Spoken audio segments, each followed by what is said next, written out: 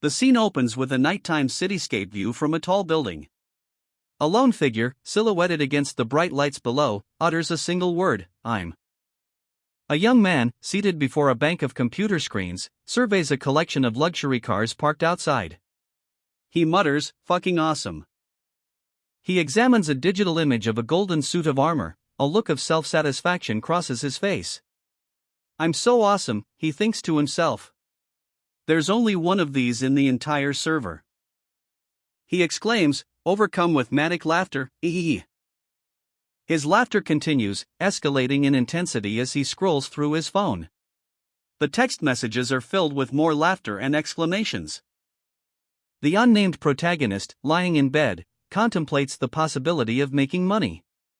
He considers an application that allows him to simultaneously game and dream. The application is called Lucid Adventure. Connecting to Lucid Adventure, he is identified as the best player. The system announces that the top-ranked hardcore leveling warrior has logged into the Northern Kingdom. The protagonist, in his in-game avatar, stands in a grand city. And he is suddenly pulled back to reality. The unnamed protagonist, disoriented from his recent game session, found himself amidst a bustling crowd. A powerful-looking warrior in golden armor stood out, a word bubble above him simply reading Quest Dash. Another character, enraged, confronted the warrior. He shouted about the warrior stealing his quest and blocking the road for 3 hours out of boredom. The warrior, seemingly unfazed, smirked, boasting about his rank and dismissing the other's anger.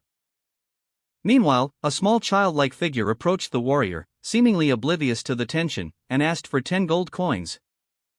The warrior, initially dismissive, was surprised when the child revealed he had asked a devil for money and received a much larger sum than expected. The warrior's expression changed as he received a bag containing 1,000 gold coins. The child, overwhelmed with gratitude, exclaimed, "Hook! Thank you." Meanwhile, the enraged character, fueled by anger, unleashed a powerful attack on the rank 1 warrior, shouting, "I fucking hate." The attack, a critical hit, displayed a damage value of 9,999. The enraged character's rage was palpable. He was clearly furious about the transaction he had just witnessed. He accused the warrior of killing a newbie player, adding, "Begging noobs the most." He killed the newbie. A guard NPC arrived on the scene, announcing, "It's a PK. It's a PK. The guard NPC is running over here right now." The guard NPC, upon assessing the situation, declared, "I'll be arresting the red player." Rim, a loan shark with a penchant for efficiency, reviewed a client's recent purchase. "So, how does the armor that you bought with my money feel like?" he asked, a hint of amusement in his tone. The client, a warrior clad in newly acquired armor, grinned. "Isn't it awesome?" he boasted, clearly pleased with his purchase. Rim, unimpressed, continued, "Well, this is just in case, but I hate idiots the most. Idiots' fingers, you know what they are, right?" The warrior, unfazed by the subtle threat, impatiently demanded, "It's fine. Just give me the damn quest." Rim, however, had other plans. "No, before that," he said, producing a contract. He explained, "I was hoping that you would take this extra contract for us. You keep forgetting and borrowing money from us." The rank 1 warrior, clad in golden armor, found himself ensnared in the jaws of a monstrous serpent. The beast's fangs closing in, a clear threat to his life. "I've caught you, you bastard," the serpent hissed, its body filled with deadly poison. "Die, you foolish human," it declared, confident in its lethal venom. "No matter how lucky you are, there's nothing you can do against my poison," the serpent continued, its voice dripping with malice. But the warrior's expression shifted. "What is this?" he exclaimed, as his body began to react strangely to the poison. The serpent, too, felt a sudden change, its deadly venom seemingly ineffective. With a powerful surge of energy, the warrior launched a counterattack, his blade cleaving through the serpent's body. The serpent let out a pained cry, "My deadly poison? Cook."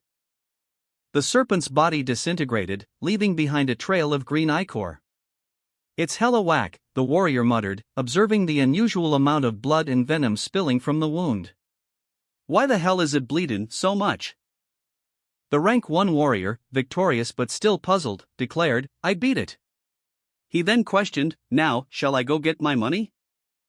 He pondered aloud, but why can't I receive my full compensation? A frustrated expression crossed his face as he exclaimed, Kliwa AKK. The warrior raged, one drop of blood, all for no reason. I'll kill you all. He was furious, do you know how much this thing is? This is 100 million. Do you know? The rank 1 warrior unleashed a devastating hellfire attack, leaving onlookers stunned. That skill is hellfire. It's a wizard skill, one exclaimed, highlighting the unexpected nature of the attack. The sheer power of the spell wiped out the entire front line of the enemy guild. Luwak, Zakul, and Sail Human. Guild leader, a voice called out, identifying the targets of the attack. Meanwhile, the rank 1 warrior, slightly irritated by the incomplete payment, muttered, I poured all my fortune into this leveling warrior, you bastard. The enemy guild leader, enraged, ordered a counterattack, everyone, attack. He was clearly furious at the unexpected turn of events. Despite the overwhelming odds, the rank 1 warrior remained calm, advising his allies, don't think about your mana or your weapon.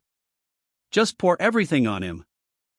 A close-up on the eyes of the hardcore leveling warrior revealed his intense focus and determination. The best hardcore leveling warrior, the caption read, emphasizing his exceptional skills. The rank 1 warrior, already confident from his previous victory, launched a devastating hellfire attack. The searing flames engulfing the guild's frontline warriors, reducing them to smoldering ashes in a fiery explosion. Hardcore leveling warrior, enraged by the ongoing battle, arrived on the scene, effortlessly deflecting multiple attacks aimed at him. His power clearly surpassing that of the opposing forces. The moonlight flash stood amidst a battlefield strewn with the remnants of defeated foes. A single, weary sigh escaped her lips, phew. She surveyed the carnage, a hint of surprise in her eyes. So that's what it was, huh? A self-deprecating chuckle followed. I thought it was too easy. Annoying type of emugi, huh?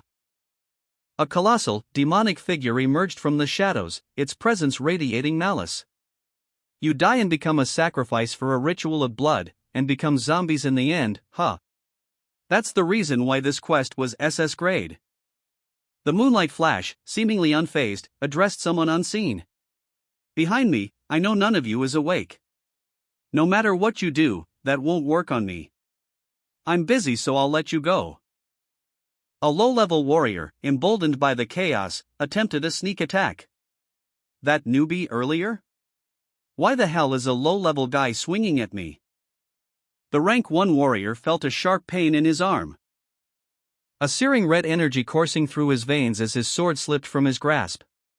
His opponent, a mysterious woman with silver hair, smirked.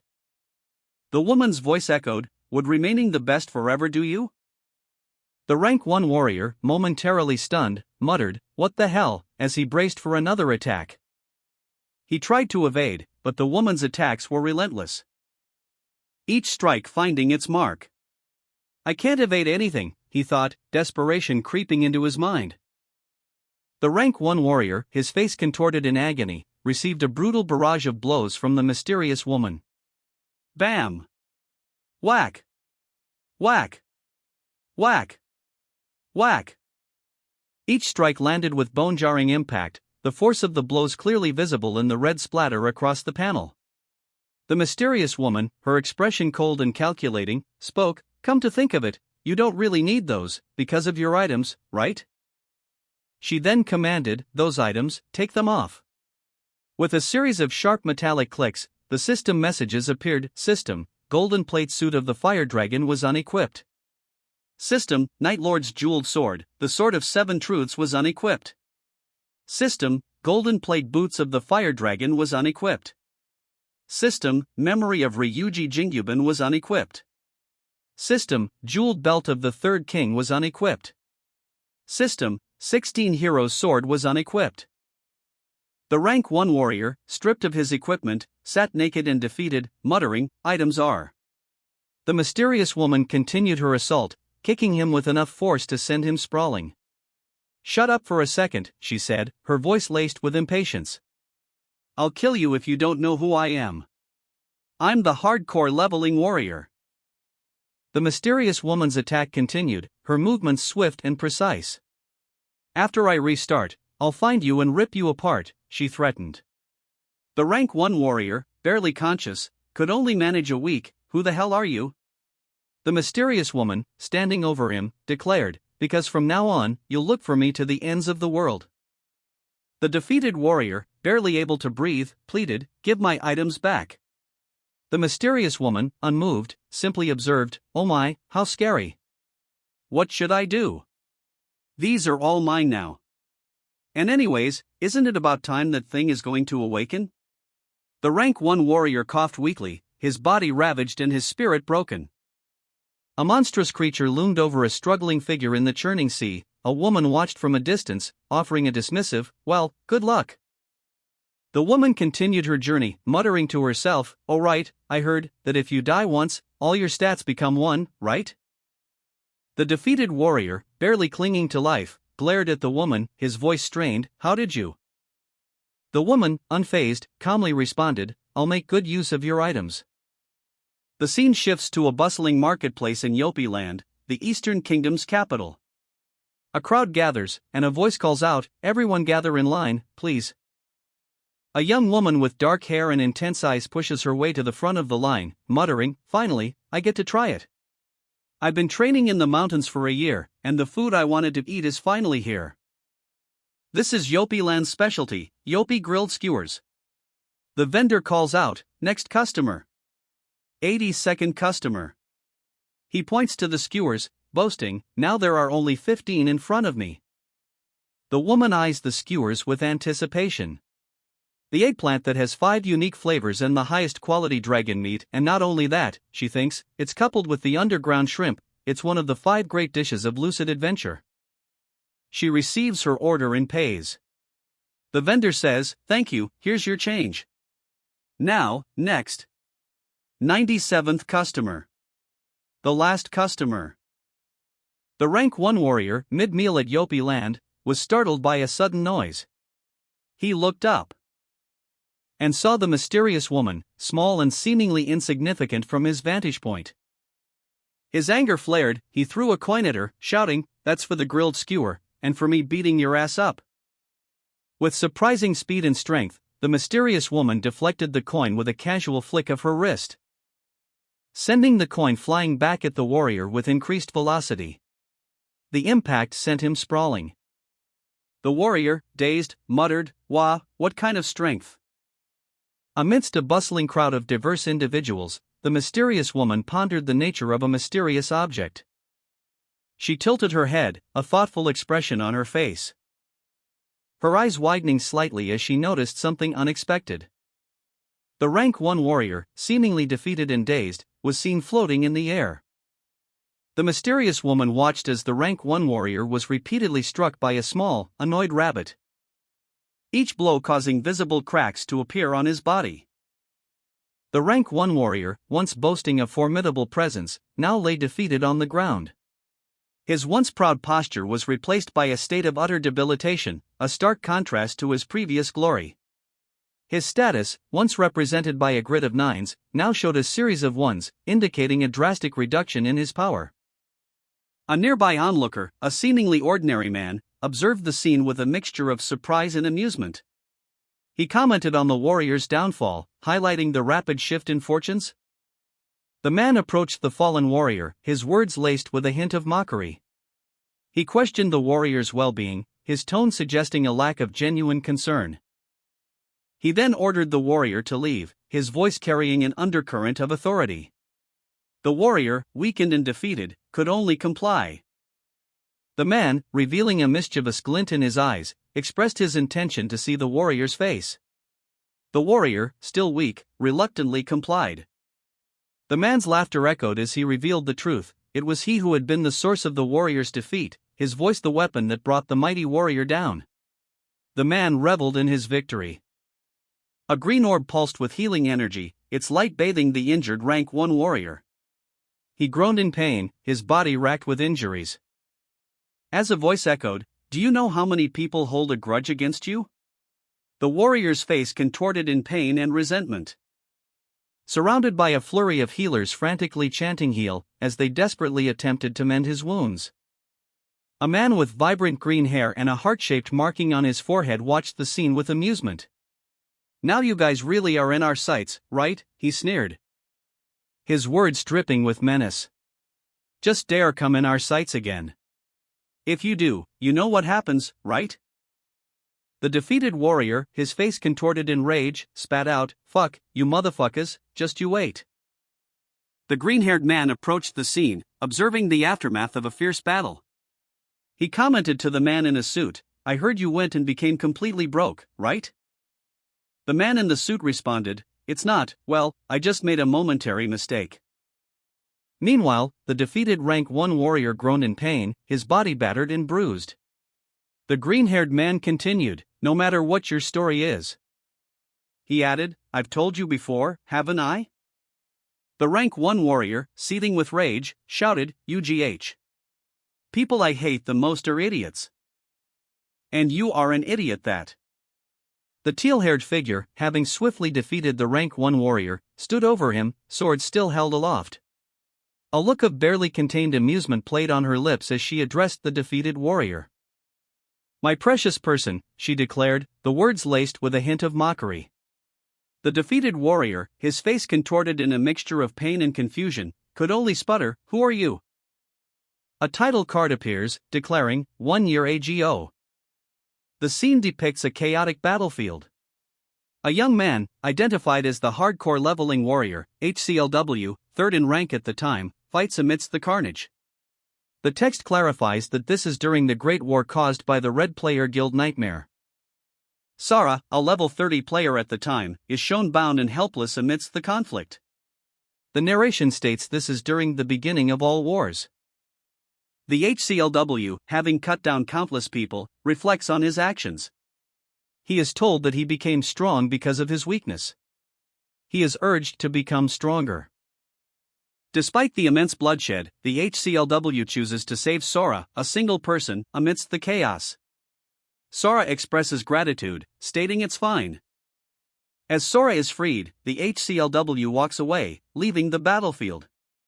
Sora observes him leaving, reflecting on his actions. A shadowy figure, cloaked in darkness, stood resolute. A single, determined thought echoed in their mind. "I'll become stronger," the figure declared, their voice filled with unwavering resolve. The mysterious figure with teal hair launched a swift, decisive attack, overpowering the rank 1 warrior with surprising ease. The warrior was left defeated and humiliated. The mysterious figure, teal hair shimmering, stood before the defeated rank 1 warrior. She expressed amusement, stating that she appreciated his unconcern for trivial matters. Meanwhile, Jo Tsung, observing from a distance, commented on the scene, noting the presence of a toothless tiger before him. The Hardcore Leveling Warrior, HCLW, suddenly appeared, confronting Jo Tsung, vowing to settle a long-standing debt. He launched a fierce attack, but Jo Tsung easily deflected the blow, his expression hardening with annoyance. Jo Tsung swiftly intervened, his movements a blur as he disarmed HCLW and sent him flying with a powerful strike. The impact sent HCLW crashing to the ground, defeated. Jo Tsung then retrieved the mysterious figure's weapon. The mysterious figure, teal-haired and amused, taunted the Hardcore Leveling Warrior, "So you managed to dodge the first one. Let's see if you can dodge it again." The Hardcore Leveling Warrior attempted another dodge, but the attack was too swift. He was defeated, leaving him annoyed and defeated. Meanwhile, the mysterious figure's subordinate, having witnessed the events, reflected on their actions. "To be honest, I only told Rim to scare him, but I didn't think he'd suddenly get agitated like that. I've nothing to say to my master." The mysterious figure then addressed Jo Tsung, stating, "You seem arrogant for an NPC. You seem quite strong, how about this?" The mysterious figure unleashed a powerful attack, causing Jo-sung to react with surprise. To think I'd use all of my 100% right here. The mysterious figure, still amused, commented, "Huh? How could I possibly take your full swing, General Guan Yu?" Jo-sung, facing the mysterious figure and the other defeated warriors, muttered to himself, "I'll just run away." Suddenly, the ground beneath Jo-sung cracked open, and a large, blue dragon-like creature emerged, its maw wide open. Jo-sung was pulled into its gaping mouth. The creature's words echoing, "Even if you do that, all I have to do is cut you." The creature then launched itself into the air, leaving a trail of bright blue energy in its wake, as it rocketed towards the horizon. Jo-sung, now safely away, observed the scene from afar. He commented on the dragon's speed, "So is that the dragon I've heard so much about? Isn't cooldown for penalty off super long?" A nearby warrior, seemingly annoyed, retorted, "Shut up. I'm going to get one from the Imperial King, aren't I?" The hardcore leveling warrior groaned in pain, "It hurts." He was clearly injured from his earlier encounter. The teal-haired mysterious figure, seemingly amused, commented on the situation, I'm heavy, aren't I? I'm so sorry." Jo-sung, observing the chaos, muttered to himself, "What the heck is this? I don't even know what's going on anymore." Meanwhile, the unnamed warrior, observing Jo-sung's escape, noted, "He's too fast, so we have to ride him this way." Jo-sung and his companions flew away on a dragon-like creature, soaring over a landscape of jagged, dark mountains. As they approached a peculiar house nestled in the mountains, one of Jo-sung's companions asked, "Dragon's Mountain? Hard hitter this is." Another companion, seemingly anxious, spoke, "Oh, well, how about you coming along?" A young man with green hair and a scar across his face reported to his superior, "Yes, boss. Rim got cut in half, didn't he?" "I've nothing to say, boss."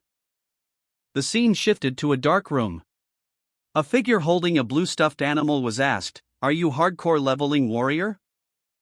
Elsewhere, a red-haired individual observed, "Based on how he's ordering hard hitter around, he's no ordinary person. He's at least a guild master of some giant guild." The red-haired individual continued, "I heard you were the person who hit the max level in this game? What about it?" A scene with a small, elf-like creature appeared. The creature requested, "Level me up." The red-haired warrior, unnamed warrior, red hair, eyed the elf-like creature and bluntly asked, "What do I get for helping you?" The scene shifted to a room where several individuals were present, the elf-like creature, the red-haired warrior, a dark-haired warrior, and others. The elf-like creature responded simply, "Money." The red-haired warrior pressed further, "How much?" The elf-like creature, with an intense expression, declared, 1 billion. The red-haired warrior and the dark-haired warrior reacted with shock and disbelief to the elf-like creature's demand. 1 billion? That kid? The red-haired warrior's expression turned sinister. He sneered, "A billion? Too cheap. You thought I was some cheap whore, didn't you?" The red-haired warrior, heart hitter, scoffed at the elf-like creature's suggestion of trust in business, countering that if trust was an issue, a finger could be cut off as collateral. Further emphasizing his point by reminding the elf that getting his head cut off earlier hadn't been enough to deter him from pursuing his goals. The teal-haired figure observed the exchange, while the elf-like creature was questioned about having a sponsor. The red-haired warrior dismissed the suggestion as a baseless rumor. Suddenly, a system message appeared, announcing a forced logout. The red-haired warrior stated he needed to log back in momentarily. The elf-like creature and the teal-haired figure were also logged out. A dark-haired warrior warned the elf-like creature to be careful. A young man with dark hair awoke to find himself being roughly manhandled by two burly figures. He mumbled in confusion, his disorientation quickly turning to anger as he yelled, "Let go of me, you fuckers." The two men tossed him around, seemingly unfazed by his outburst, as a third man, slightly taller and more refined, observed the scene. The observer then instructed the other two to restrain the young man, commenting on his unexpected awakening. The taller man explained that the young man would be held until he regained his lost levels, emphasizing the importance of leveling up to leave. Bound and alone in a stark white room, the young man pondered his predicament. He wondered aloud if offering $1 billion would secure his release. A thought that quickly morphed into bitter frustration. $1 billion, he scoffed internally, the absurdity of the situation dawning on him. His gaze fell upon a crate of bottled water, a detail that sparked a question in his mind. What's that? The taller man, observing from a distance, scoffed, that crazy fucker. What does he think a human body is made of? A flashback sequence commenced, transporting the narrative back 3 years. The scene depicted the young man being roughly handled by another individual. A memory punctuated by the taller man's voice, calmly stating, "I am a living trash." The scene opens with a view of a city building, 4 stories high. A small, dark object plummets from the roof. As a man's voice is heard saying, "It's for, brother." Below, 3 men watch a young man, held captive, as one of them explains, "If it's just 4 floors, you'll probably become retarded though." The taller man's hand comes down, stopping the young man's desperate plea. The young man's eyes widen in fear. The young man is shown dangling precariously from the edge of the building's roof, his desperate struggle against the 2 men holding him evident. He pleads, "Please, let me live." The taller man responds, "Kill you? Why would I kill you? I'll rather make you retarded and use you for something else." The young man begs for more time. "Please give me a little bit more time, if you do." The taller man, casually smoking, explained the nature of lucid adventure to the young man. He described it as a game created by Giga Company, a game with real-world financial implications. Pointing out that, while no real money was involved yet, it soon would be. He estimated that 10 million people were already playing, making the in-game currency quite valuable. The taller man continued, suggesting a way for the young man to earn money within the game. He proposed a workhouse position. A proposition that left the young man contemplating the implications of his debt and the nature of the offer. He was clearly distressed by the lack of concern for his well-being. The young man's anger flared as he was forcefully reminded of his debt and the lack of options. He was desperate to leave, but the burly figures restrained him. He realized that the burly figures were also playing lucid adventure, and a grim determination settled on his face. He would use this situation to his advantage. System Hardcore Leveling Warrior has logged in. Hardcore Leveling Warrior, Nim, appeared at a table where several other players were already seated. One of them greeted him with "You came." Another player, seemingly concerned, asked Nim if he was going to do it. Nim, before answering, pointed out that he had been hinted to be in danger, prompting the concerned player to ask how he knew and if he was working with Chairman Kim. Nim denied any association with Chairman Kim and demanded more information in exchange for his cooperation. The price for Nim's cooperation was set at 3 billion. Nim and his companions arrived in Yopi Land, a bustling city in the Eastern Kingdom capital. They planned to resupply before continuing their journey. One of the group explained that they needed to acquire potions and other supplies, while another, skeptical of Nim's strength, challenged him to prove his capabilities. The challenge was issued: defeat a specific individual in the city to demonstrate his power. Nim's companion expressed confidence in his abilities and pointed out a large, green-skinned man as the target. The scene concluded with Nim's companion suggesting that defeating this opponent would suffice as proof of his strength. A young man with vibrant red hair, cloaked and hooded, stood in a quaint town square, his gaze fixed on something in the distance. His expression shifting from pensive contemplation to one of sudden recognition. "Him," he muttered, a question hanging in the air. A man with vibrant green hair and a heart-shaped marking on his forehead enthusiastically devoured a large sandwich, exclaiming, "Yuan, it looks so good." A hand reached into the frame, followed by a greeting, "How are ya?" The green-haired man, sandwich in hand, was then playfully attacked by 2 other men, one with red hair and the other stout and bald. The red-haired man, grinning mischievously, taunted the green-haired man, "It hurt last time, you know that?" The green-haired man, visibly apprehensive, stammered, "Gee, guild master." In a swift, decisive movement, the green-haired man delivered a powerful punch to the red-haired man's jaw, sending him reeling. The green-haired man, eyes blazing with anger, challenged the red-haired man, "Are you goddamn out of your mind? Do you think I can't kill you because we're in a village?" Hardcore leveling warrior Nim, seething with anger, grabbed the guild master by the collar. He hissed, "You can't, because you're a good-for-nothing." The guild master recoiled in surprise, a look of shock and pain on his face as Nim's grip tightened. Sara, witnessing the scene from afar, reacted with alarm. "That bastard," she exclaimed, rushing towards the confrontation. She declared, "You dare touch hardcore leveling warrior Nim?" Sora's anger was fueled by a previous conversation. The guild master had told her something that angered her. She wondered, "He told me he'd show me something. Is getting beaten up what he was going to show me?" The guild master, facing Nim's wrath, attempted to de-escalate the situation. He said, "If you really want to kill me that badly, we can do an official PK match, can't we?" he suggested, proposing a formal duel. Nim, a predatory grin spreading across his face, agreed. "Yeah, let's fight, staking whatever we desire." An official player-killer duel was announced in the village. This unique duel allows players to kill each other within the village's boundaries.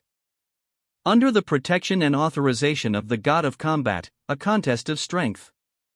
A bystander questioned whether hardcore leveling warrior Nim would win, prompting another to scoff that Nim had become a noob. The rules of the duel were explained: even if a player kills their opponent, they will not become a red player. Before the fight, each participant would state their desired outcome. A second rule stipulated that NPCs of combat would act as judges and witnesses. The red-haired opponent demanded that if he won, Nim would delete his character and quit the game. The opponent's demand shocked the onlookers. If the red-haired player won, he intended to take all of Nim's stats. The red-haired opponent challenged hardcore leveling warrior Nim to a duel, specifying that in this official PK, player kill, match, only life or fortune could be wagered. He sneered, emphasizing the high stakes. Nim, however, calmly accepted the challenge. Observers noted that due to Nim's hardcore leveling warrior class trait, such a high-risk duel was possible. Two onlookers, a horned, gray-haired individual and a woman with dark hair, watched with a mixture of surprise and apprehension. The horned individual questioned Nim's class trait. The red-haired opponent, still confident, taunted Nim, questioning if he was truly afraid of fighting a level 1 all-stat opponent. He called Nim good for nothing before clenching his fist, preparing for the duel. The duel began, with Nim swiftly overpowering his opponent. The red-haired opponent was sent sprawling, landing hard on the icy ground, clearly surprised by Nim's unexpected strength. The red-haired opponent, angered by the earlier duel, berated hardcore leveling warrior Nim for his manipulative tactics, pointing out the numerous injuries sustained by others due to Nim's actions. Nim responded that he wouldn't kill the opponent instantly, but a single hit from him would be fatal. The red-haired opponent, enraged, lunged at Nim with his dagger. But Nim effortlessly deflected the attack, commenting on the opponent's weak blade. Nim countered with a swift strike, hitting the opponent 3 times in rapid succession, causing significant damage. The opponent's health dropping to 88, 89, and then 90. Nim's attack left the red-haired opponent severely wounded. A fierce duel unfolds between hardcore leveling warrior Nim and his red-haired opponent. Nim's attacks are relentless, but the red-haired warrior displays surprising resilience, absorbing blow after blow. As unnamed player 1 and unnamed player 2 observe the intense battle from a distance, unnamed player 1 remarks on the fight. Unnamed player 2, along with unnamed player 1 and a third unnamed player, discuss the duel and Nim's reset level. They express surprise and concern. Unnamed player 2 questions the concept of betting on the duel's outcome. Unnamed player 1 explains the system of betting on player versus player (PvP) duels, noting that those who choose to spectate can place bets on the winner. The current status of the duel is shown on a screen, indicating that Green Onion Head is currently in the lead. The red-haired opponent sneered, "You idiot, you should know your place fighting. Do you actually think you can win against me?" He retorted, "Shut up." The red-haired opponent lunged forward, but his attack was swiftly countered. The red-haired opponent stumbled back, coughing, as his opponent pressed their advantage. Did you get happy over dodging out of pure luck? With a final, powerful blow, the red-haired opponent was sent sprawling to the ground. Defeated. His opponent stood victorious above him. The duel between hardcore leveling warrior Nim and his red-haired opponent was underway, a spectacle drawing a large crowd in significant bets.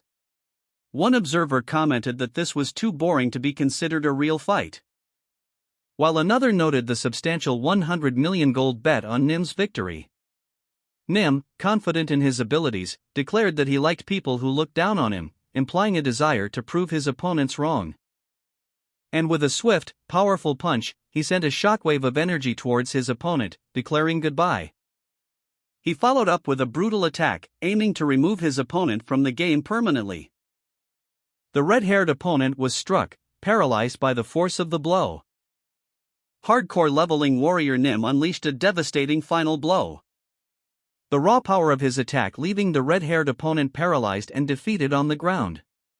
The impact sent a shockwave rippling across the arena. Nim stood victorious, his weapon, a crudely made dagger, still dripping with the opponent's energy. The red-haired opponent, seething with anger, spat out a venomous accusation, "You cheating bastard." His words hung heavy in the air as hardcore leveling warrior Nim stood over him, victorious. The defeated opponent, paralyzed and defeated, could only manage a broken whisper, "Someday I'll definitely." Nim, unmoved by his opponent's threats, delivered a final, contemptuous blow, grinding his boot into the defeated man's face. A pained grunt escaped the red-haired man's lips, "Ugh." The announcer's voice boomed across the arena, "A fabulous last hit. The winner is Hardcore Leveling Warrior." Hardcore Leveling Warrior Nim was presented with 3 mysterious chests, each promising a level increase. He could only choose one. But only 3 chests appeared, leaving Nim to ponder his options. He needed to improve his luck stat, but the choice was difficult. In Yopi Land, at the central Imperial Square near the castle, a tense situation unfolded. A man observed the scene with disdain, commenting on the cowardly actions of those who had planted assassins in the capital, despite a prior agreement to cease hostilities. He questioned who sent the assassins, only to discover Grand General Tech and his subordinate, Lime, were behind the attack. Advisor Huber scolded the late-arriving Yopi, the king of Yopi Land, for his tardiness, noting the gravity of the situation. Yopi apologized, explaining he was delayed. The unnamed man, witnessing the scene, angrily intervened, berating Yopi for his lack of respect and punctuality. He then questioned the assassin's skill, noting their proficiency and the possibility of a larger plot. The unnamed man pondered the motives behind the attack, considering the possibility that it was a mere show of force or a more complex scheme. He dismissed the idea that the assassins were merely testing their strength, suggesting a more sinister objective. The unnamed man speculated that the attack might be aimed at the Sprout, a term whose meaning remains unclear. An advancement quest for a black magician appeared on Nim's screen, prompting him to visit the dungeon of black magic and speak with the NPC Doyum. The reward was 30 experience points. Meanwhile, Nim, Lime, and the unnamed man continued their journey. The unnamed man noted something appearing on the map, while Lime commented on Nim's surprisingly high level for a newbie. The unnamed man questioned Nim's earlier victory, prompting a tense exchange. Nim's response was curt and dismissive. The unnamed man threatened Nim, implying he wouldn't give him money if he didn't cooperate. Nim remained defiant. The unnamed man, annoyed by Nim's attitude, lectured him on the efficient use of items in battle. He revealed that Nim relied heavily on items during his previous victory. The unnamed man then revealed his connection to the Giga Corporation, mentioning his grandfather's position as chairman. He highlighted his privileged upbringing. Lime's friends all have Lucid Adventure accounts. One friend is planning to write his will before logging in that night, but he hasn't regained consciousness since. According to the doctor, his grandfather is still logged into the game. Lime reflects on the situation, noting the strangeness of the situation. Lime, along with 2 other players, arrives at a dungeon entrance. the group is ready to enter. They are greeted by Doyam, a black magic NPC, who welcomes them to the dungeon and explains that they need a party of 3 to take the test. Doyam expresses doubt about their ability to complete the dungeon quickly. Lime and her party entered a dark dungeon, the heavy wooden door closing behind them. One party member asked another about the contents of a box they had found earlier. Meanwhile, Doyam observed from a distance, watching the party enter the dungeon. He wondered if they had arrived. Confirming their arrival, he reflected on the difficulty of the dungeon, even for experienced players, and resolved to proceed with his own mission. Lime, her expression a mixture of curiosity and apprehension, peered into the dungeon's depths. As the party ventured further into the darkness, suddenly, they were beset by a swarm of grotesque creatures, their swords flashing in a whirlwind of desperate defense. One member of the party, a warrior with fiery red hair, fought with exceptional skill. Each swing of their blade felling multiple foes, their count rising from 98 to 99. In a brightly lit room, a blond man stood before a large screen displaying a tactical map, his back to the viewer. 2 other figures, partially obscured, were visible in the background. A masked figure, his face partially obscured by shadow, reported on his progress. He had not yet eliminated his targets. The blond man questioned the masked figure's report, suggesting that a particular skill should have allowed him to overcome the obstacles. The masked figure insisted that nothing unusual had occurred, but his expression betrayed his apprehension. A glimpse of a zombie was visible through a nearby window. The masked figure, visibly shaken, confessed his fear of the undead, despite his reputation as a top assassin. He vowed to eliminate the remaining threats. Doyam, cloaked and watchful, stood before a niche in a dark stone wall. Inside, skeletal remains were visible. He muttered to himself, "It's what he wanted. Mistakes will not be tolerated." A sweeping vista of a desolate, mountainous landscape revealed a lone, imposing tower, the destination of Doyam's mission.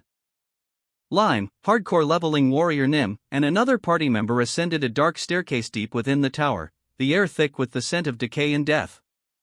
Nim grumbled, "What kind of job advancement quest is this hard?" Nim continued their ascent, exchanging exasperated comments with their companions.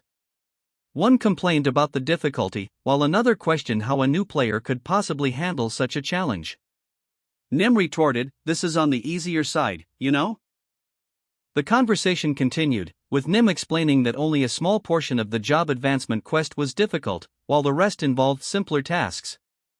Another party member, Sara, inquired about Nim's own advancement quest. Nim revealed that their quest involved slaying 1,000 werewolves, a task that took 2 months to complete.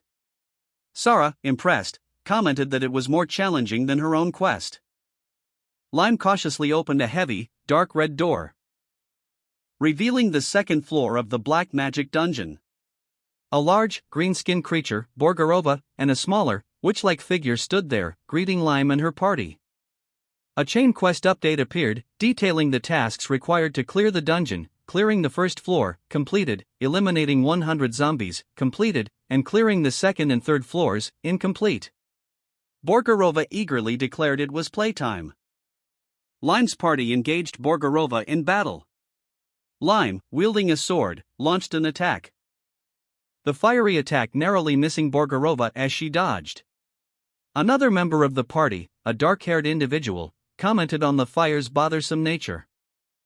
The battle continued, with Lime and her companions skillfully maneuvering to avoid Borgarova's attacks.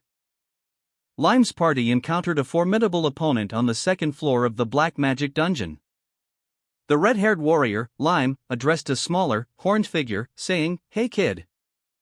Borgarova, the playful warrior, observed the situation, commenting that she had already swung her sword 99 times and was looking for a chance to deliver a decisive blow. Questioning whether Lime intended to fight her if she were to give her the opportunity. Lime, enraged, shouted at Borgarova, calling her an idiot and urging her to focus on their opponent.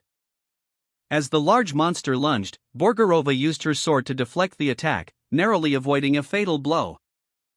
Lime, frustrated but resourceful, attempted to use a cracked long sword, weakened by previous battles, against a formidable foe. The sword, however, proved insufficient for the task. As the weapon shattered upon impact, Borgarova, playful yet skilled, scolded Lime for his recklessness, reminding him of the stakes, while simultaneously engaging the enemy. The enemy, a hulking brute, was clearly enraged by their defiance and unleashed a devastating attack. Lime and Borgarova narrowly evaded the blow, as the creature's attack sent them sprawling. Lime, exasperated, berated Borgarova for her lack of focus, while Borgarova retorted that her plan was still in motion, despite the setbacks. The giant's foot descended, threatening to crush them both. A massive, muscular figure crouched low to the ground, its powerful legs braced for a sudden burst of movement. Its arms tensed, ready to unleash a devastating attack. Blood splattered the ground nearby, evidence of a recent struggle. A young man with silver hair, his face etched with shock and disbelief, lay injured on the ground. He gasped, "Did you?" Another man with fiery red hair, his expression grim, responded, "I need the money. How would I get paid if my employer is dead?" Meanwhile, Borgarova, a playful yet focused sorceress, observed the scene with a bored expression. "How boring," she muttered. "End this, Borgarova." She raised her hand, a dark energy crackling around her fingertips, and unleashed a spell towards the massive figure. A monstrous, horned beast roared in pain as a magical blast engulfed it. Borgarova, her face contorted in a playful grimace, stood triumphantly over the fallen creature. "You brat! How dare," she hissed, her voice laced with barely contained amusement. With a flick of her wrist, she sent the beast sprawling, its form dissolving into dust. A job advancement quest notification appeared before the unnamed man's eyes. Clear the black magic dungeon, 2/3. He was injured but alive, and a young boy approached him, offering aid. "Hey kid. Don't stand around there and help me up. You brought healing potions, didn't you?" The boy, Sara, carefully poured a healing potion over the unnamed man's wounds. "It's fine. Stop pouring it." Later, Borgarova was bound and captured. The unnamed man addressed her, "You didn't kill her yet, right?" The red-haired man sneered, "But the first floor's underlings told me everything. He spilled the beans about your petrification curse." He continued, "Only worthless underlings would kill themselves protecting that idiotic info." Lime, the green-skinned woman, exclaimed, "That idiotic zombie." The red-haired man explained, "He told us everything once we gave him a drop of holy water." Lime questioned, What are you doing?" The red-haired man added, "And he also told us that you're weak to tickling." A scarred man with a monocle addressed someone unseen, a sly smile playing on his lips. "My lord," he stated. The scene shifted to a large, imposing room where the scarred man sat at a table with several imposing figures. One, a large cat-like creature in flamboyant attire, chuckled, "You're still as playful as ever, aren't you?" The cat-like creature, identified as Hard-Hitter, continued, "Killing intent." "Killing intent. Nyan." The scarred man responded, "I came here to do business, Nyan." "Hard-Hitter, stop making them scared, Nyan." He then added, seemingly to himself, "Oh my, it seems like I was a little too emotional." Sad Smile dramatically revealed a chest containing one of the 39 swords forged by the master blacksmith. This was the 38th sword, and it was cursed. Sad Smile, seemingly unfazed, commented on the authenticity of the curse and its power, warning Nyan about the dangers of the curse. Nyan, however, seemed unconcerned. Sora examined Medusa's combat gloves, noting their impressive defense rating and special ability to inflict a curse on physical contact. The red-haired man and Sora discussed the items they had found, deeming most of them trash except for Borgarova's pants, which possessed decent defense despite level limitations. Borgarova boasted about the superior defense rating of his pants, a detail highlighted in an accompanying text box that specified the item's stats and origin, prompting a surprised reaction from the others. The group ascended a spiral staircase, their conversation turning to the upcoming challenge, a newborn archdevil on the 3rd floor. Nyan inquired about the archdevil's strength, prompting the red-haired man to explain that Archdevil's power is correlated to the size of their horns. The red-haired man continued, explaining that while a newborn Archdevil is slightly stronger than Borgarova's previous encounter, it's still significantly weaker than the Demon King. Sara listened attentively, taking in this new information. Anticipating a difficult battle, the red-haired man warned Nyan to remain vigilant and avoid unnecessary chatter, as their previous encounter on the second floor had been challenging enough. Nyan, though slightly apprehensive, nodded in acknowledgement. Nyan, showing a hint of defiance, gave a curt reply before the group proceeded.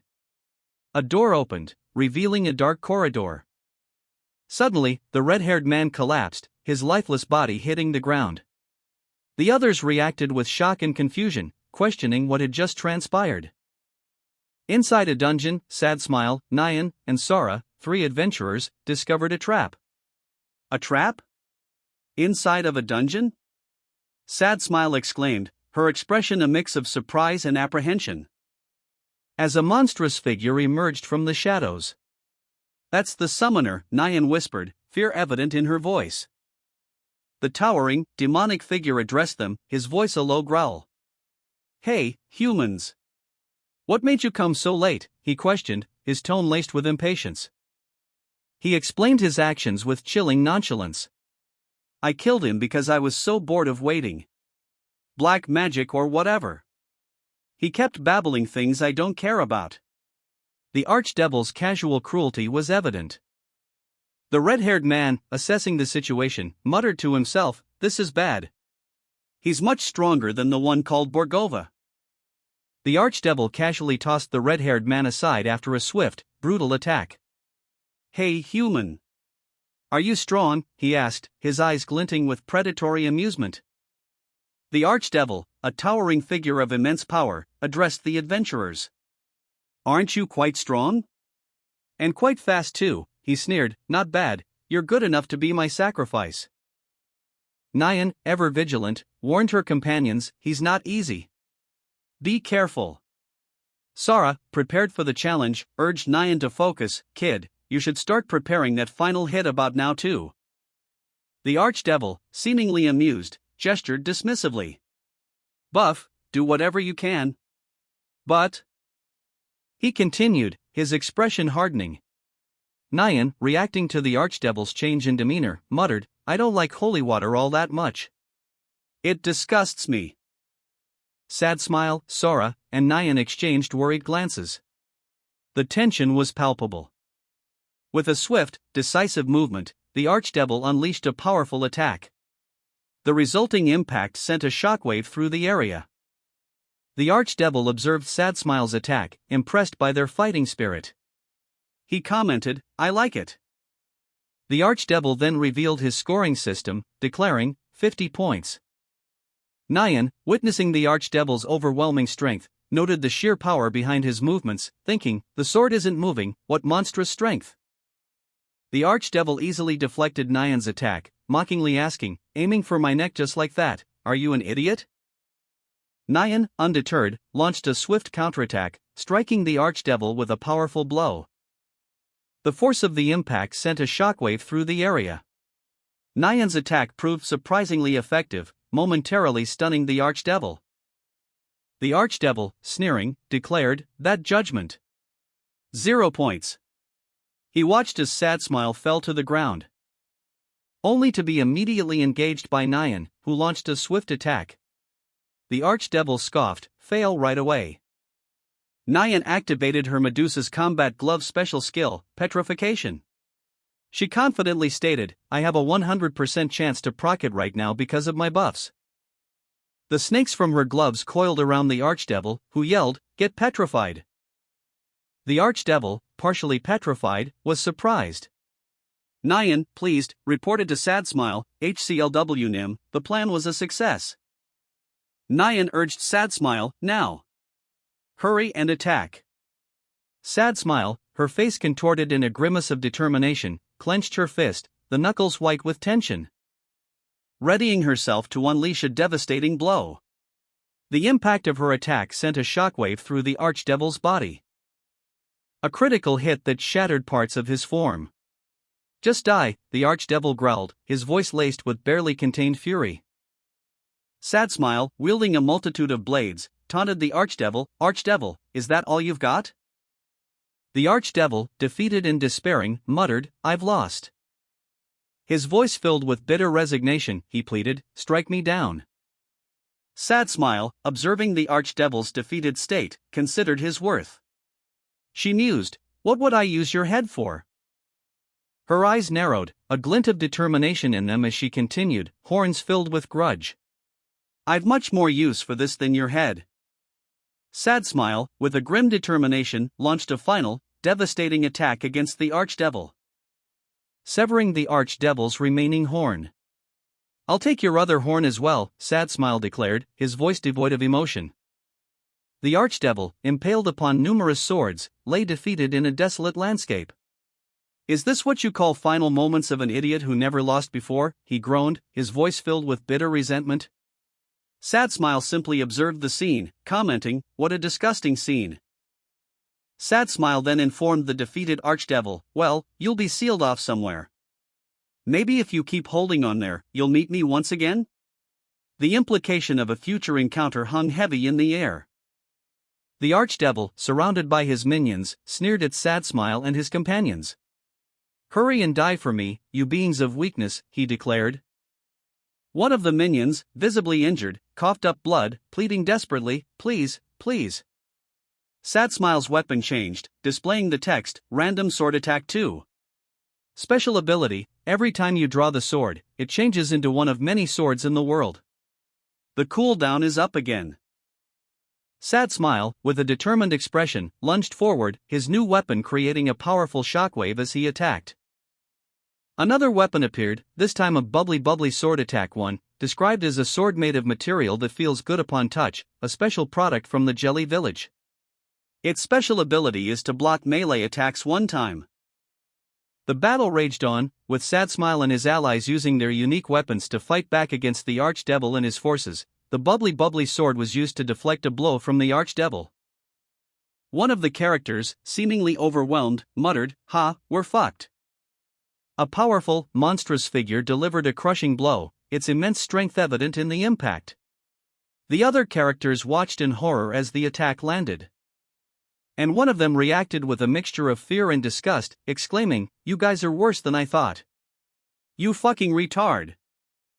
The monster, seemingly affected by something cute, complained, you make me attack the bubbly sword. Another character, seemingly injured, groaned, holy sword, I need a holy sword to come out. Character 1, in a desperate gambit, activated the Goblin King's pendant, a surge of golden energy engulfing them as a spectral Goblin King appeared beside them. Contract complete, the Spectral King declared. The monster, momentarily stunned by the sudden power surge, watched with narrowed eyes as Character 1 channeled the pendant's energy. You struck it back, it questioned, a hint of surprise in its tone. Character 2, observing from a safe distance, heard a voice explaining the pendant's limitations, you can only use this once, so only use it when you're in extreme danger. Character 1, already exhausted, simply grunted in acknowledgement. With a burst of speed, Character 1 launched a powerful counterattack against the monster, a fiery energy emanating from their body as they moved. The force of the blow creating a blinding flash of light and a shockwave that rippled across the battlefield, finally connecting with the monster in a devastating collision. The monster recoiled, its massive arm momentarily stunned by the impact. Character 1, exhausted but exhilarated, pondered the Goblin King's pendant's immense power, noting its cost and the implications of such strength. Meanwhile, Character 2 observed, noting the pendant's limitations and the monster's reaction to the attack. The monster, stunned and recoiling, roared in defiance as the raw power of the pendant surged through Character 1. Character 1 felt the rush of power, marveling at the strength coursing through them. The monster, despite its initial shock, launched a counterattack, but Character 1, empowered by the pendant, easily deflected the blow. The monster, surprised by the unexpected turn of events, found itself on the defensive, its attack easily countered by Character 1's newfound strength. The monster, weakened but still imposing, scoffed. Truthfully, it was a low-grade attack that you didn't even attempt to hide. He continued, sneering, I see that you're a worthy man that can fight me in equal grounds. Character 1, despite exhaustion, grinned triumphantly. My attack worked. Character 1 unleashed a rapid series of blows, each one more powerful than the last. One more hit. One more hit. The monster, its form flickering, roared in pain. You only have 10 more seconds left of what you paid. Kiki. With each passing second, the countdown appeared above the combatants, marking the dwindling time of Character 1's enhanced power.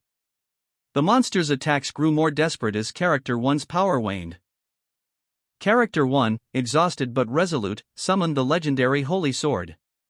The weapon crackled with raw power, its golden blade shimmering with ethereal energy. A testament to the Goblin King's pendant's might. Character 1's face was set in grim determination as he prepared to deliver the final blow. Character 2, observing from a distance, muttered, You're late, noting the drawn-out battle and the sword's unexpected appearance. But out of all the holy swords, this one came out, it's too bad, he added, his assessment tinged with a hint of disappointment. Character 1, ignoring Character 2's commentary, declared, Watch, I'll completely destroy him, his confidence unwavering as he braced himself for the final confrontation. The monster, already grievously wounded, coughed up blood, muttering, Damn it! He roared in defiance, I will not fall like this, in this dump of a place. Character 1 unleashed a devastating third-stage void magic attack. The raw power of the attack engulfing the monster in a torrent of blue flames, leaving behind only scorched earth and the lingering scent of ozone. The Archdevil, enraged, unleashed a torrent of blue energy blasts towards Character 1, shouting, Koa! Damn it! Character 1, unfazed, muttered, I won't get hit. He expertly dodged the attacks, his crimson hair a fiery halo against the blue energy. Revealing a golden sword, the descent type, which he explained draws power from an angel. With a powerful swing, he delivered a final, devastating blow to the Archdevil. It's over, Archdevil, Character 1 declared. A quest completion notification appeared before Character 1, prompting them to select yes or no. Character 1 selected yes. Following the quest completion, Character 1 received a level up and class advancement notification. They advanced to the Black Magician class. Character 1 looked down at their hand in surprise. A new ring had materialized on their finger. Character 2 and a defeated monster lay nearby, observing the event. Character 2 exclaimed in surprise, noting that the ring was a summoner's ring, limited to black mages, and that it had imbued Character 1 with a familiar. Character 1, now a black magician with a new ring and familiar, pondered their newly acquired skills. They considered which skill to raise first, noting the current meta. A targeting system locks onto a designated point, the words rock on, appearing on screen. The system displays elimination target detected, and a weapon fires a powerful blast. The targeting system confirms aiming, completes signal stable, and the elimination commences. Amidst the destruction, a character questions if they went overboard, as a large area is devastated. The destruction is complete, revealing a glowing green gem amidst the rubble. A character approaches the gem, muttering Ucha. A large, green slime creature containing several smaller figures is shown. The slime's form is labeled Supporter Slime, LV100. A woman in a green dress addresses someone off-panel, stating, These people are the guests of the king of Yopi land, King Yopi. Suddenly, a powerful blast erupts, targeting a figure in dark armor.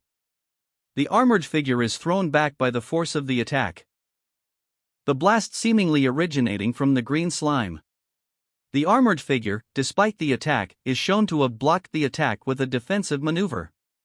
The slime's voice is heard, stating, When I attacked you earlier, I blocked all of the exits that is within your weapons.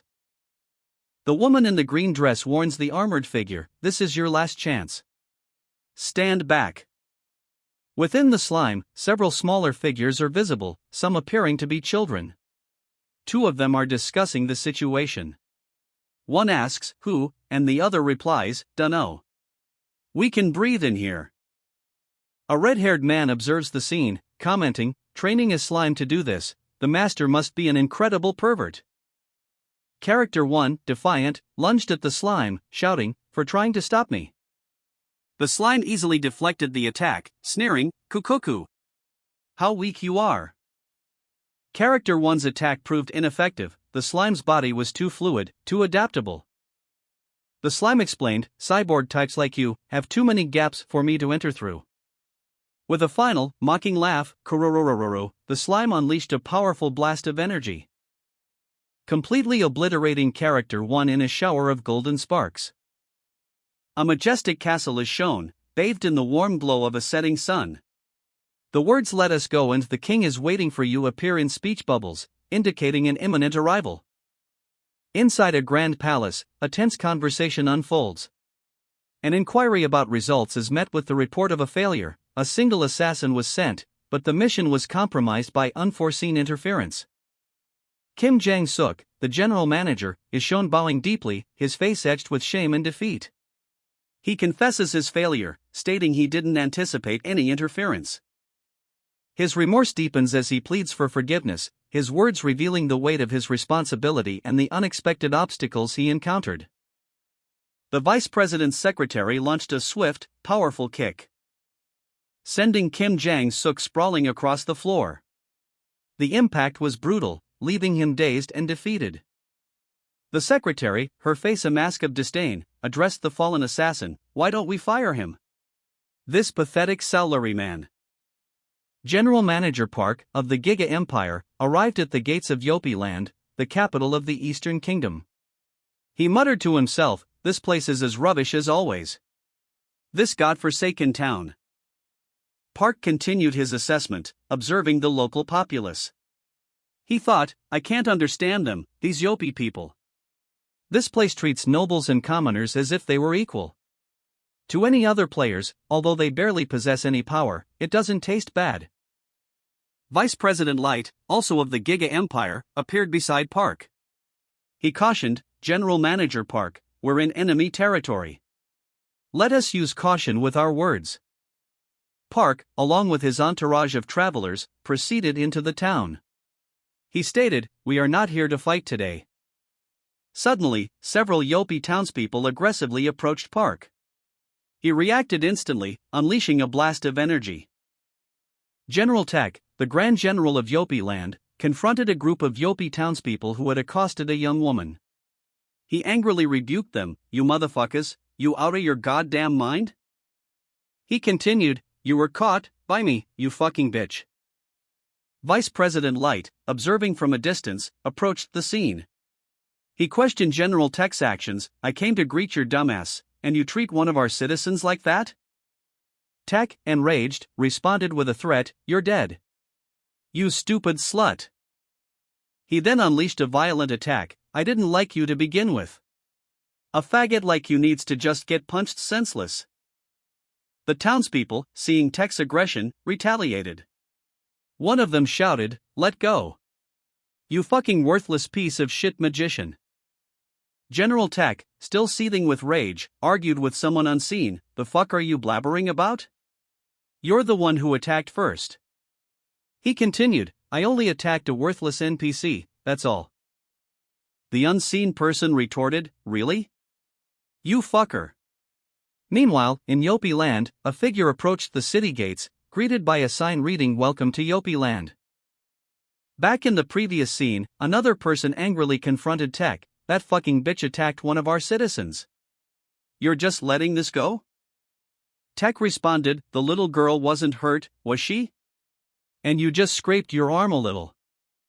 The other person insisted, "What if I wasn't able to save her?" The scene opens on Heart Hitter's pawn shop, a quaint establishment with a whimsical chimney. A celebratory message, "Congratulations, boss," is visible. A conversation ensues regarding a celebratory cake. One individual expresses annoyance at the cake's appearance. Following a meal, a discussion turns to advancement and leveling up. The group plans to visit the village and acquire gear. A character's familiar is shown to be able to equip items, prompting a decision to proceed together. A character summons a muscular old man. A ghostly, blue-skinned woman materialized at a table, startling those present. She addressed one of them, a man in a dark jacket. Did you call me, contractor? The woman introduced herself. My name is Ray Razy. You are permitted to call me Razy. Razy explained her situation, referencing a past defeat in her young master, adding, based on your mana, I believe this is why I may look this way. Hurry and become stronger. One of the men at the table suggested they buy clothes first, to which another agreed. The scene shifted to a large meeting room in Yopi Land. A report was given. 3 people from our side couldn't join because of that reason. A discussion ensued regarding a recent encounter. One man reported, you completely destroyed the enemy combatants, however, he was just a simple scout. A woman responded, I want to ask you to take responsibility for overreacting to the situation. General Tech threatened to destroy the person who called Razy like that one more time. While General Manager Park urged him to watch his words, excusing his rude manners. Suggesting they hold back on the mine for now, as there were more important matters to discuss. General Manager Park explained that the reason both sides were at a standstill was due to the nightmare's influence, which had recently subsided. And that now was the perfect opportunity to strike Yopi Land, which was still recovering from the recent conflict. General Tech, enraged by the suggestion, confronted the speaker, shouting you fucker. General Tech, bound by chains, coughed, exclaiming, Cook! This again! Damn it! However, he declared that war would not happen if a single condition was met. General Manager Park, seated at a table, sternly instructed someone to stop interfering with Dark's case, stating that it was their family's business and no one else's. Adding a hopeful, I hope. General Manager Park, observing the council table from his seat, contemplated the situation thoroughly. A group of figures in white robes stood with their backs to the viewer. A young boy, his features obscured by shadow, looked up in surprise at a figure ascending a staircase towards a distant city. The figure, a young man in military attire, stopped and turned, his expression hard. He rejected the boy's attempt to address him as brother. The young man sternly reminded the boy of his father's prohibition against participating in liquid adventure, adding that if he is a loser's child, he should live like one. The boy remained silent. Elsewhere, a group of individuals in military uniforms discussed the boy, debating whether or not to kill him. The vice president intervened, ordering them to leave him alone, deeming him not even worth killing. A red-haired man, visibly annoyed, questioned the presence of the Giga Empire executives. A young boy with horns and pale skin stood alone, a thoughtful expression on his face. When a hand suddenly reached out and tapped him on the shoulder. Hey, a gruff voice called out. The boy turned to see a man with fiery red hair, his expression one of annoyance. Kid, the man exclaimed. The red-haired man continued, pointing at the boy, what are you doing here? This one is with you, don't you know? What a lively mouth you have for someone barely level 15. The boy remained silent, his expression unreadable. The red-haired man scoffed, you don't know anything, that's why. You'll feel it soon enough, don't worry. I really am able to one-shot you, right? How naive, he thought, a smirk playing on his lips. A woman with dark hair and a stern expression watched from a distance. The camera pans over a cityscape, identifying the location as Seoul, Gangnam. The Smile Produce main headquarters tower is prominently featured. The scene shifts to a bedroom where Han Gunwoo is sleeping soundly. A voice calls out, Aura, get up and eat. The narration begins with a description of a skyscraper, seemingly ordinary from the outside. But the text reveals that beneath its surface lies the dark world of lucid adventure, an underground working facility. Han Gunwoo is shown asleep in a room, surrounded by empty bottles and snacks. A cheerful voice greets him, saying good morning. Gunwoo is startled awake, annoyed by the greeting. He expresses his displeasure, stating that it feels like shit. Another voice, identified as HCLW, greets him, asking if he's back. Gunwoo sits up, looking displeased. The scene shifts to show Gunwoo's breakfast, crackers and tuna. He comments on the unappetizing meal. Han Gunwoo awoke to the sound of his rumbling stomach. A can of tuna rolled across the floor, a testament to his less-than-ideal breakfast. He eyed the can with a mixture of disdain and resignation, before ultimately deciding that vegetable tuna was better than nothing. At least it's vegetable tuna, he conceded to himself. I admit this was sensible. He ate the tuna, his expression a picture of quiet displeasure. Elsewhere, Razy boarded a bus, seemingly preoccupied with her phone. I overslept yesterday, but last night I finally got a party too, she thought, scrolling through a popular Lucid Adventure app. But that aside, it really is popular, isn't it? Everyone is looking up Lucid Adventure right now. The bus approached a stop. This station is 4-Way Street at Smile Tower. This is the 4-Way Street at Smile Tower. I should get off, she realized, exiting the vehicle. Two individuals engaged in conversation. One remarked, "Kakik, you really get your news late, don't you?" The other responded, "Eh? You already knew?" A caption box explained, the virtual reality game Lucid Adventure allows the player to play while dreaming. Further explanation was provided, and because of its infinite freedom, it's called the second world. The narration continued, and genders tossed aside, the entire country is raving about the game. Sora arrived at a convenience store. She announced, "Uni, I'm here." The other person replied, "You're here just on time, Sora." Sora, now behind the counter, asked, "Now, shall I start?" At a bus stop, several weary individuals waited, their exhaustion palpable. One woman sighed, "Ugh. I'm tired." The woman's observation was echoed by the overall atmosphere. Everyone seemed to be tired. Observing the scene from afar, a person pondered, they must play Lucid Adventure too, right? I wonder how they look over there. Elsewhere, Sora reflected on a recent event, muttering, "What a strange occurrence, young master." She carried a bag containing a convenience store meal, prompting her to question, "What made you want to eat a convenience store meal?" Later, Sora explained to a young man, "I bought this in secrecy from father, so the trash should be." Sora and the unnamed boy sat in a modern, brightly lit room. Sora inquired about the boy's well-being, noting his young master was still in a coma at the hospital. While in another world, he was missing and everyone in Giga was searching for him. The boy, holding a convenience store meal, simply responded that he could still see them. Sora, observing the boy's ability to see shadowy figures, stated that this was not something that could be cured. The boy reflected on his cursed fate, always being hassled by his uncle eternally. He considered contacting someone in his other world. A world he found much more comforting than his current reality. The panel shows a distant view of a town with medieval architecture. In this other world, the unnamed boy was greeted by Razy and the red-haired man. The boy confirmed his presence, finding the scene more comforting than his previous location.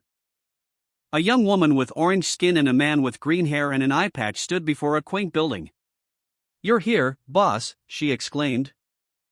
The man, seemingly unfazed, responded, "Hard-hitter, what made you call me in such a hurry? Let's go in for now." He continued, "Now first, let's take a look at these." Three other individuals, a red-haired man, a black-haired woman, and a pale-skinned man with horns, were present. The green-haired man revealed a sealed letter, stating, "The real reason why I called you over today is for this. It's an S-grade secret quest from a certain someone." The red-haired man reacted with surprise, commenting on the high grade and the mystery of who would issue such a quest. The horned man added, "And not only that, this quest seems to have traces the chairman left on it." He looked shocked and confused. Rim, the red-haired servant, prepared Earl Grey tea for his master. The master, a green-haired man with an eye patch, complimented the tea's aroma and proposed they go out to collect debts again. He mused that his goons had been gone for a while, wondering if they were all right, especially considering they had the secret S-grade quest. Razy, a red-haired warrior, engaged in combat on the 12th floor of the leveling dungeon leaf, preparing for a combo attack. A powerful figure, cloaked in shadow, stood amidst a desolate landscape. He mused, "The restlessness of the moment before I slice any weaklings apart." A thrill he savored. He added, "For that taste." He couldn't quite resist. The text red player appeared, identifying him. He questioned, "Can't quite PK, you know?" The scene shifted to a dynamic clash. The powerful figure, now identified as the red player, toyed with his opponent, asking, "Where should I cut you? Legs? Arms?" He considered his options, pondering, "No, maybe it's better to cut your head? No. No." His indecision ended. He declared, "I should just cut everything." The red player's bamboo spear attack connected, a powerful blast of green energy shattering the ground, sending the blue kid flying backward. His weapon was momentarily bound by the force of the impact, leaving him vulnerable. "Now is your chance," the red player thought, seizing the opportunity. The blue kid, however, surprised his opponent. "Maybe you underestimated me too much," he muttered, activating a new ability. He reduced the size of his weapon to evade the next attack. "Reduce," he commanded, his size manipulation skill allowing him to fight more effectively. But the red player's attack was too swift. "It's game over," the blue kid realized as the spear struck again. 5 hours prior, the team of adventurers celebrated clearing the 5th floor of the dungeon. Their reward was significant experience points, resulting in level ups for several members. The blue kid, however, revealed their true objective: to capture the red player alive from the 20th floor. The blue kid questioned the red player's haste, advising them to raise their stats and skills after leveling up. The red player, seemingly impatient, checked their skills, revealing that their lucky coin personal traits level limitation had been lifted, granting access to new abilities. The blue kid expressed curiosity about this personal trait. The red player explained that in Lucid Adventure, players can choose their race and job, and that personal traits are something unique to each character, unlocked upon passing an advancement test. The blue kid seemed confused by this explanation. An instructor explained that certain abilities are granted based on a character's personal trait, such as their race or job. Magicians, typically poor at dexterity, could gain an advantage with a trait that enhances their archery skills, while a martial arts trait could combine martial arts, healing, and other skills. The red player, pondering the implications of his own personal trait, mused that it felt like he had a teacher guiding him. The red player and blue kid continued their dungeon exploration, noting that the difficulty increased with each floor. The blue kid commented on the ease of the secret quest.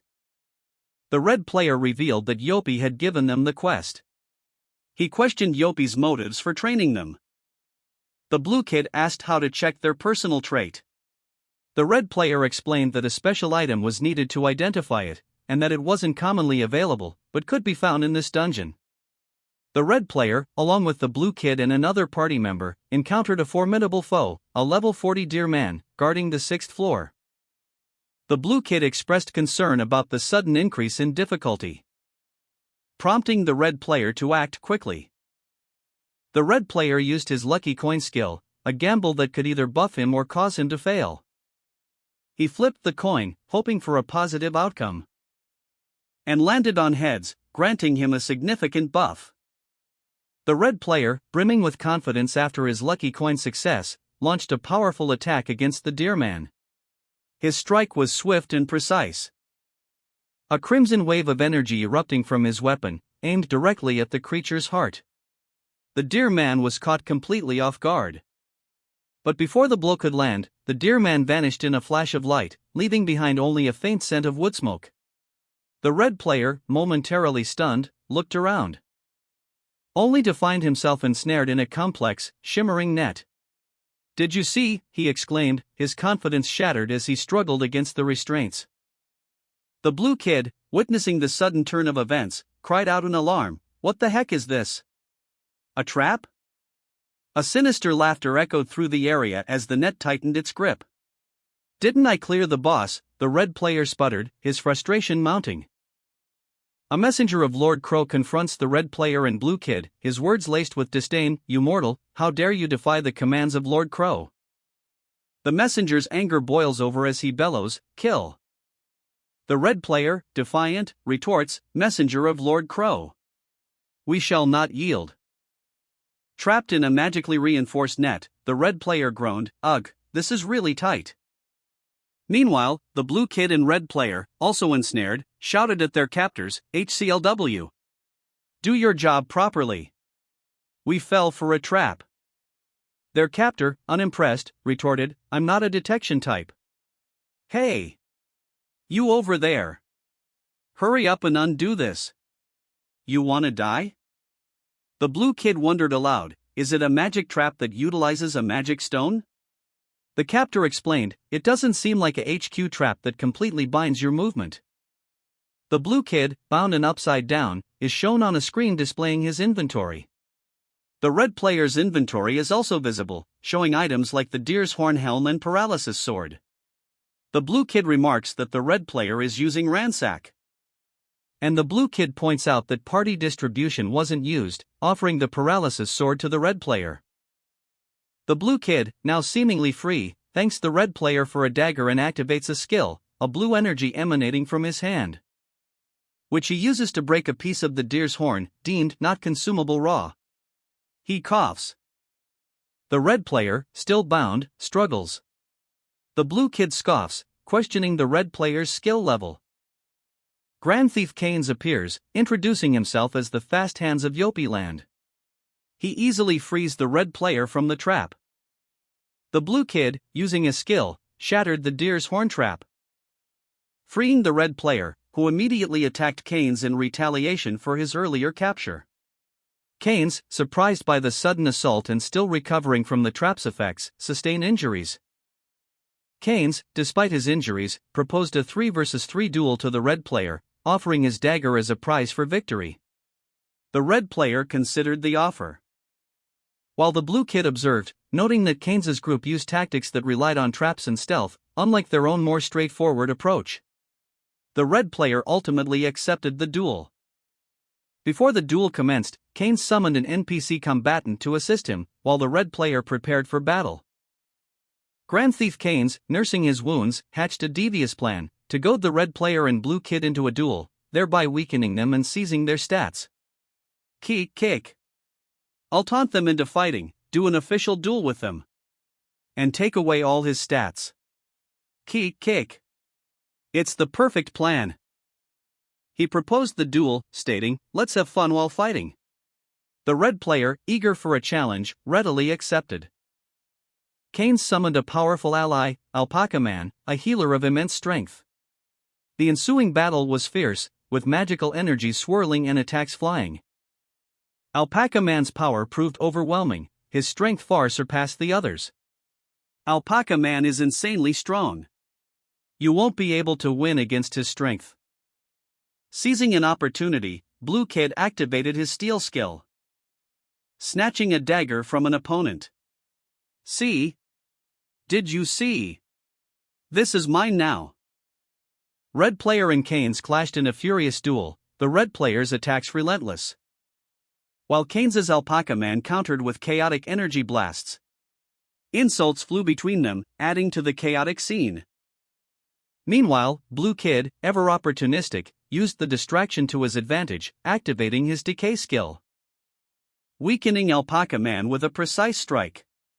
Alpaca Man cried out in pain, and the ensuing chaos allowed Blue Kid to swiftly steal a dagger from the fallen Alpaca Man.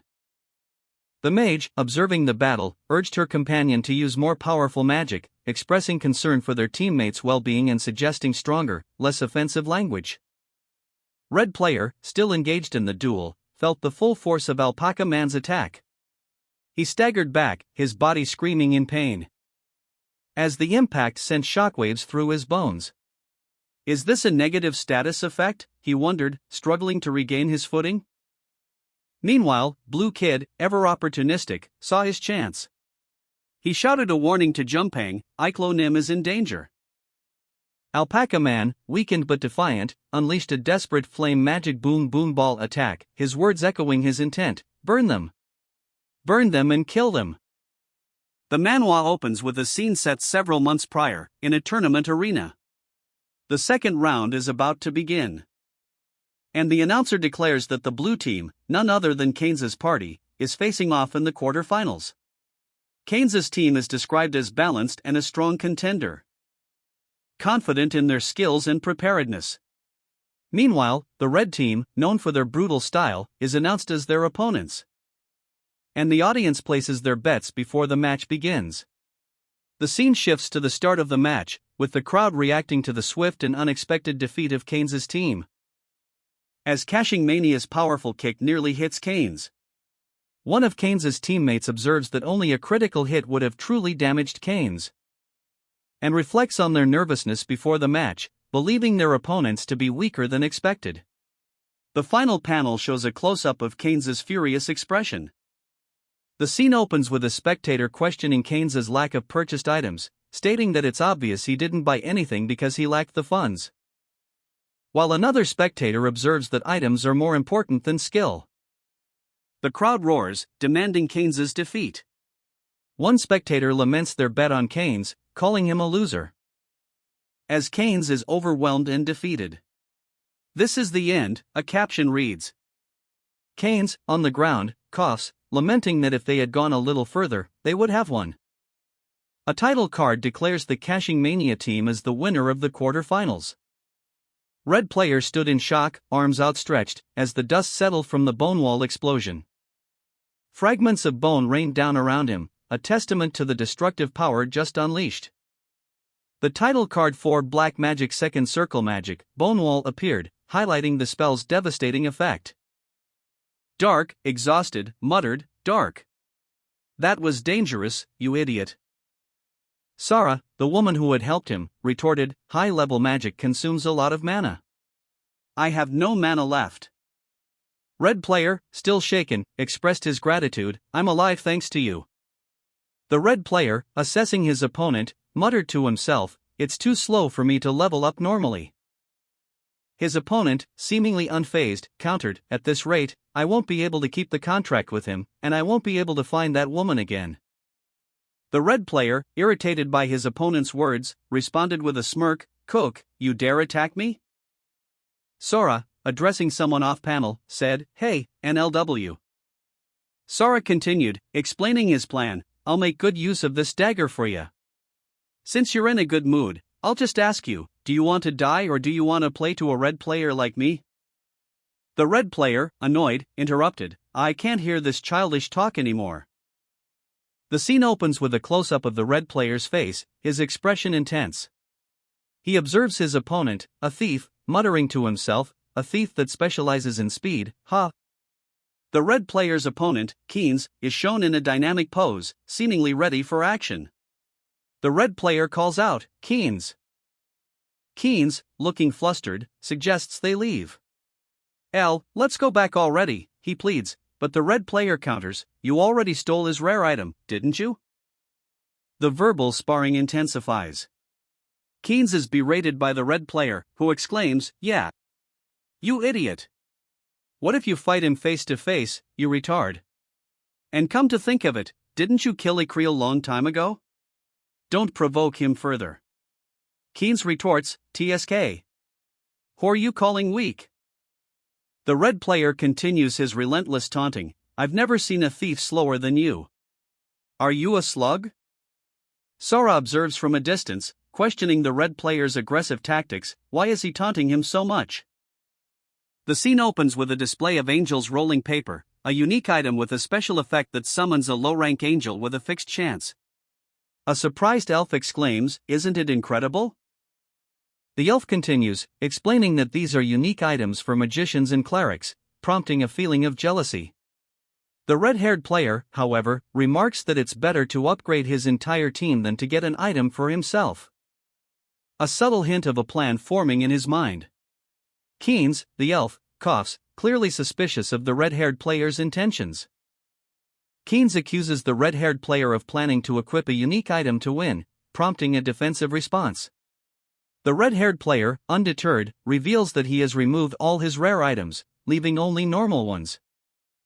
He confidently declares, "I don't need to rely on that trash like you, retard." The red-haired player's actions are clearly a provocation, designed to anger Keynes.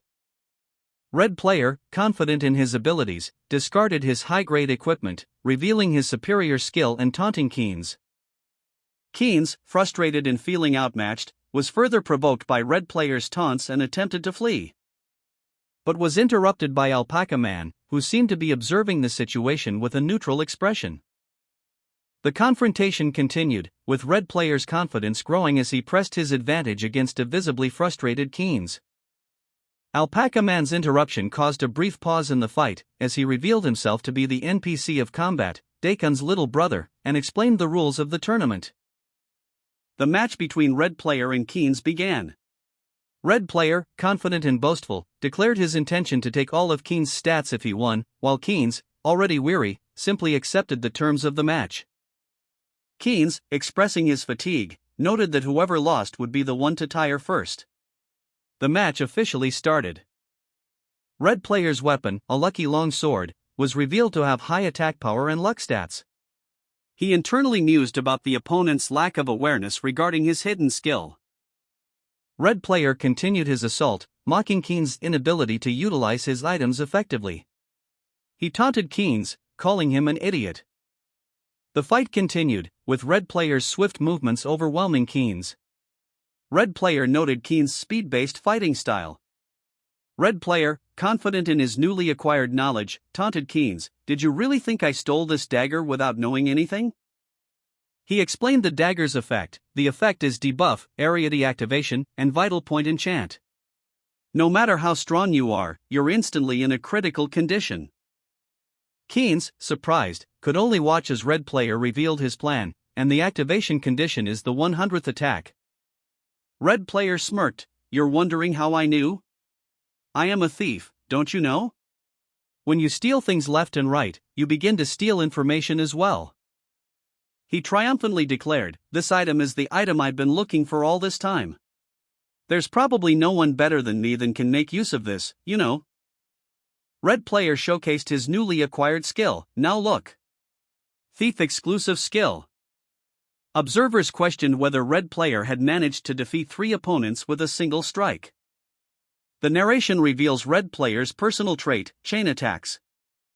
Red player's attack unfolds, a rapid sequence of blows, each strike landing with precision and power, culminating in a devastating triple attack. The text explains that if the first hit of the triple attack connects, the following attacks hit with 100% accuracy. Red player, victorious and smug, declared, "Payback with a hefty amount of interest added." He lunged forward, his sword flashing as he attacked Keynes with surprising speed. "I'm there," he shouted, the force of the blow sending Keynes sprawling. Keynes, surprised and frustrated, muttered, "Do you think I'll be hit by a bunch of stones like that?" Red player's attack continued relentlessly, a flurry of blows shattering the ground around Keynes. Keynes barely managed to dodge, as rocks raining down around him. He looked up in disbelief as red player's attack intensified. Red player declared, "I'll show you my secret technique." He then activated his skill, Kagebunshin no Jutsu, creating multiple clones. The text appeared, Kagebunshin no Jutsu. Skill activate. Thief's ultimate skill Kagebunshin no Jutsu. Red player stated, "I'll be able to attack 4 times at once. Attack now." The numbers 69 through 77 appeared in speech bubbles, indicating a rapid succession of blows exchanged between red player and Keynes. Red player's attacks were relentless, culminating in a final blow that sent Keynes crashing to the ground. Keynes coughed, clearly injured. Keynes, surprised by red player's speed, mocked him, saying, "You can't handle it, right?" Red player, moving with incredible speed, countered with a swift attack. Keynes exclaimed in surprise, "This speed! How could you possibly chase it?" Keynes, despite his surprise, unleashed a flurry of attacks with his knives, taunting red player with a "just die already." Red player, though wounded, continued to fight. Keynes, supremely confident, declared that red player wouldn't be able to win, no matter what. He smugly added that red player was overlooking a crucial detail. Continuing to taunt his opponent, calling him an idiot and urging him to give up so Keynes could collect his stats. Red player, however, remained defiant. Red player vehemently rejected Keynes' suggestion to surrender, retorting that giving up was something Keynes could only dream of. The battle resumed.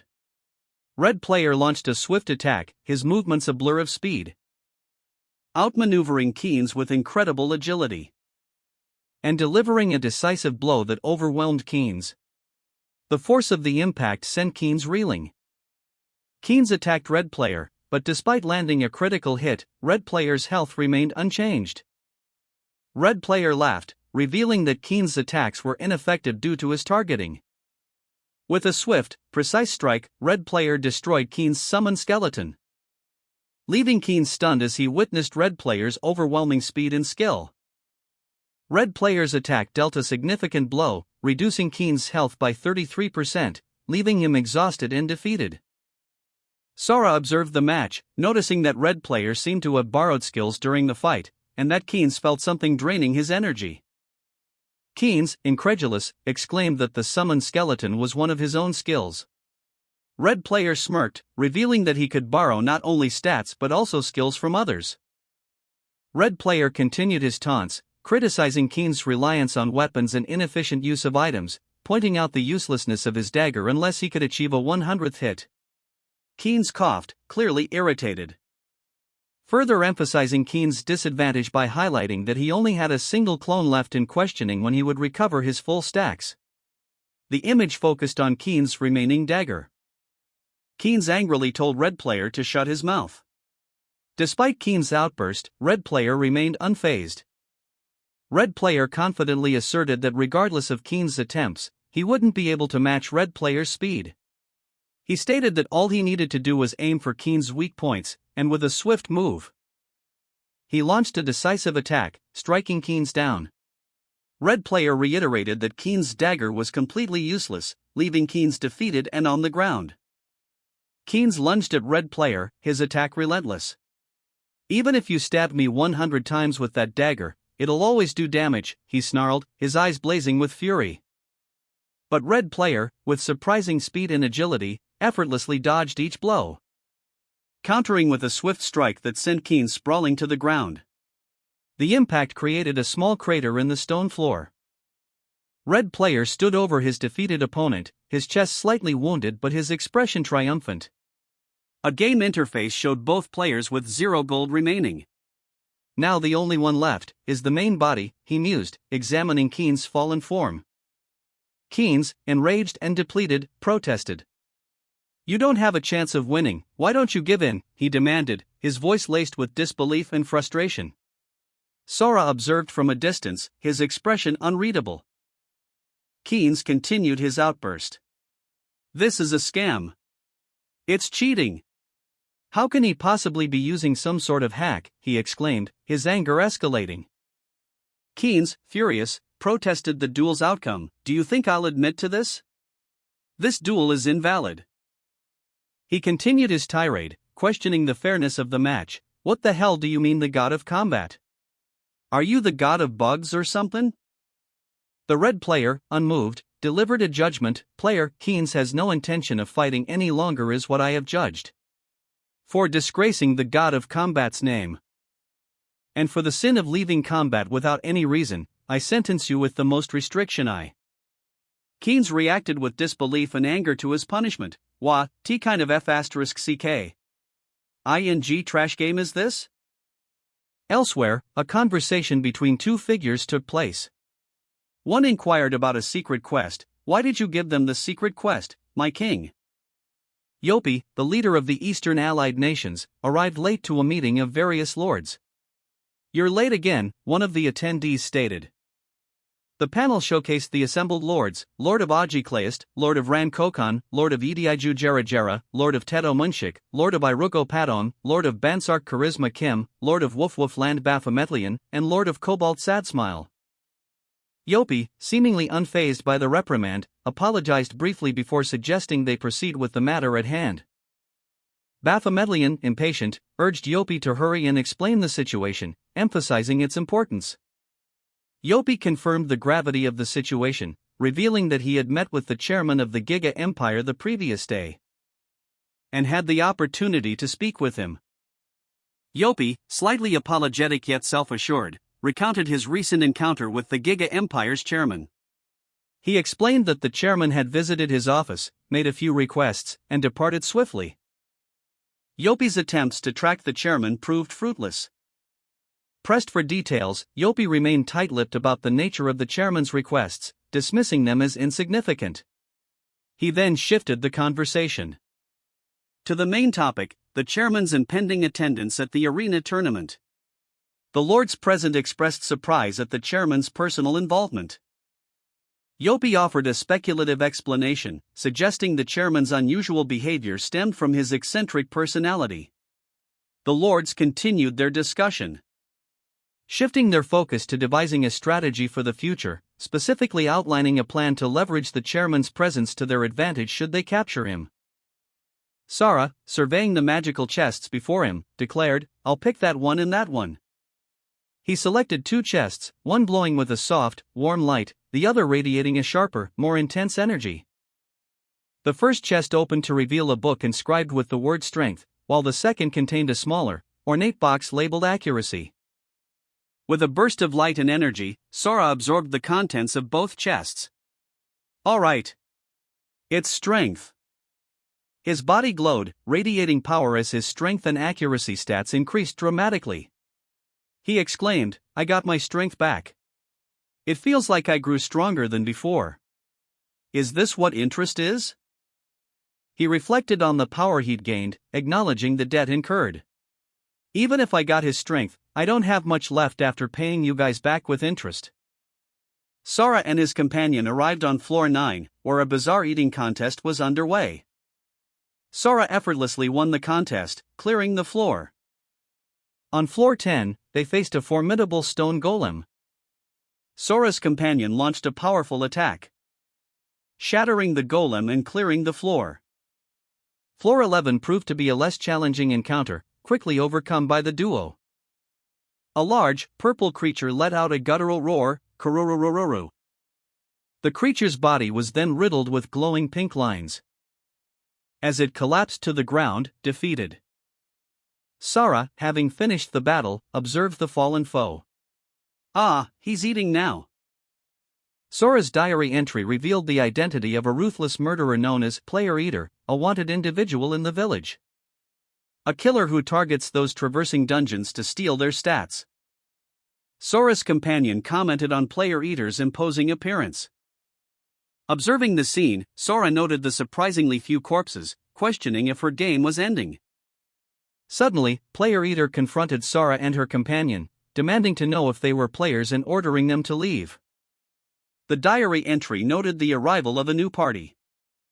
The Player Eater launched a swift attack, his weapon a blur as it pierced the air towards Sora. Sora, already wounded, barely managed to parry the blow, coughing out a pained kook as he staggered back. The Player Eater, with a cruel smirk, declared, "This is game over for you, blue kid." He tossed a coin into the air, a sinister glint in his eyes. Raziel, seizing the opportunity, attempted a daring counterattack, aiming to strike the Player Eater while he was distracted. He leaped forward, his sword aimed at the Player Eater's head, but his attack was deflected. The Player Eater effortlessly blocked Raziel's strike, sending him sprawling to the ground with a grunt of "Yua." The fight continued, a brutal exchange of blows. Raziel, enraged, struggled against the Player Eater's grip, shouting, "Let me go." He fought with all his might, desperate to break free. The Player Eater, however, seemed unfazed by Raziel's fury. He examined Raziel's armor, muttering, "Damn it. What kind of armor is so tough like that? You bite this and didn't lose your teeth? What an incredible one." The Player Eater's frustration was palpable. Raziel questioned the effectiveness of dragon scale armor against Sora's teeth, while Sora, remembering their past encounter, revealed that even if attacked with dragon teeth, the damage would be minimal due to his long-time resilience, and declared his intention to kill Sora and add him to his collection of famous heads.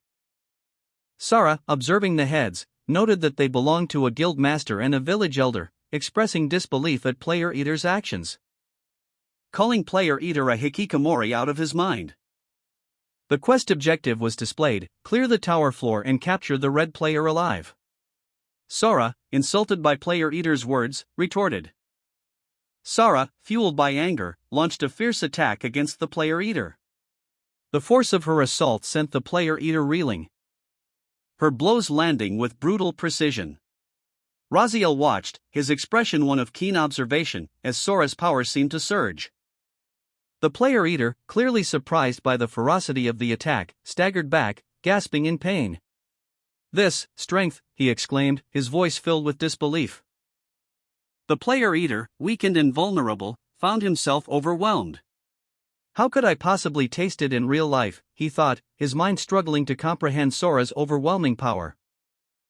Meanwhile, other figures engaged in battle in the distance, their conflict a chaotic blur of motion. The Player Eater, despite his initial surprise, attempted to retaliate, unleashing a desperate attack against Sora and Raziel. His strikes were wild and erratic. Sora, victorious but seething with barely contained rage, unleashed a final, devastating attack. Take this, he shouted, activating his decay skill. The Player Eater shrieked in agony as the skill's effects ravaged his body. My face! It burns, he cried out in pain. His form contorted and dissolving under the relentless assault. The Player Eater's desperate pleas echoed through the arena, my face! My face! Raziel watched from a distance, his expression unreadable. Sora, still fueled by anger, stood over his defeated foe. The Player Eater, now a broken husk, whimpered, I'll kill you. I'll kill you. As the reality distortion effects of Sora's attack began to subside, the Player Eater's body, ravaged and broken, lay defeated on the ground. Sora, panting, glared at his fallen enemy. I'll kill you no matter what. You're going to die by my hands, he vowed, his voice dripping with venom. Sora, still seething with anger despite her victory, unleashed a furious barrage of attacks against the Player Eater. The air crackled with energy as her blade flashed, each strike precise and deadly. The Player Eater, already severely wounded, struggled to defend itself against the relentless assault. Its movements were sluggish, its power waning. Raziel watched from a distance, his expression unreadable, as Sora's attacks pushed the Player Eater to its limits. The fight was clearly beyond the capabilities of Raziel and another character, who expressed their concern. Sora's final blow struck true, sending the Player Eater reeling. The creature's form began to disintegrate, its power completely spent. The other character cried out in fear, wondering if this was the end. Suddenly, a warning sign appeared, signaling a new, immense threat. The Player Eater's defeat was far from the end, a far greater danger loomed. A monstrous figure emerged, its power eclipsing even the Player Eater's. The creature unleashed a wave of destructive energy, leaving Sora, Raziel, and the other character reeling in shock and fear. The Player Eater's defeat had only opened the door to a far greater horror. The Player Eater lay defeated, its essence dissipating. Sora stood victorious, but a new threat emerged, causing a ripple of fear among the onlookers. A rustling in the undergrowth signaled the approach of unseen forces. A group of players, visibly shaken, huddled together. One of them, recognizing the threat, whispered, HCLW party was it? Another player, relieved but still shaken, exclaimed, thanks to you, I was able to survive. Raziel, observing from a distance, questioned the newcomer's identity, who the hell are you? The newcomer, seemingly unfazed, explained, my entire party was wiped out, so I was pretending to be dead amongst the corpses. She continued, this isn't the time to do this. That red player was only bought a small change of timing out. Raziel, piecing together the events, realized the implications. Wait. If he went over the time limit and got forcefully logged out, that means. The newcomer confirmed, yes. And so, the narrative continues. The newcomer explained that the Player Eater, a creature inhabiting the 12th floor, had been killing every player who approached with a key. He had been hunting monsters below and obtained deer antlers in the process. Following the newcomer's instructions, they approached the peculiar door. The newcomer demonstrated how to insert a deer antler into the door's mechanism. The door reacted, its grotesque face seeming to consume the antler, causing the door to slowly open. The newcomer's eyes widened in surprise. The door was, in fact, eating the antler. The group quickly moved through the opening. 6 hours after their escape, Sora, Raziel, the newcomer, and the other players ascended a staircase, reaching the 18th floor. The newcomer, relieved but still wary, commented on the surprisingly smooth climb, while Raziel, ever vigilant, urged them to hurry, sensing a lack of time. The newcomer, however, paused, taking the opportunity to finally ask Raziel about their identity.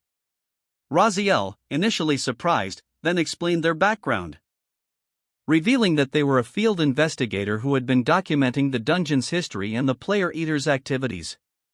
The newcomer's storytelling skill activated, allowing them to access and share this information, detailing how they had witnessed the player eater's defeat on the 12th floor and managed to hide amongst the corpses.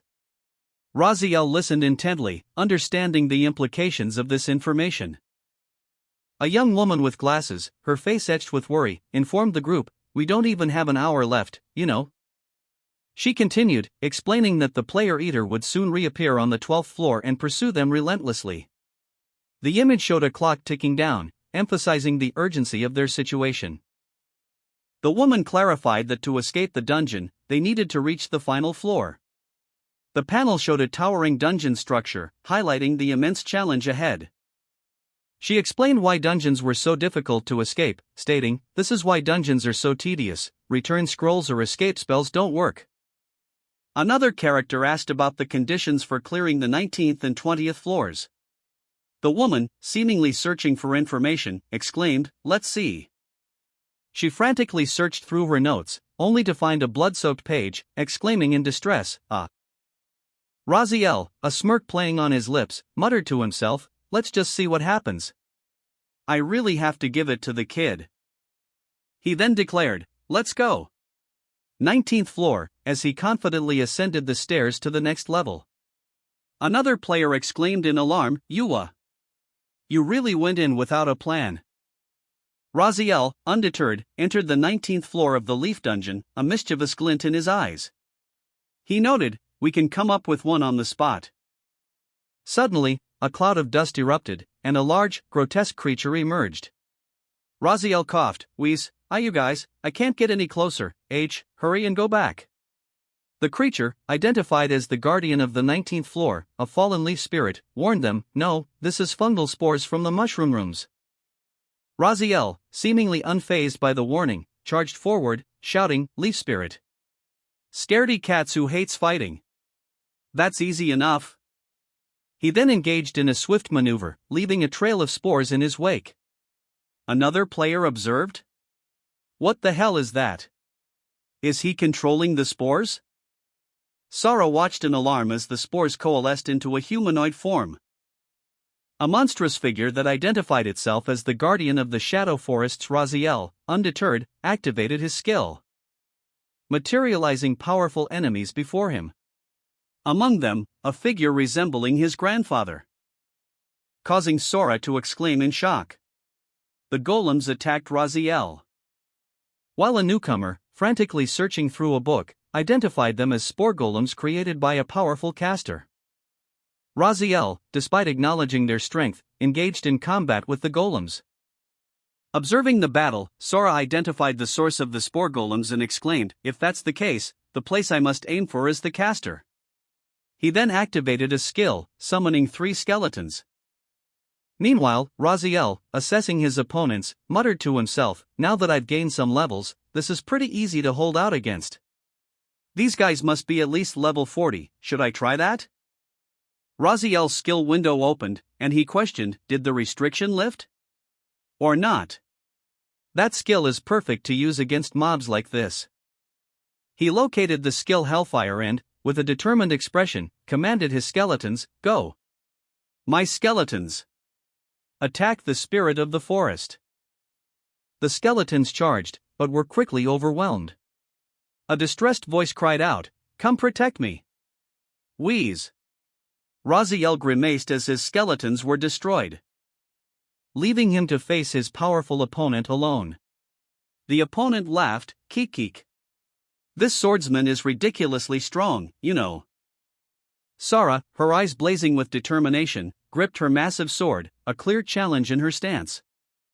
Meanwhile, a ghostly figure, seemingly made of stone, observed from a distance, its expression unreadable. The stone figures attacked with surprising speed, their movements fluid despite their stony forms. Sara skillfully parried their blows, her sword a blur of motion, but the golems relentlessly regenerated. Frustrated by their resilience, Sora exclaimed, "No matter how many times I cut them, they just restore themselves."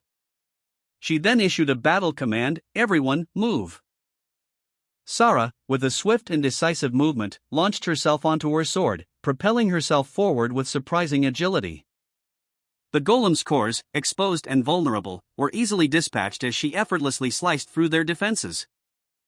Meanwhile, the exhausted golem, wheezing and gasping for breath, lamented its depleted mana reserves. Its desperate pleas for help were punctuated by the chilling realization that even reaching the 20th floor wouldn't guarantee victory against the master. A nearby player, observing the dire situation, urgently warned everyone that time was running out. Raziel, resolute in his decision, declared his intention to confront the murderer, despite acknowledging the 50-50 odds of success.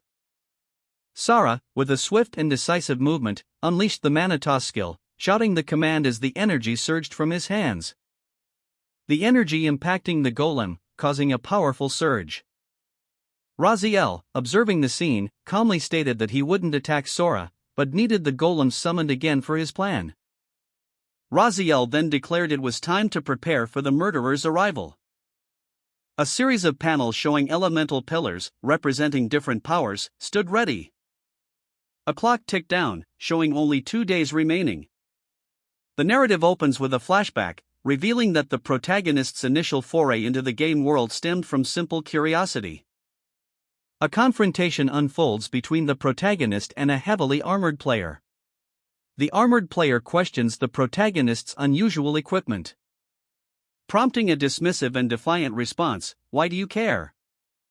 The scene shifts to a menacing close-up of the protagonist's face, his expression hardening as he delivers a chilling ultimatum, "Then die."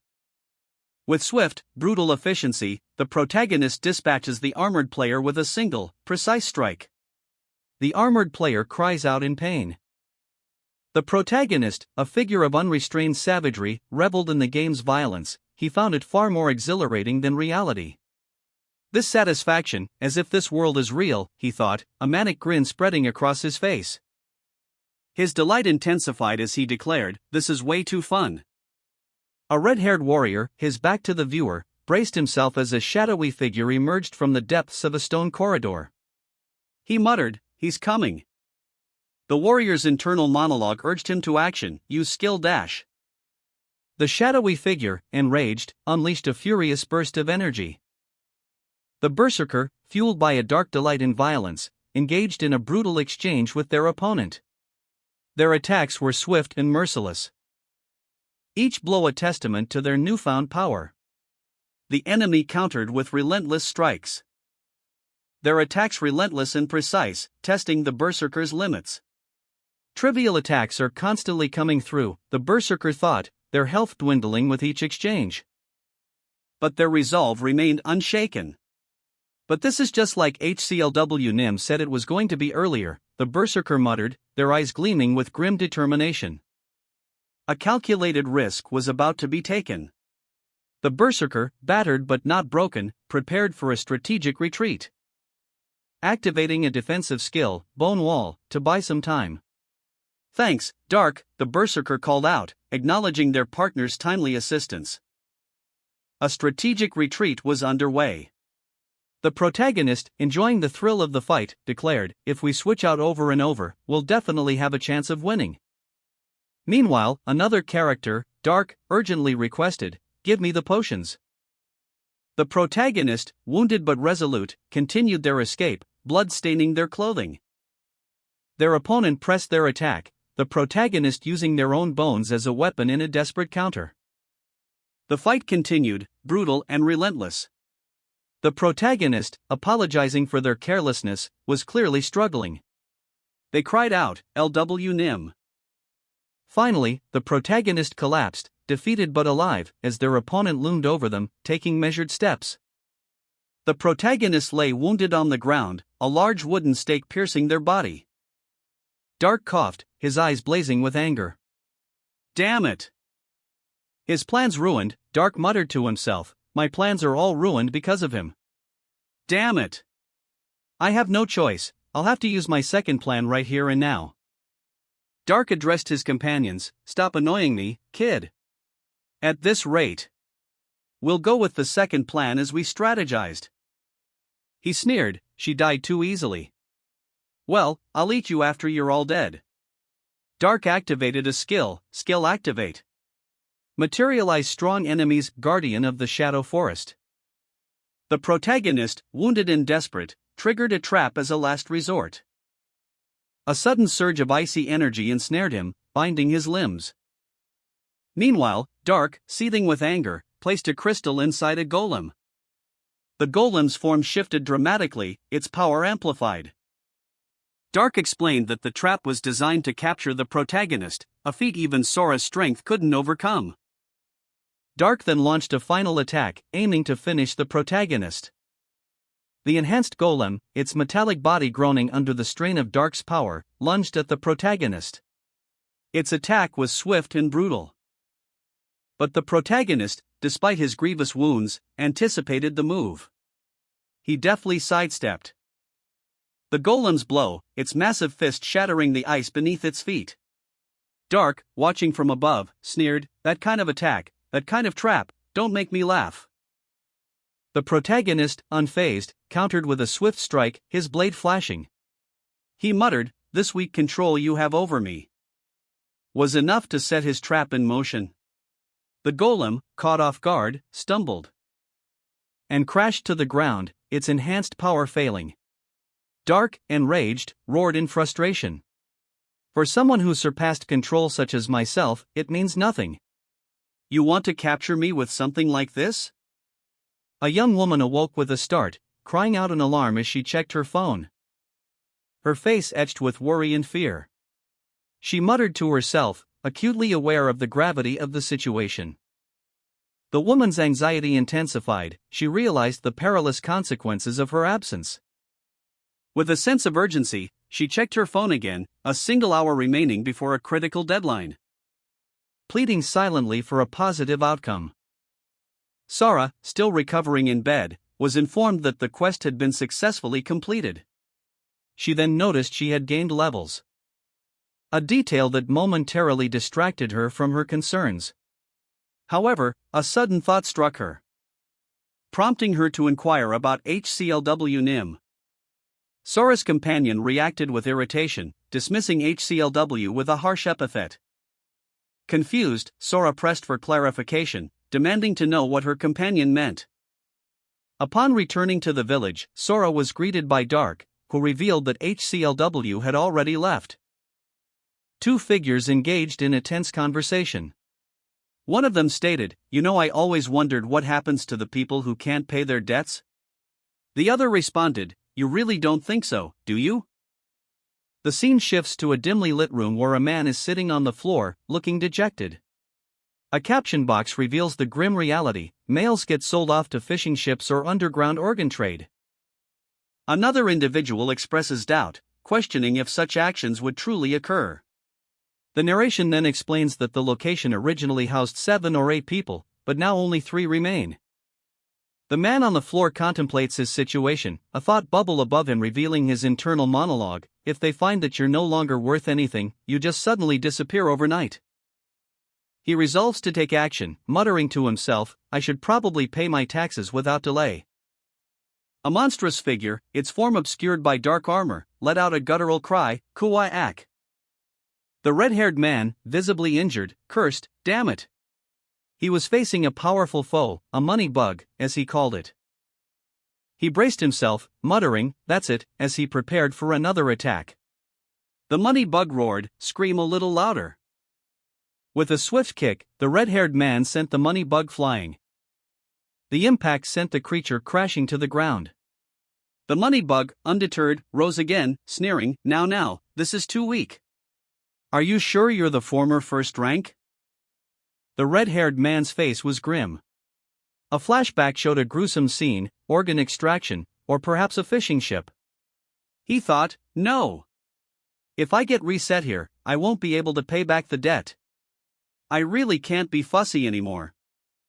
The red-haired man, desperate, activated his lucky coin skill. However, the system indicated insufficient levels to use its active and passive abilities. A golden star-shaped energy materialized in his hand. And with a powerful thrust, he launched it at Moneybug.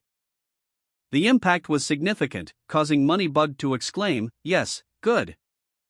With a strained yell of force, activate, heads, the red-haired man's eyes glowed intensely as he pushed his body to its limits.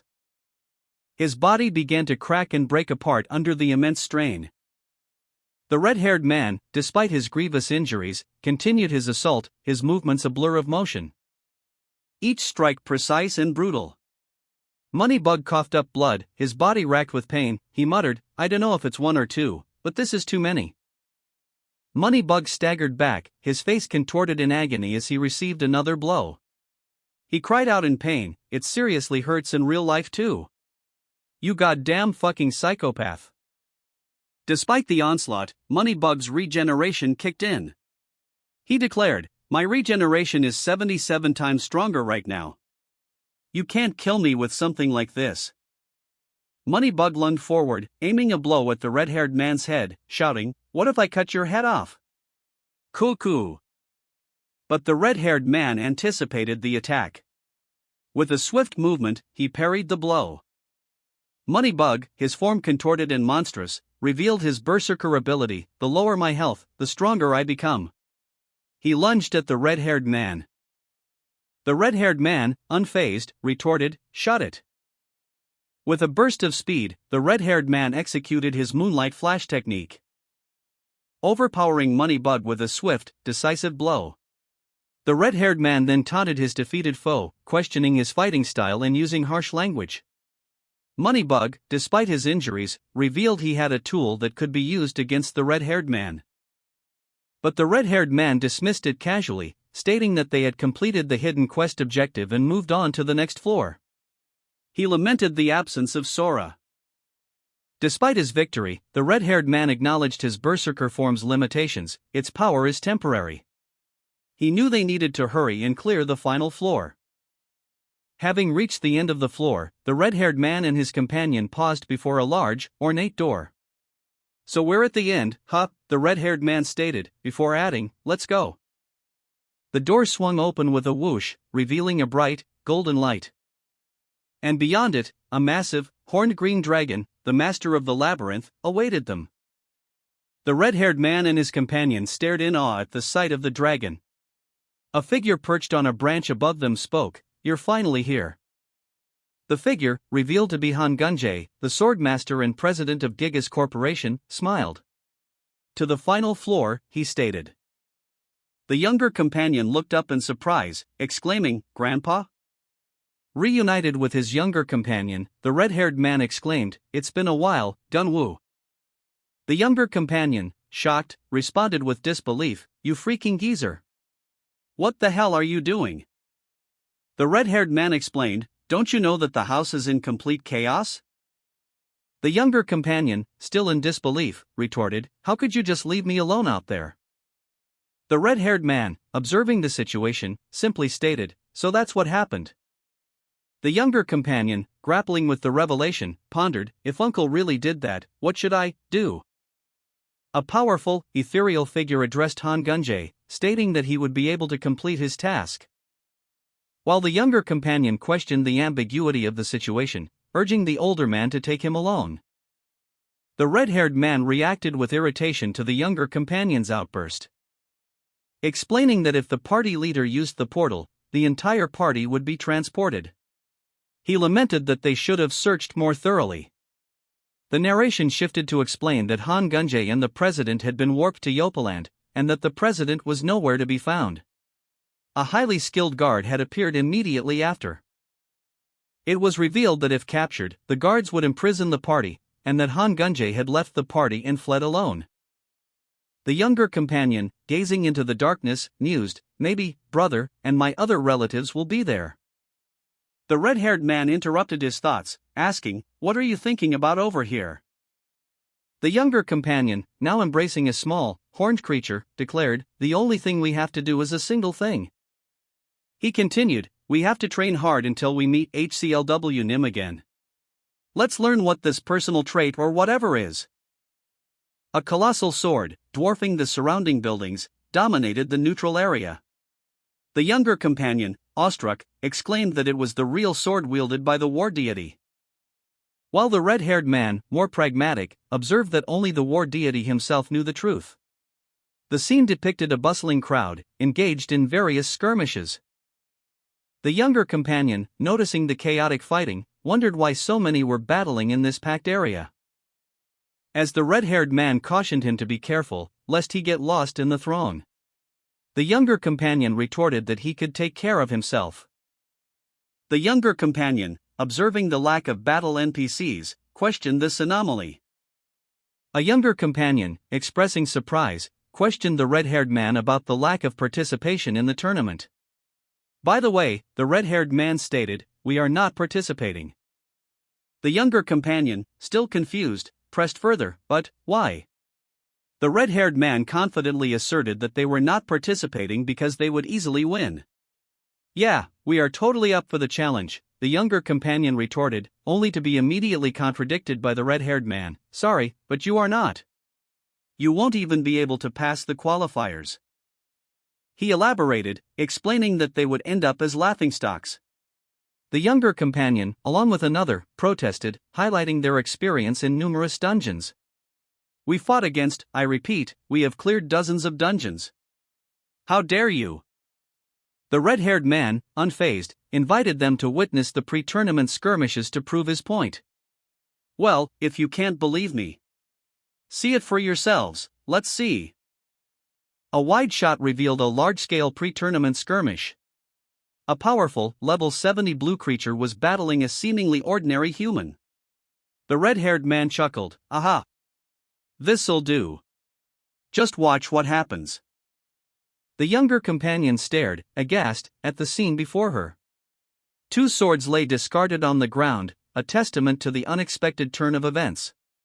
"What, the actual, fuck," she exclaimed, her shock palpable.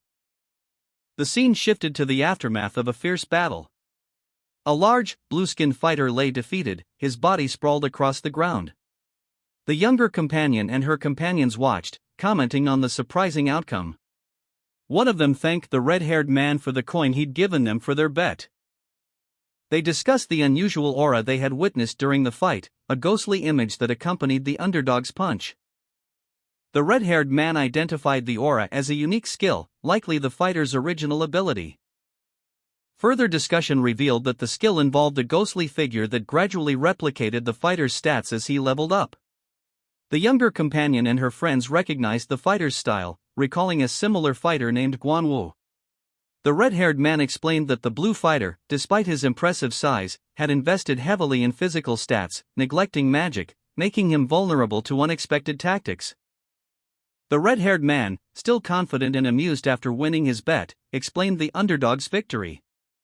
Even though the blue team opponent had superior stats, the human fighter had used his personal traits and skills to his advantage. His younger companion, still amazed by the unexpected outcome, questioned the meaning of personal traits. "I have no idea what you are saying," she stated, puzzled. The other, a small, horned figure, echoed her confusion, asking, "What is our personal trait, then?" The red-haired man explained that to have a trait, one must possess either a replication or vocation skill and be above level 40. He pointed out that their lack of basic human intelligence was hindering their understanding of the game's mechanics. He further clarified that their current lack of traits meant they had no idea what their personal traits were. The younger companion responded with a simple, "I guess," and the horned figure added, "Sure." The red-haired man summarized that identifying these personal traits was difficult. He stated that they were short on time and that only he could help them. The red-haired man, along with his younger companion, cautiously surveyed the Dragon Mountain war zone.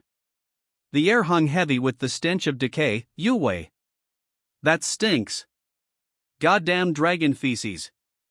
"There might be a dragon nearby," exclaimed the younger companion. The younger companion continued, expressing his fear. Darn. The evil dragon might be around. We cannot fight a monster like this. Meanwhile, the red-haired man, seemingly unfazed, suggested a different course of action. Come on, Mikey, let's bounce. He's probably dead anyway. I hope the dragon is eating him piece by piece. His frustration evident, the red-haired man muttered to himself, those assholes, I've had enough of this shit. Quite literally.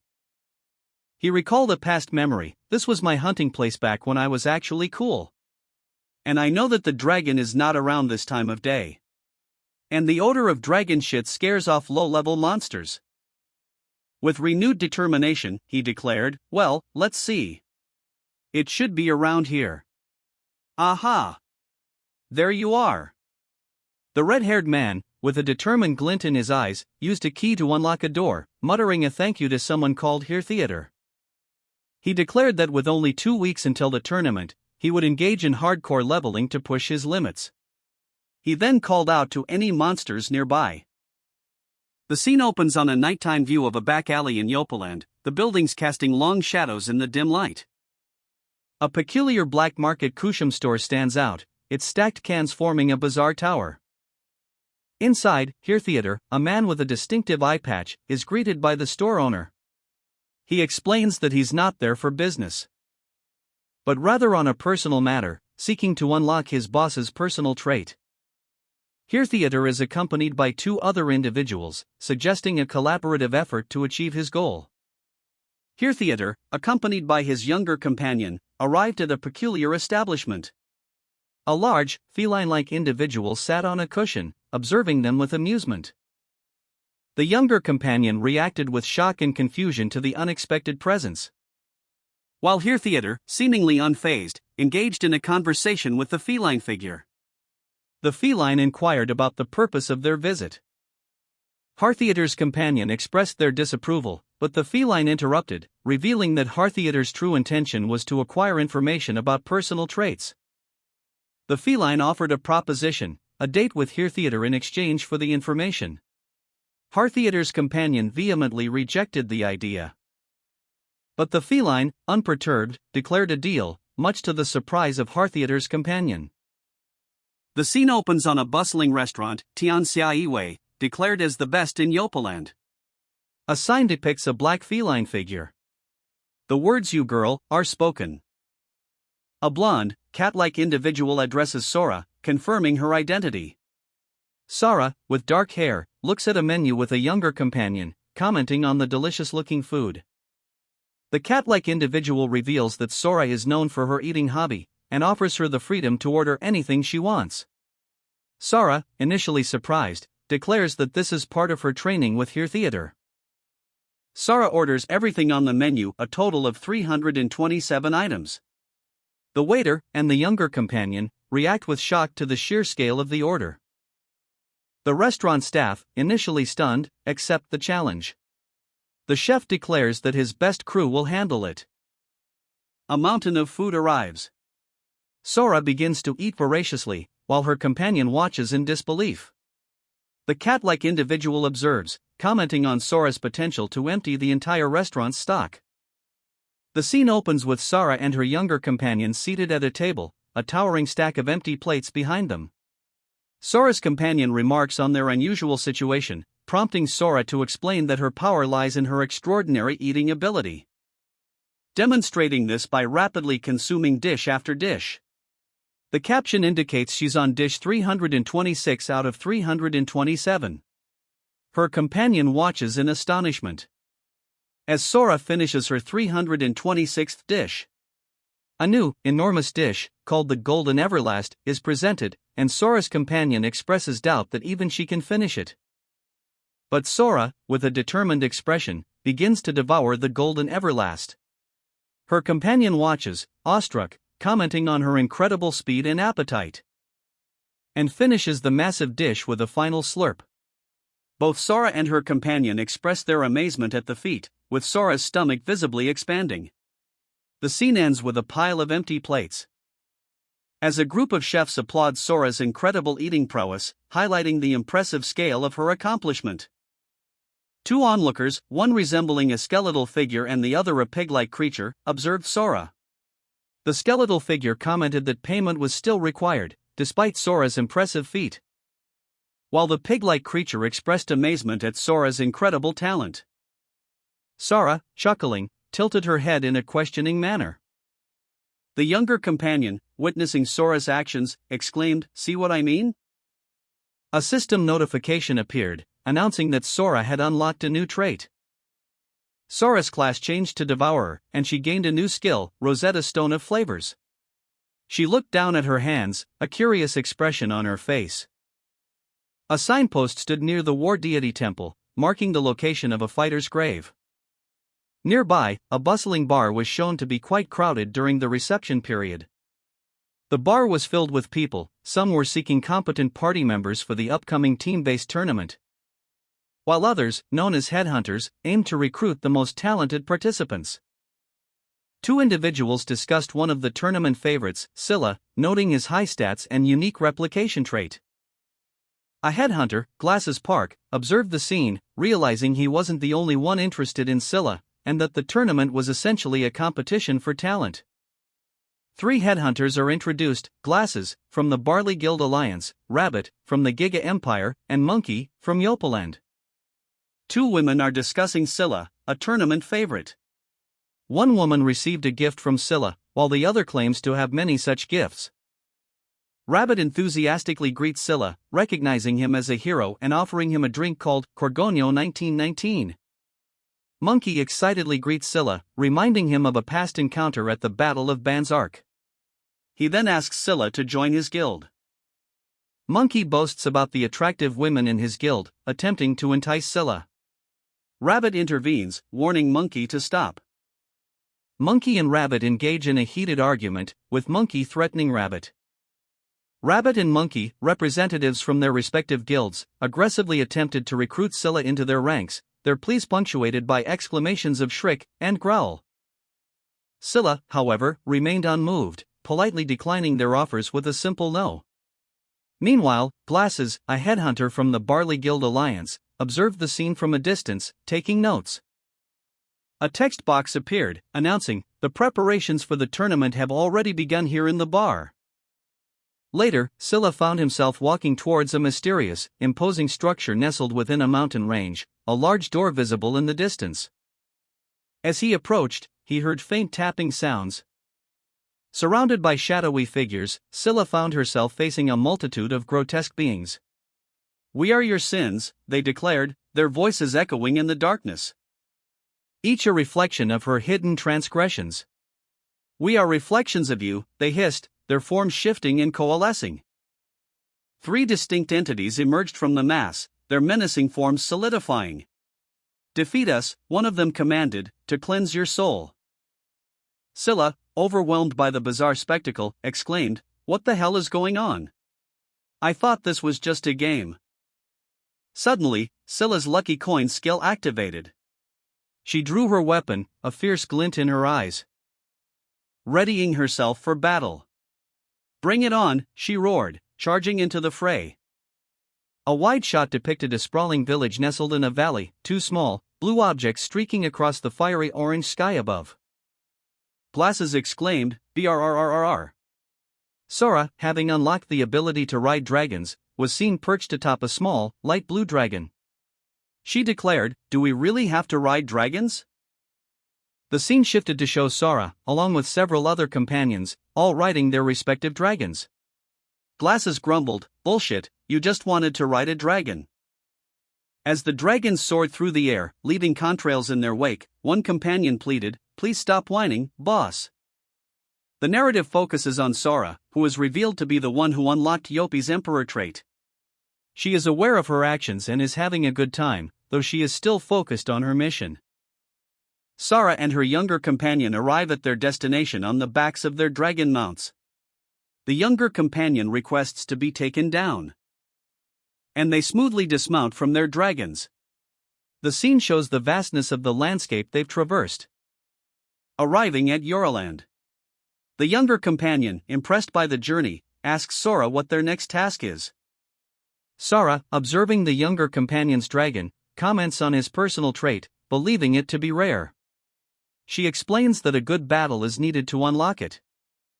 The younger companion, having experienced many battles, questions the necessity of another. Sora clarifies that only a battle against a much stronger opponent will suffice to unlock his trait. The text on the panel declared that a much stronger opponent awaited them. Sora's younger companion, confused, wondered aloud why they were there, noting the apparent lack of any opponent. A mysterious, scarred man appeared, stating that he was the opponent they sought. Sora confirmed the man's identity as the opponent, explaining to her companion that this encounter was necessary to unlock a new trait. The younger companion, apprehensive, noted the man's unusual aura and appearance. The man, initiating the battle, declared, "Let's begin."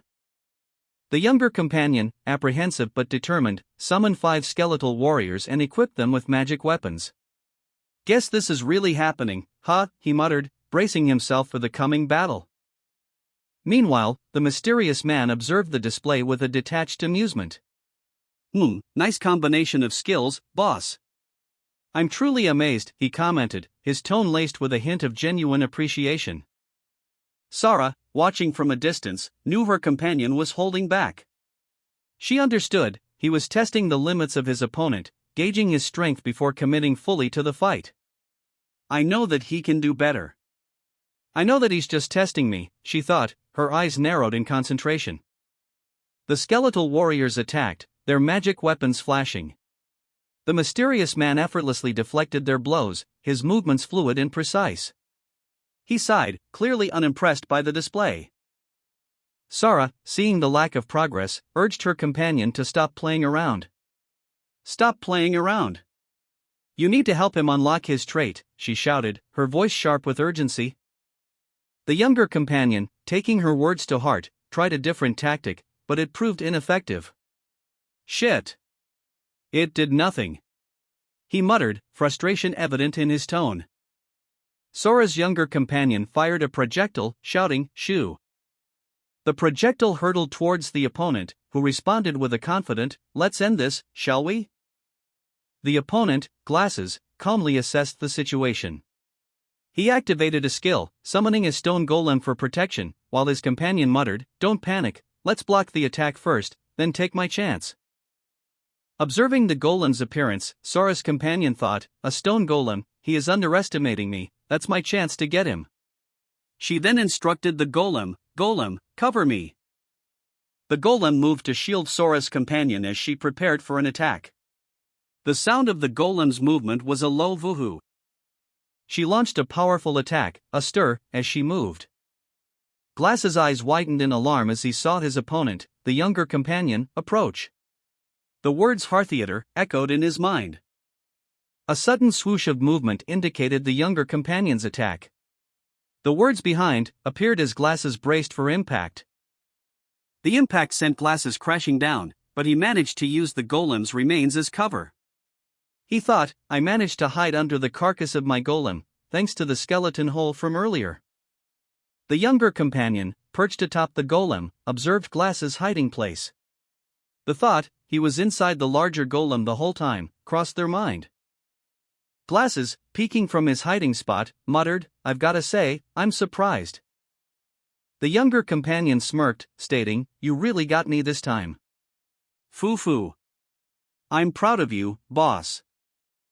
Glasses, his face a mask of grim determination, unleashed a devastating blow, the earth cracking beneath the force of his attack.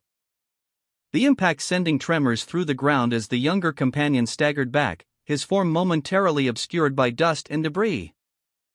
"That was close," the younger companion gasped, narrowly avoiding a fatal strike. Glasses, moving with surprising speed, closed the distance between them, landing a series of swift, precise blows that left the younger companion reeling, his movements becoming increasingly erratic. "Nothing personal," Glasses stated calmly as he delivered the final blow, leaving the younger companion defeated but strangely awestruck. Glasses, enraged, unleashed a powerful attack, a phone, against the younger companion. Observing that the younger companion was mimicking Glasses' attacks and style, the younger companion's many shadow clones gasped in unison. Glasses scoffed, questioning if the younger companion thought they could simply copy Glasses' moves. And then countered with a swift attack, declaring that if they were mimicking his moves, he could change them. Glasses considered using a devastating hellfire attack, but noted it would harm himself in the confined space. Instead, opting for a more precise and controlled attack, swiftly dispatching the younger companion's clones. The younger companion, his true form now revealed, casually addressed Glasses, "Easy, now. Put those down." He effortlessly deflected Glasses' attacks, his movements swift and precise. Stating, "Don't even try. I could easily slit your throat." The younger companion's smirk widened as he recognized Glasses' strategy. Revealing his insight, "So, I see that you are a gambler, right?" He proposed a game. "Then how about we play a little game?" The younger companion, a whirlwind of crimson hair and sharp angles, grinned, his eyes glinting with mischief.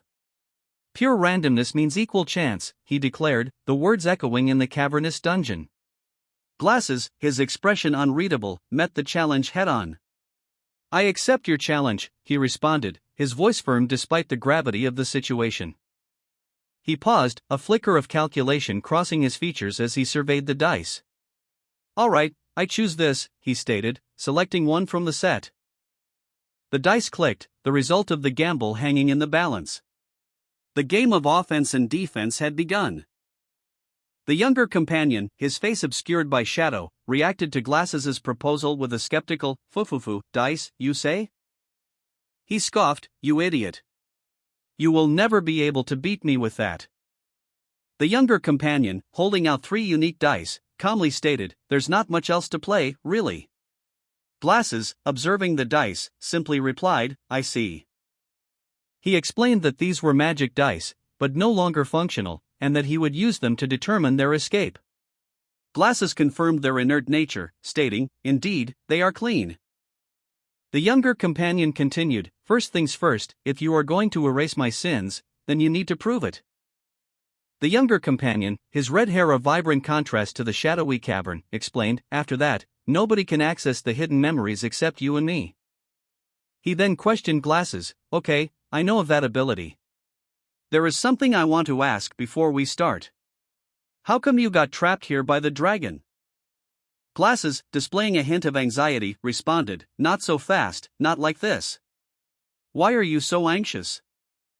The younger companion urged, "Hurry up and begin." "So if I win, what stops you from manipulating my memory?" Glasses confidently retorted, "Huh? I'd never do such a thing. If you could really read through me, then you would have seen this. This is my safety measure." To ensure fairness, the younger companion summoned a creature, a large, green, one-eyed being wielding a mallet, to act as a judge for their dice gamble. Judge, moderator. This creature watches the game closely to ensure that the rules are adhered to. Moderator, I summon you. The scene opens in the Cave of Atonement, where HCLW and the Spirit of the Mirror stand poised for a gamble. The Spirit of the Mirror explains the terms of their agreement. If it wins, HCLW will be banished from the cave. If HCLW wins, the Spirit will use its power to hide the former's sins. The Spirit of the Mirror, wielding a hammer, warns HCLW against cheating, emphasizing the serious consequences of breaking the rules. Before explaining the rules of the game, which involves using special dice to determine attacks and defenses. Each player starts with 30 hit points. The rules are detailed. The first die determines offense or defense, the second die, blue or red, determines the type of attack, magic or physical, matching numbers on both dice double or triple the damage. HCLW rolls a 3 and a 2, attack, while the Spirit of the Mirror rolls a 1 and a 2, defense. HCLW's magic attack of 3 proves effective against the Spirit's physical defense, dealing damage. A small, green creature looked on as 2 figures faced each other, one with dark hair and a sinister grin, the other with fiery red hair and a determined expression. The dark-haired figure spoke, then let the game begin. The dark-haired figure continued, suggesting a turn-based approach to their contest. "I let you decide the game, so I'll roll first, if you don't mind." The red-haired figure simply replied, "Go ahead." With a sinister grin, the dark-haired figure rolled 3 dice, revealing a combination of blue, purple, and white. The results of the dice roll were displayed: a blue 5, higher, a white 3, attack, and a red 2, lower. An odd roll with the higher blue die resulted in 5 points of magic damage from the dark-haired figure to the red-haired one. It was now the red-haired figure's turn. He rolled the dice, obtaining a white 4, attack, a blue 1, lower, and a red 4, higher. The odd roll with the higher red die resulted in 4 points of physical damage from the red-haired figure to the dark-haired one. The red-haired figure took 5 points of magic damage, and the dark-haired figure took 4 points of physical damage.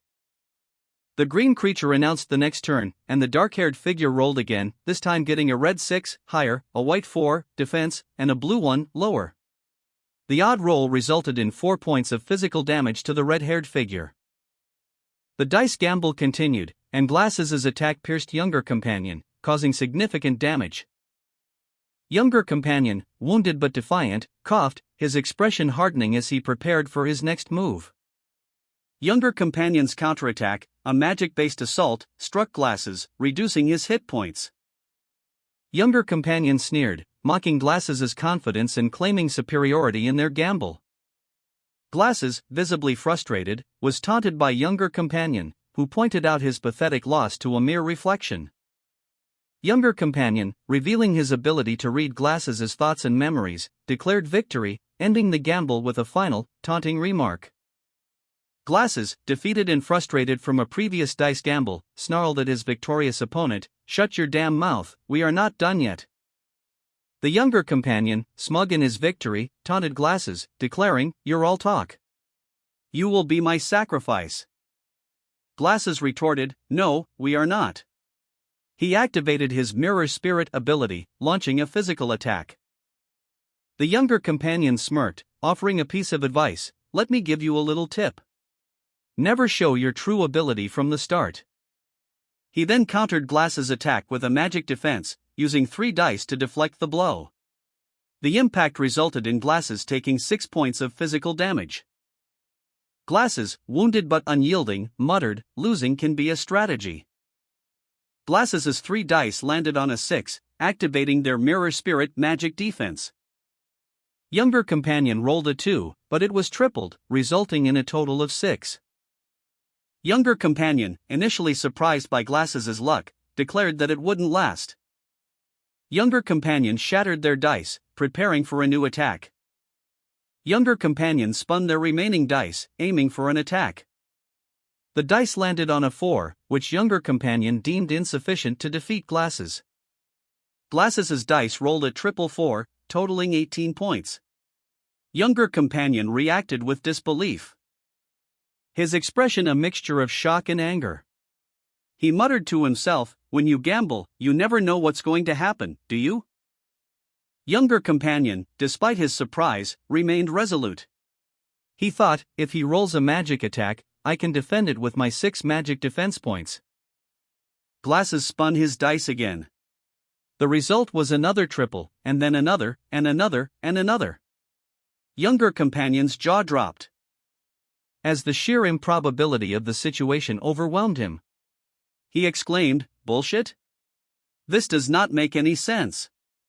5 triple rolls?" The game continued. Glasses rolled again, the total reaching 124. A message appeared: 124. Current roll, 6 physical attack. Glasses, brimming with confidence despite his earlier struggles, declared, "I will not stay trapped in this cave like this." He then confidently stated, "Well, I can just do this." As he spoke, he manipulated the spiritual mind mirror, altering the outcome of his dice roll. A triumphant grin spread across Glasses' face as he exclaimed, "I changed the result. I win." The younger companion, shocked by Glasses' actions, protested, "You just violated a rule." The moderator intervened, warning Glasses, "I warned you about cheating. Now it's reckoning time." A hammer of justice descended, seemingly about to strike Glasses. But Glasses' skill proved ineffective against the hammer, shattering upon impact. Frustrated, he yelled, "You little brat! My skill isn't working on him." The younger companion anxiously questioned the delay, emphasizing the importance of all 3 of them being present. Her worry intensified as she considered the consequences of their missing the deadline. The younger companion expressed her distress over the impending competition, a once-a-year event, and pleaded for Glasses to hurry. A knight, noticing their predicament, offered to help, and the younger companion readily accepted. As the sun began to set, they realized the urgency of their situation and rushed forward. Glasses arrived, battered but alive, surprising the younger companion and the knight. Glasses reappeared, a mischievous grin splitting his battered face. "Did you miss me?" he asked, his tone playful despite his obvious exhaustion. The younger companion, initially relieved, immediately launched into a flurry of questions. "Where have you been, you idiot?" they exclaimed, grabbing Glasses roughly. Glasses chuckled, "Oh man, you are so excited to see me." The younger companion continued to berate Glasses for his lateness, emphasizing the near miss they had experienced. "Why are you so late?" "We almost missed out." Glasses, unfazed, responded with a decisive, "Enough. Come on, we've got no time to waste." The narrative opens with a statement about the fierce competition surrounding the upcoming tournament, noting that it extends beyond just the participants themselves. A bustling marketplace is shown, situated near the temple of the war deity. It's the central market, a hub of activity. The market's growth is explained. It thrives due to the large crowds drawn by major events like the battle tournament, attracting numerous merchants seeking to capitalize on the opportunity. A character observes the sheer scale of the market, exclaiming that it's enormous and unlike anything they've seen before. The younger companion confirms the market's significance as a gathering place for everyone, and they proceed onward. The red-haired man addressed his companion, "You're too strong for your gear. You are level 70, but your equipped items are level 40. He continued, pointing out her low armored durability. She responded with a slight annoyance, "I don't really see the point." The red-haired man explained that they should hurry to upgrade her gear before others took all the good items, emphasizing the importance of overcoming the level gap in the game's mechanics. He suggested she upgrade her gear, stating that while a 10-level gap could be overcome, ignoring the basic laws of RPGs was unwise. She simply replied, "I guess." The red-haired man then declared, "Now, let's get you some armor." She sighed in response, "Yes, sigh."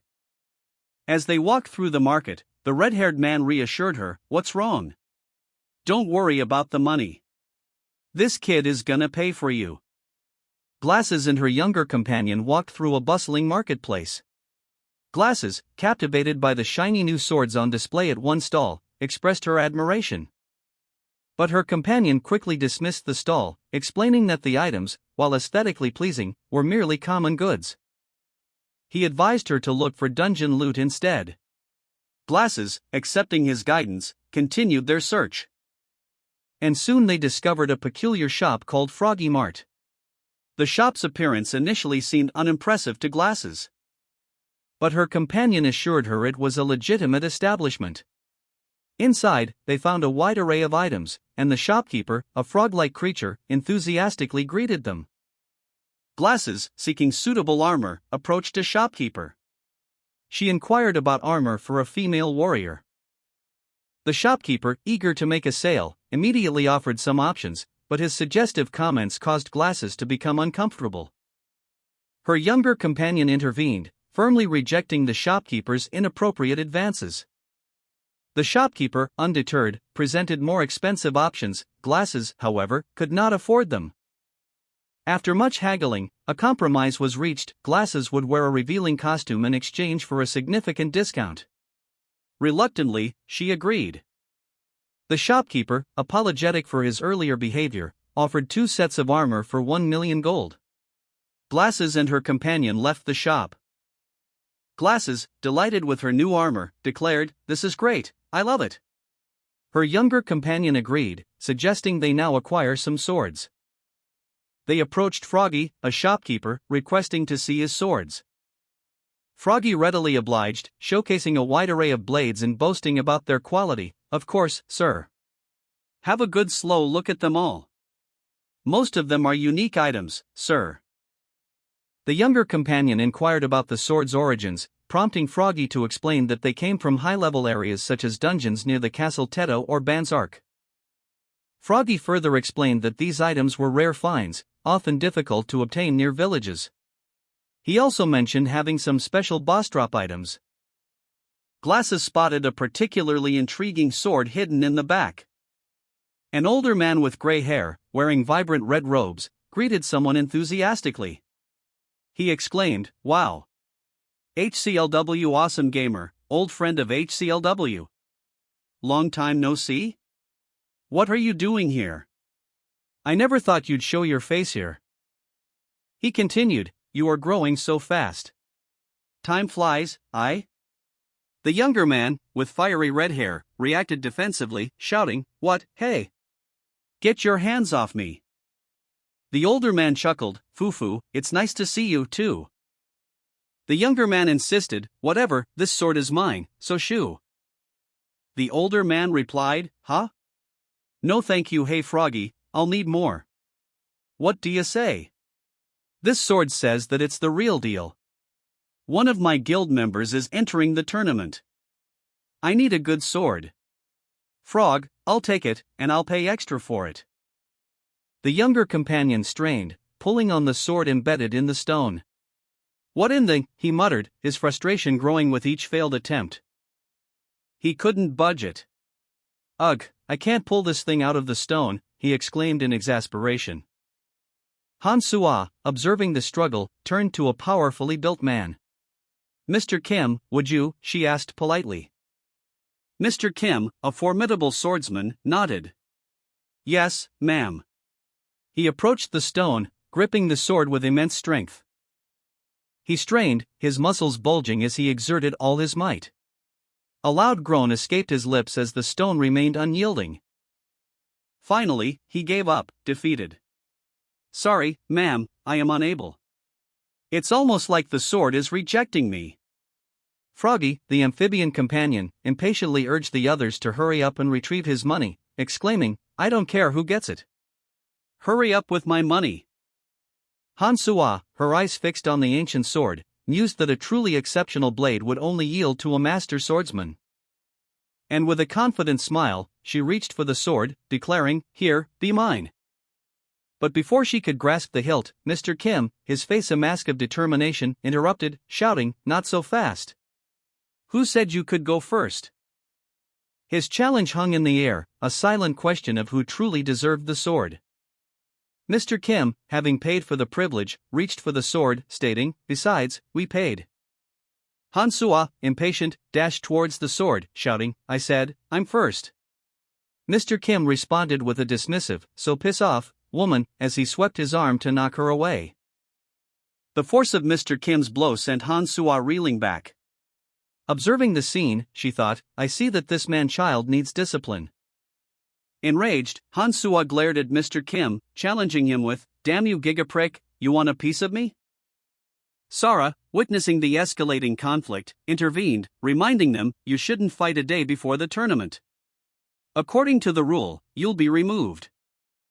Mr. Kim, heeding Sora's warning, addressed Han Sua, "You heard her. Chill out, man-child." Sara suggested they settle the dispute over the sword with a game of rock paper scissors. She expressed a personal hope that Giga Lady would win, but also stated her intention to sell the sword to whoever managed to pull it out first. Froggy, observing the scene, commented that Sora was an honest frog. Han Sua, impatient, considered the whole process a waste of time, given the seemingly insignificant nature of the sword. Mr. Kim, however, pointed out the sword's potential, explaining that the ego sword significantly improved with its owner's skill, potentially becoming incredibly powerful. He then suggested Han Sua try drawing it. Mr. Kim explained that, unfortunately, only those of the swordsman class could wield the ego sword. A contestant struggled to pull the ego sword, exclaiming, "Damn it! It won't come out." Sara, overseeing the event, announced, "Okay, next contestant. Go Team Giga. Win and get loads of money." Han Sua approached the sword, commenting, "Aren't you a cute little sword?" She then reached for the hilt, murmuring, "Let's see." Han Sua attempted to draw the sword, but initially failed, experiencing a strange sensation. She exclaimed, "Her chi, it's a rather peculiar bearing." I can feel my skin crawling. What? Why won't it respond to me? She then focused her chi, unleashing a powerful surge of energy, resulting in a booming explosion of light and energy as she successfully drew the ego sword. Han Sua, having successfully drawn the sword, stepped back. Sora commented, "What a shame." Another contestant, seemingly confident, approached the sword, stating, "Gee, life's not about money, dude. Just watch and learn. I'm gonna win this."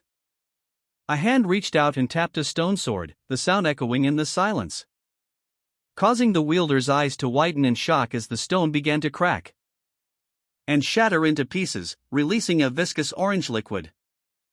The onlookers reacted with a mix of surprise and disgust. Froggy exclaimed about the loss of his dream car and the girls, while another character commented on the strange, gross liquid.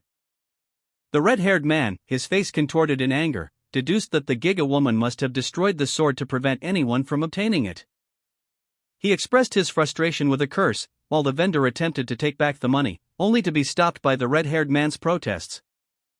Froggy, distraught, lamented the loss of his dream car and the girls, questioning the point of anything anymore. While his companions, Glasses and Awesome Gamer, along with Mr. Kim and Sora, observed the aftermath of the broken sword. Someone offered to buy the liquid, but Froggy was unconcerned, stating that he didn't care about his hopes and dreams anymore. The liquid, seemingly sentient, began to move on its own, bouncing and jiggling across the floor. The younger companion, noticing the strange slime, expressed confusion. Glasses exclaimed that the slime was eating a super-ultra-rare greatsword, even rarer than a unique weapon, and questioned why it was happening to them. The younger companion, seemingly unfazed, simply stated that the poor frog should be paid. Inside a pub near the temple, Glasses, the younger companion, Awesome Gamer, and Sora were discussing their preparations for the upcoming tournament. They had finished their equipment, and their new items were at Heartheater's place. The younger companion expressed nervousness about the big day. Awesome Gamer, however, voiced their suspicion that the tournament was rigged, further explaining that Giga had already bought over half of the contestants. The younger companion, initially surprised, ultimately agreed to join them. A burly man with a distinctive hairstyle addressed a group, stating that he would pass on their information to Giga if they provided their personal details. The man continued, assuring them that they were making the right choice by siding with him and his friends. A red-haired man, seemingly part of the group, reacted with surprise to this revelation. As the burly man explained that in tomorrow's preliminaries, all they had to do was attack the non-Giga teams. The red-haired man pondered the implications, noting that Giga had invested heavily in the tournament, and that the other participants were merely pawns in a larger game. Another member of the group agreed. The day of the battle tournament arrived. A man in a red coat, observing the scene from afar, exclaimed in awe at the sheer number of participants. Two other individuals discussed the unusually high number of contestants this year, speculating that the increased participation was due to the exceptional winning prize. 10 minutes before the start of the preliminary matches, a bustling crowd filled the town square, a diverse array of adventurers and creatures gathered together. A stoic warrior, surrounded by his companions, reminded them of their singular objective. The Bamboo Man, a swordsman with 7 previous convictions, was released after completing his rehabilitation program in prison. He glared menacingly, threatening to destroy HCLW and eat his enemies alive. While Alpaca Man and his team, having lost their teammates, were warned by the Bamboo Man to not mess up or face dire consequences.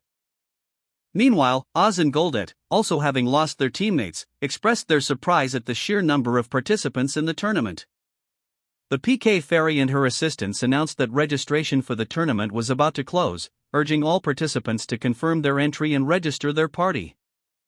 A large crowd of diverse participants, many of whom were small, chibi-like characters, were shown registering for the tournament. The system message "You're done. Thank you for your cooperation" appeared on screen. User Dark logged in.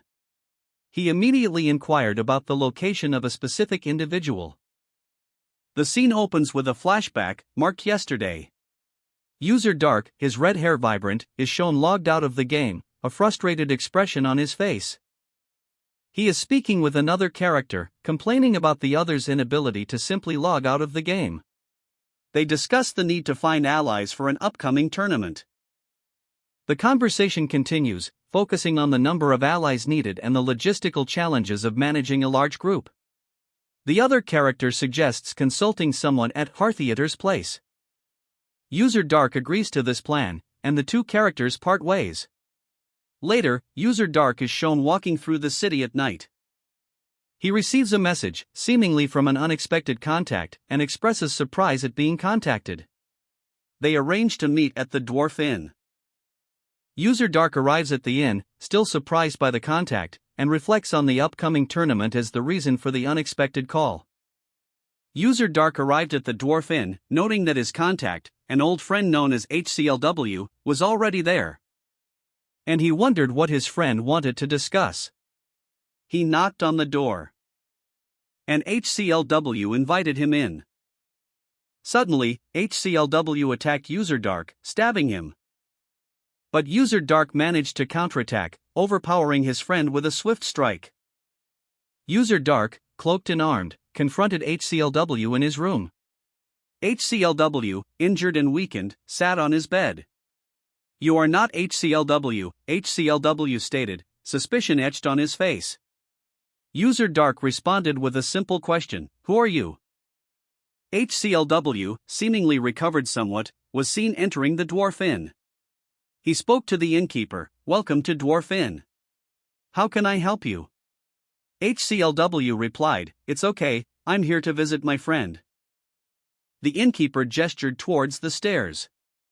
"Then go on ahead." HCLW ascended the stairs, his movements still slightly hampered by his injuries. User Dark, observing from a shadowed corner, questioned him, "Are you from Giga?" HCLW, clearly agitated, responded, "What kind of evil plot is this?" User Dark countered, "Shoo, that's got nothing to do with you, die." A sudden attack from HCLW was thwarted by User Dark, who narrowly avoided the blow. HCLW shouted, "Now!" User Dark, having just evaded HCLW's attack, roared, "Get that bastard!" His sword glowed with energy as he prepared for a counterattack. He unleashed his special ability, Wrath of the Aqua Dragon, a torrent of water erupting from the ground, engulfing HCLW in a powerful surge. HCLW, caught off guard, was sent sprawling. What was that?" he stammered, bewildered by the unexpected attack. The Aqua Dragon's attack had knocked HCLW off balance, leaving him vulnerable. User Dark seized the opportunity, his sword striking with deadly precision, landing 2 blows with the Knife of Doom. HCLW cried out in pain as he was incapacitated. A surge of red energy crackled through the air, marked by the word spark. HCLW, his face contorted in agony, gasped, "This virtual pain is so real." User Dark observed HCLW's suffering, his thoughts turning to the source of the intense pain. He wondered if it was his stolen knife of paralysis, a weapon capable of inflicting real pain even in a virtual world. But dismissed the idea, concluding that the dagger's wielder couldn't yet enter this world. A glimmer of understanding dawned on him, perhaps, just perhaps. A large crowd gathered before a grand building, their chatter filling the air. 2 figures, seemingly important, stood apart from the crowd, observing the scene. As angelic trumpets blared, announcing the start of the event. A muscular, red-haired man, radiating power, stood prominently, while a smaller, pink-haired woman with piercing eyes stood beside him. The pink-haired woman, identified as Daikon, addressed the red-haired man, Shuv, expressing concern about their late arrival. Shuv, in turn, confirmed that they had barely made it on time. Daikon then addressed the assembled crowd, announcing the start of the year's tournament. The crowd erupted in cheers as Daikon declared, "Now let's rock and roll," signaling the beginning of the tournament. Daikon announced the start of the tournament, exclaiming how it was going. A turtle-like creature and a smaller, rounder character are visible in the foreground, seemingly commenting on the video. Shuv, noticing Omai in the crowd, excitedly pointed him out to a companion, marveling at the famous BJ's presence. Umai, the famous BJ, addressed the viewers, thanking them for watching and announcing his participation in the tournament. He offered to share his list of top contestants while they waited. Umai prepared himself, asking if he was ready before declaring, "Okay, here we go."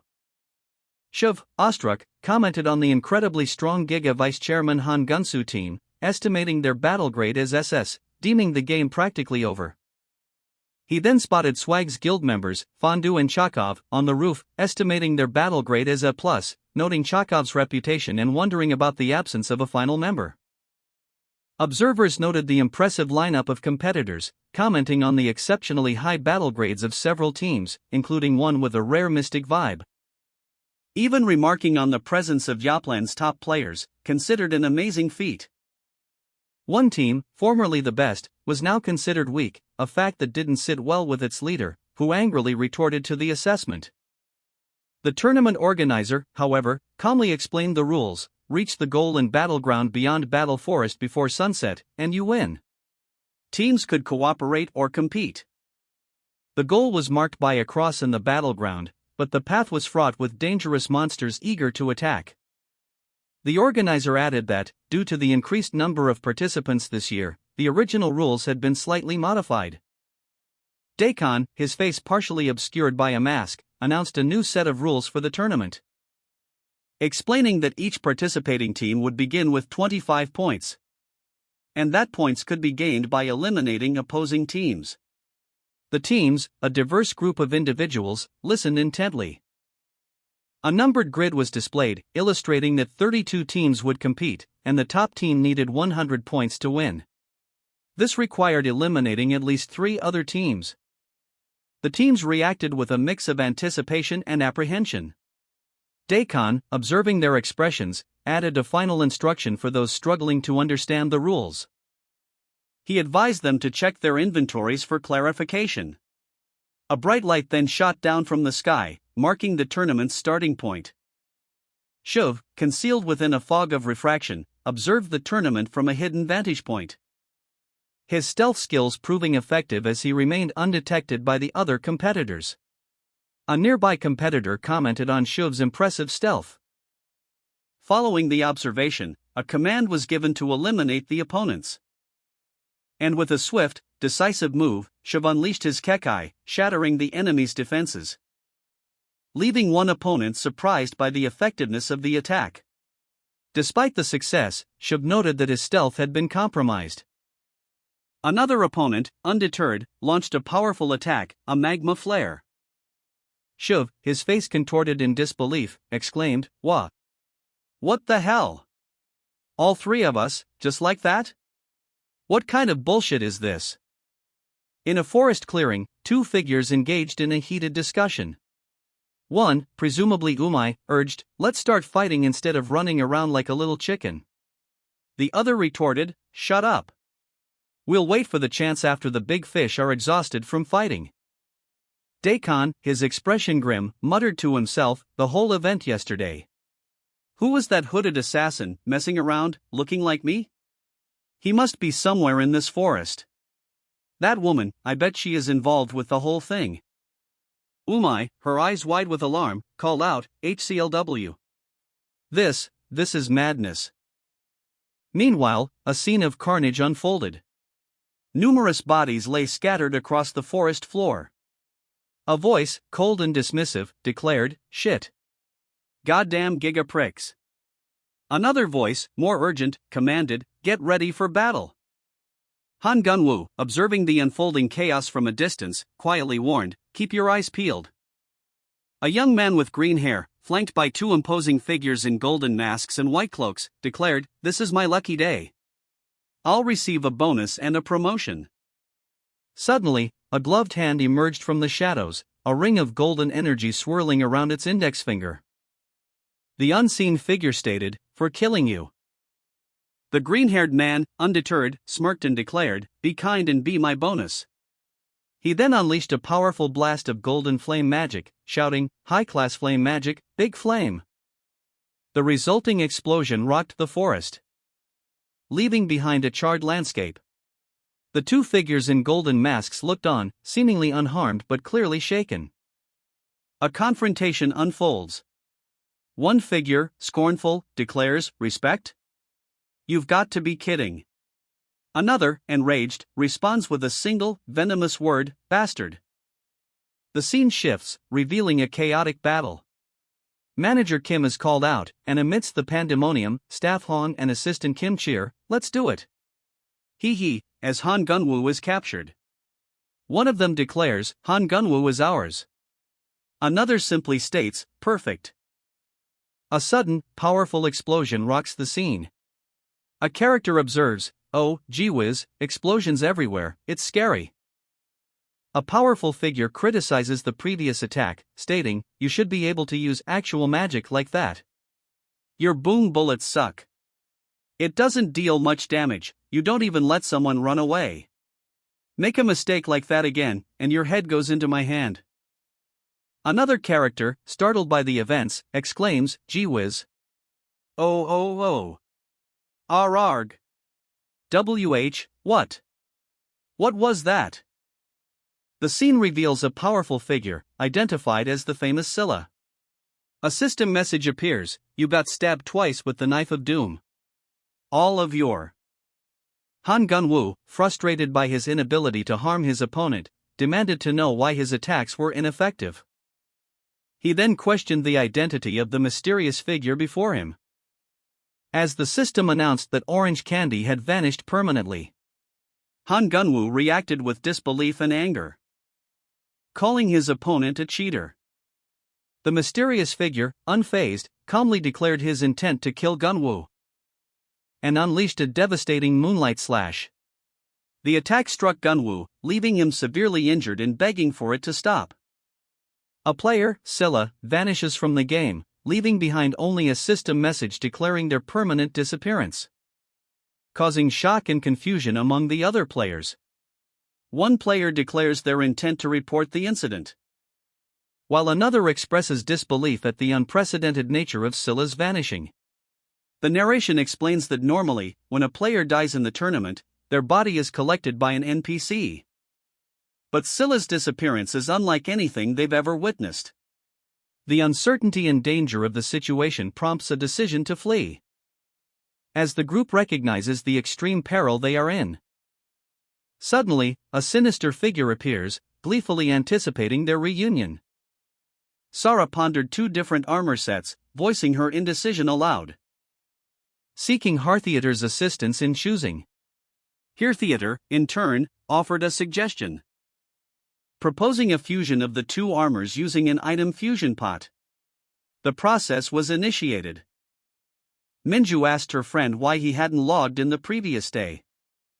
One friend commented on how fun the battle tournament was, while another mentioned his mother's concern about potential addiction. The friends were shocked to hear that his account had been deleted by a hacker. The forum was in an uproar.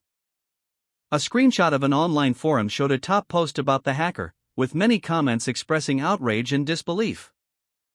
A player named Yopololi posted a detailed account of the incident, describing how a red-haired character was suddenly killed and then deleted, expressing their anger and plans to protest. Several players lamented the deletion of their game accounts, with BBMon exclaiming, "I got mine deleted too. This is bullshit." Another player added, "I do not think Scylla was the only one." The sentiment of frustration was widespread.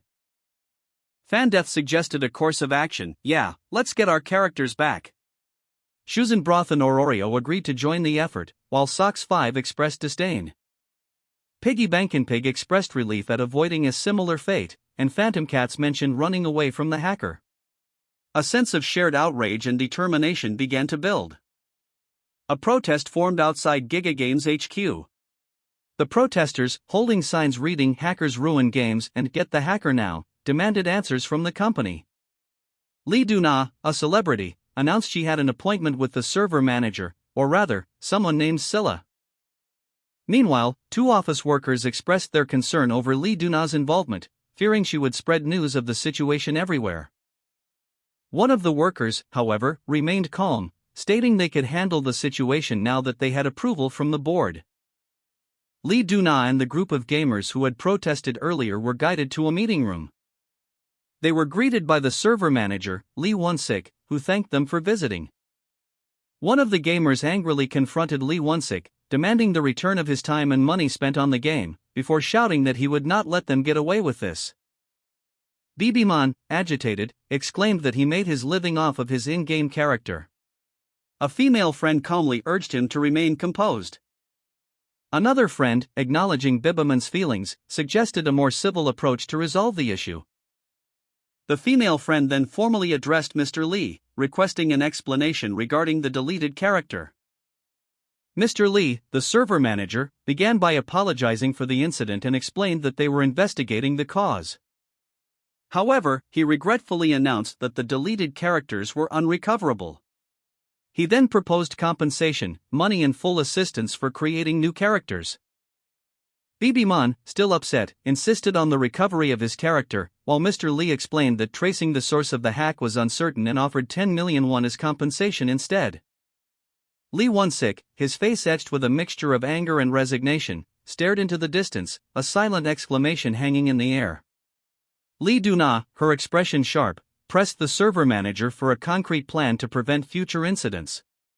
She demanded to know what measures would be taken if a similar breach occurred again. "What I want," she stated firmly, "is for you to bring that hacker to me, and I'm not going to accept no for an answer. Because then I'll let the world know about how incapable you are." The server manager, surrounded by his team, responded calmly, assuring her that they were doing their best and that their best people were on the case, urging patience and trust. Meanwhile, in the virtual world of Battle Forest, manager Kim and his team celebrated their recent success, their excitement palpable. Two figures faced off, their expressions sharp and intense. One, a boy with pale skin and horns, glared with narrowed eyes; the other, a girl with dark hair and horns, smirked, a hint of malice in her gaze. The girl, summoning her familiar, Leggy, a vibrant orange creature with a single large eye, prepared to attack. Simultaneously, the boy countered, his own weapon, an ego sword, glowing with power. Lee Won-sik, his smirk widening, challenged his opponent, a young man with dark hair. "So, can you beat me?" he taunted. The young man, clearly agitated, muttered, "Goddamn lowlife," before summoning his own power. He had heard the news of Lee Won-sik's resignation and was ready to confront him. He declared, "Summon Flame Spirit Salamander." The Salamander's blessing skill activated, engulfing the young man in fiery energy. "And I'm gonna do just that," he vowed. Lee Won-sik, witnessing the Salamander's power, was taken aback. "Salamander's blessing? He's gonna burn this entire forest," he exclaimed, clearly concerned by the scale of the attack. A young man with vibrant red hair and a sinister grin declared, "I am the living, breathing definition of OP." Elsewhere, a woman with short dark hair wielded a peculiar sword, prompting her companion to exclaim, "Wow Sora, that's one weird sword." A small, orange creature cried out, "Mommy! It hurts. What are we doing?" The woman, Sora, apologized, "Sorry, but I'm just doing this for the bounty. Let me make this quick." She dashed forward, engaging the creature in a swift battle. The creature cried out in pain, "Ouch! It hurts. Mommy, I'm scared." Sora, internally frustrated, muttered, "Damn, this sword is like an unwanted child. I can't use this thing." She then commanded herself, "Okay, ego, go back, watch me fight, and learn." She questioned her decision to buy the sword. Why did HCLW insist on buying this? I'll just have to make do. Her opponent scoffed, "Ha! Is this some sort of joke? If it is, it's gonna be the last one you make." Sora activated a skill activated. Sonic Piercer. Blood trickled from Sora's ear as the orange creature spat, "Mommy's hurt. That person." Sora's companion watched as Sora, with a determined expression, plunged into the creature's gaping maw. The creature roared, "Bad person." Sora emerged, wielding the orange creature as a club, crushing it with brutal efficiency. Ho! Holy shit! On-screen text appeared, "Staff Hong has died. Ego Sword leveled up. Ego Sword is now level 2. Sora's companion commented, "Hey, that familiar looks powerful. Sora's companion then blocked an attack.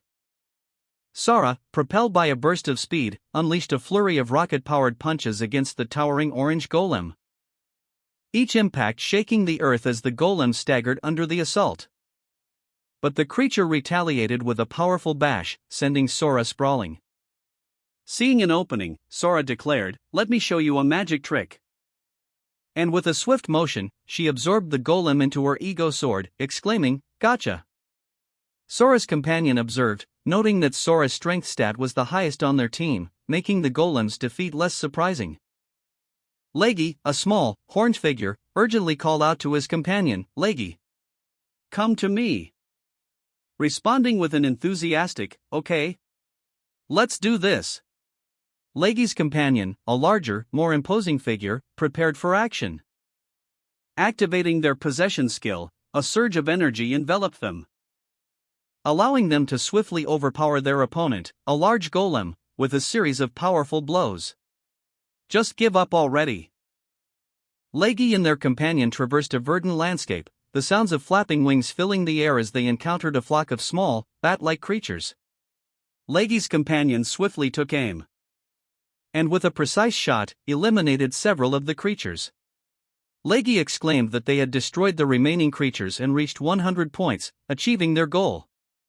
Their companion suggested checking out other parties. The narration shifts to show various other teams competing, highlighting the VIPs of Yopaland and a team called Heeleracer's crew who were close to victory. Leggy's companion noted the obvious success of the VIPs of Yopaland team, and the scene showed a Halloween-themed party. The Giga Vice Chairman's party was shown rushing towards an unknown location. Leggy and their companion encountered another bat-like creature. Observing from a distance, a group of players noted the presence of a red-eyed player in a hood, currently at 25 points in the competition. Recognizing him as the infamous hacker, the hacker, enraged, declared his intent to defeat his opponent. Engaging in a swift, intense duel, the hacker, surprised by his opponent's skill, exclaimed in disbelief as his attack was blocked, and countered with a powerful personal skill, extending his reach. A man with gray hair and a stern expression muttered, "Something's weird." He questioned, "What would it be?" A system message appeared, "Class B obstacle detected." A red-haired figure, eyes blazing, appeared, declaring, "Terminate." With a powerful blow, the red-haired figure launched a devastating attack, sending their opponent flying with a resounding boom. The opponent, a figure in yellow armor, crashed to the ground, prompting the red-haired figure to exclaim, "Stop being so goddamn cute." Hacker, still adjusting to his new form, urged his master to finish off his opponent. He was still getting used to his enhanced abilities. Leggy, however, had been saving a powerful transformation for a more critical moment. But faced with Hacker's relentless attack, he decided to unleash it early. The transformation was swift and dramatic, revealing Leggy in a powerful, golden robotic form. Mode 2, he declared, emphasizing the enhanced power and speed of this new state. Leggy's new form was a testament to the power of advanced technology and significant resources. He boasted about the sheer power and speed this upgrade provided. With overwhelming speed and power, Leggy launched a series of devastating attacks, leaving Hacker completely overwhelmed and unable to react effectively. "Time to finish this," Leggy declared, confident in his victory. As Leggy prepared the final blow, Hacker activated a skill, triggering a sudden and unexpected déjà vu effect. The scene shimmered, hinting at a hidden connection or a recurring pattern in the events unfolding. Leggy, in their powerful robotic form, plummeted towards Hacker, declaring, "I can see his trajectory." The robotic Leggy delivered a devastating blow, shouting checkmate. Hacker, despite the impact, countered, "I am still stronger and faster." With a powerful burst of energy, Hacker shattered parts of Leggy's robotic form, exclaiming, "No." Leggy's robotic form deactivated due to insufficient mana, leaving Hacker standing victorious. Just in time, Hacker thought. Elsewhere, a new confrontation began. One combatant observed, "Looks like you are all alone now." The other responded defiantly, "Shut your mouth, peasant." Hacker, brimming with confidence, unleashed their flame of doom skill. The fiery magic erupted around them, engulfing the area in a torrent of intense heat. New Character 1, observing the spectacle, commented that it was pretty high-class magic. The flames subsided, leaving Hacker standing amidst the embers, declaring, "Nice and toasty." New Character 2, whose magic was proving ineffective against Hacker's power, exclaimed in disbelief, "My magic is not working." Hacker, anticipating this outcome, simply responded, "I told you." With a swift, powerful movement, Hacker overpowered New Character 2, sending them crashing to the ground. One warrior, his skull slightly mashed, reassured his comrade, "You are gonna be fine. I've only mashed your skull, it's not much." The injured warrior reporting, "We failed the mission. It's HCLW's party, he's immune to our magic." A third warrior, witnessing the scene, exclaimed, "HCLW?" He questioned, "Then who's that?" As he spoke, Hacker appeared, engaging in combat with the injured warrior. The injured warrior was incapacitated by Hacker's attack, unable to move a muscle. "The fuck is that sword?" New Character 1 observed, "I think that's the Hacker character." "Don't worry, ma'am, we are here to take care of him." A cyan-colored explosion erupts in the distance, amidst a mountainous landscape. A thought bubble appears above the scene, stating, "Getting poisoned sucks." Sora, HCLW, and New Character 1 are shown resting in a forest. Sora groans, stating that they are tired and starving, and that they are poisoned. HCLW observes them. HCLW suggests taking a break, but reminds them that time is running out. New Character 1 asks for a healing potion, explaining that they used all their energy in the previous battle. HCLW explains that they don't have HP potions, but offers New Character 1 a mana potion instead. A UI panel shows HCLW's inventory. HCLW then gives Sora a large chunk of meat seasoned with detox herbs. Sora expresses gratitude. New Character 1, poisoned, tired, and hungry, drank a mana potion given by HCLW while HCLW's other companion munched on detoxifying meat. Meanwhile, New Character 2 questioned HCLW's motivations for investing millions in the game, prompting HCLW to explain that his reason for playing was inheritance. This led to a heated exchange with New Character 2, with HCLW revealing that when his grandfather's condition worsened, a rumor spread that the best Lucid Adventure player in the family would inherit. HCLW's revelation left him contemplating the implications. As he reflected on the family's tradition of the best Lucid Adventure player becoming the heir, HCLW, surrounded by shadowy figures, recounted his past. He explained that his grandparents were very close, and the adults tried to prevent him from playing games. But he continued to play, especially with his grandfather. He felt alienated from his parents, who showed little care for him. Only his grandfather offered companionship and affection. The boy's primary motivation for playing the game was to see his grandfather again. New Character 1, New Character 2, and HCLW were together in a forest clearing. HCLW stated that he enjoyed spending time with them. New Character 1 reacted with surprise to HCLW's statement, while New Character 2 remained silent. The tension was palpable. Suddenly, an arrow flew towards HCLW, narrowly missing him. He reacted with alarm, shouting in surprise. Sora, the red-haired warrior, found himself ambushed. He shouted to Dark and Sora to take cover under a nearby tree, as a volley of arrows rained down upon them. Dark, carrying Sora, narrowly avoided the deadly projectiles, while Sora, observing the archers in the trees, realized the ambush was planned. The relentless barrage continued, but ultimately failed to hit its targets. The archers, frustrated by their missed shots, expressed their anger and disappointment. Meanwhile, the Axeman party captain boasted about the successful recruitment of 10 parties to his force, adding 1,000 points to their total. His team consisted of archers, berserkers, and healers. Back in the fray, Sora activated his humorous golem skill, summoning a massive golem arm to defend himself. Dark, however, was out of MP. Praising HCLW's quick advancement, the red-haired warrior stated, "Good move, kiddo. I gotta say, you are advancing quite fast." He then added, "So in return, I'll show you something good." The red-haired warrior launched a surprise attack, shouting, "We got you by the balls. Goodbye, HCLW." Two burly figures charged towards HCLW, axes raised, while a third figure leaped from above. Suddenly, a volley of arrows rained down on HCLW from all sides. The arrows whizzed past, narrowly missing their target. Amidst the chaos, a female archer shouted, "Idiots! You are shooting at your friendlies." Another archer yelled, "Shoot! Don't think about it. Just shoot." The red-haired warrior deflected several arrows with his blade, grunting in frustration.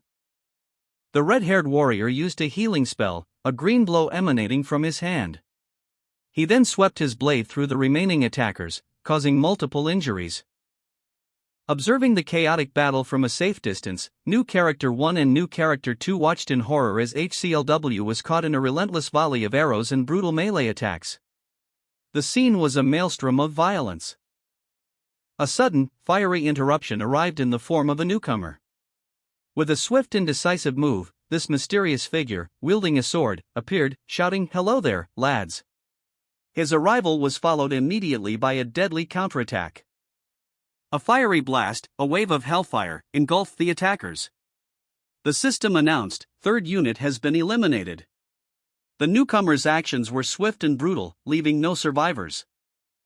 Leaving New Character 1 and New Character 2 stunned and speechless. One of the surviving combatants groaned, "Arg, Axeman." The healers, meanwhile, had been completely overwhelmed, their efforts proving futile against the sheer force of the attack. New Character 1 voiced their confusion, "Why is he there? I don't understand." What about the healers, they wondered. The newcomers' actions continued to shock and amaze. Another combatant shouted, "Fuck him up." The newcomer, seemingly unfazed by the carnage, turned to address someone unseen, saying, "Hey kiddo, wanna know why I'm playing this game? It's simple." He explained, "I'm playing for the moolah." The newcomer's motivations were purely mercenary. Despite the chaos, he remained focused on his objective. Another voice chimed in, "Kiddo, protection fee is only $1 million. What a bargain." The newcomer responded with a chuckle, "Hee hee." Another voice, seemingly annoyed, interjected, "What are you talking about, Scrooge?" The newcomer launched a relentless assault, a whirlwind of motion and red energy. With each strike, a numbered combo appeared, marking the devastating efficiency of their attack. The attackers were cut down one by one, their bodies crumpling under the force of the blows. A crimson trail of destruction marked the newcomer's path. Each strike more precise and deadly than the last, a testament to their skill and power. The final attacker fell, defeated. The newcomers stood over their fallen opponent, a smirk playing on their lips. "You're the only one left. Any last words?" they asked. The defeated attacker, his body battered and broken, managed a weak retort. "This is unacceptable. My strategy was flawless." Two onlookers watched in amazement as HCLW, already injured, unleashed a complex spell. The spell involved a combination of movement, buffs, and attack spells, interwoven with hallucinations. "Spells, spells, so many spells," one of them exclaimed, marveling at the sheer number of spells HCLW was casting simultaneously. The other noted the newcomer's sword, commenting on its dangerous appearance, but confident in their ability to avoid it. HCLW's spell, a chain magic, Holy Lights, erupted in a dazzling display of light and energy. One of the observers noted that they had never seen anyone outside of Giga avoid such a powerful attack. But the newcomer effortlessly dodged the attack, proving their skill and strength. The observer concluded that the newcomer was not to be underestimated. Meanwhile, HCLW, witnessing the newcomer's escape from their powerful spell, felt a surge of anger. They declared that breaking the order and peace of the world, crafted by their father, would not be tolerated. And activated a skill, initiating a defensive countermeasure. The system registered the threat and switched to manual mode. The newcomers stood precariously on the edge of a cliff, the setting sun casting a fiery glow on the landscape. As HCLW, from a safe distance, watched the newcomers' precarious position. "That power, you were so close to the secret," HCLW stated, observing the newcomers' apparent vulnerability. Meanwhile, new character one's eyes widened in shock and concern as they witnessed the events unfolding below. HCLW plummeted from the cliff, but not before a smirk crossed his face. "We shall meet again," he declared, his words echoing the gravity of the situation. From above, new character 2 and new character 1 watched in disbelief as HCLW seemingly vanished completely. "Will he be back?" new character 2 questioned, their uncertainty palpable. New character 1, still processing the events, pondered a crucial question: has the other HCLW been dealt with, their thoughts reflecting the lingering uncertainty and potential threats. One of the figures, dressed in a white military-style uniform, reported, "I'm afraid not, the parties are not responding." He then added, "I have it." The other figure, cloaked in white, stood atop a cliff, gazing at the setting sun. Meanwhile, two other individuals discussed their next move. One stated, "Too much time has been wasted here. Let's make haste." They planned to proceed to the location of the other HCLW. The final hour of the preliminary games had arrived. A man, seemingly unconcerned, declared this to be the last group of opponents, adding that they needed to be kept fed for the main game, as he prepared to dispatch them quickly. He stated his desire to finish quickly, mentioning a cake waiting for him. With a swift motion, he unleashed a devastating attack, crushing the pig-like creatures and sending them hurtling towards a monstrous, gaping maw below, which consumed them with horrifying speed. Observing the carnage, he commented on the spectacle. An unnamed man, seemingly unconcerned, explained that he had been feeding the gods, but his sister angrily retorted that he was supposed to have done so in the morning. He apologized, stating that the gods' unpredictable nature made it difficult to predict their needs. His sister, exasperated, warned him of the potential consequences of neglecting his duties, reminding him of a past incident and urging him to act quickly.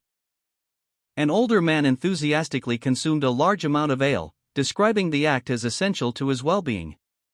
He then instructed a younger man to observe and learn from his example. The scene shifts to a festive gathering at what appears to be a preliminary battleground. A sign indicates that a Halloween party is underway, with only 4 spots remaining. An individual expresses regret at having trusted others, likening their betrayal to a wolf's attack. Others present, including a wolf-like creature and a vampire, remain silent. Approaching a scene of chaotic revelry, an unnamed man, a woman with green skin and a fox-like creature, expressed their astonishment at the sight of a large drinking party in progress. A blonde woman cheerfully announced that a party had been prepared for all participants and welcomed them to the battleground, offering food and drink at a nearby hotel. A three-eyed, green-skinned creature reacted with surprise, while the unnamed man, upon learning that everything was free of charge, expressed disbelief and overwhelming joy. Becoming completely unrestrained in his excitement, much to the dismay of the woman and the fox-like creature, who watched him excitedly grab alcohol. He shouted freedom. Meanwhile, the fox-like creature, wanting alcohol as well, was given strawberry juice instead by the blonde woman. Annoyed by the party's noise, the three-eyed creature asked the blonde woman to be taken to their room. The blonde woman, however, suggested a quieter location instead. She complimented the creature on their performance in the forest, mentioning that this area was designated for relaxation and free from fighting. The three-eyed creature, upon seeing the offered drink, expressed their appreciation. Meanwhile, the unnamed man continued his excessive drinking, reaching his 10th barrel of alcohol. His actions escalating as he declared himself the real drinking king and challenged others to a drinking contest. An unnamed man, highly intoxicated, boisterously announced the rules of a drinking contest. Rules simple: outdrink others and get the prize. He raised his arms, showcasing a 10K lunar balloon and an S+ magic potion, adding, "Let's destroy ourselves. Bottoms up everybody." Meanwhile, a three-eyed creature and a woman watched the chaotic scene from a distance. The woman commented, "Complete idiots. The three-eyed creature, seemingly amused, simply replied, "Bingo." The three-eyed creature and the woman sat together, enjoying a meal. The woman remarked, laughing and enjoying life without knowing why. "It's good to see people without the worries of the real world." The three-eyed creature responded, "Don't you think so too? We can eat, drink, and enjoy ourselves as much as we want in this world." The woman agreed, "Yes, it is amazing when you think about it. It's fascinating actually. I can get drunk and feel pain, all in this virtual world." The three-eyed creature continued, "I love it here. So what do you do in the real world?" The woman hesitated before answering, "I'm looking for a job. It's not going well, that's why I'm here. I should just join the Giga Guild, you know." The three-eyed creature questioned, "Aren't we here to forget about real life? Why are you bringing that up?" The woman apologized, Sorry about that, it's the alcohol talking." The three-eyed creature replied, "It's okay." The three-eyed creature sat contemplatively, a roasted turkey and an array of spirits before him. He mused aloud, "Sometimes I can't tell if I'm in the real world or this world." He continued, expressing a longing to remain in this fantastical place. "I want to just stay here forever." Another voice countered, attempting to pull him back to reality, "Come on, it's just a game. You gotta have a life." The three-eyed creature, however, remained resolute, "Maybe. I mean it, I really mean it. I wish this is the real world, and the real world was just a nightmare." Elsewhere, a boisterous drinking contest was underway. An older man was knocked unconscious by a younger man, who exclaimed, "There goes the oldie. Knocked out." Two competitors, Heeleracer and Oz and Goldie, faced off, each having emptied 29 barrels of alcohol. The challenge was issued, empty the 30th barrel.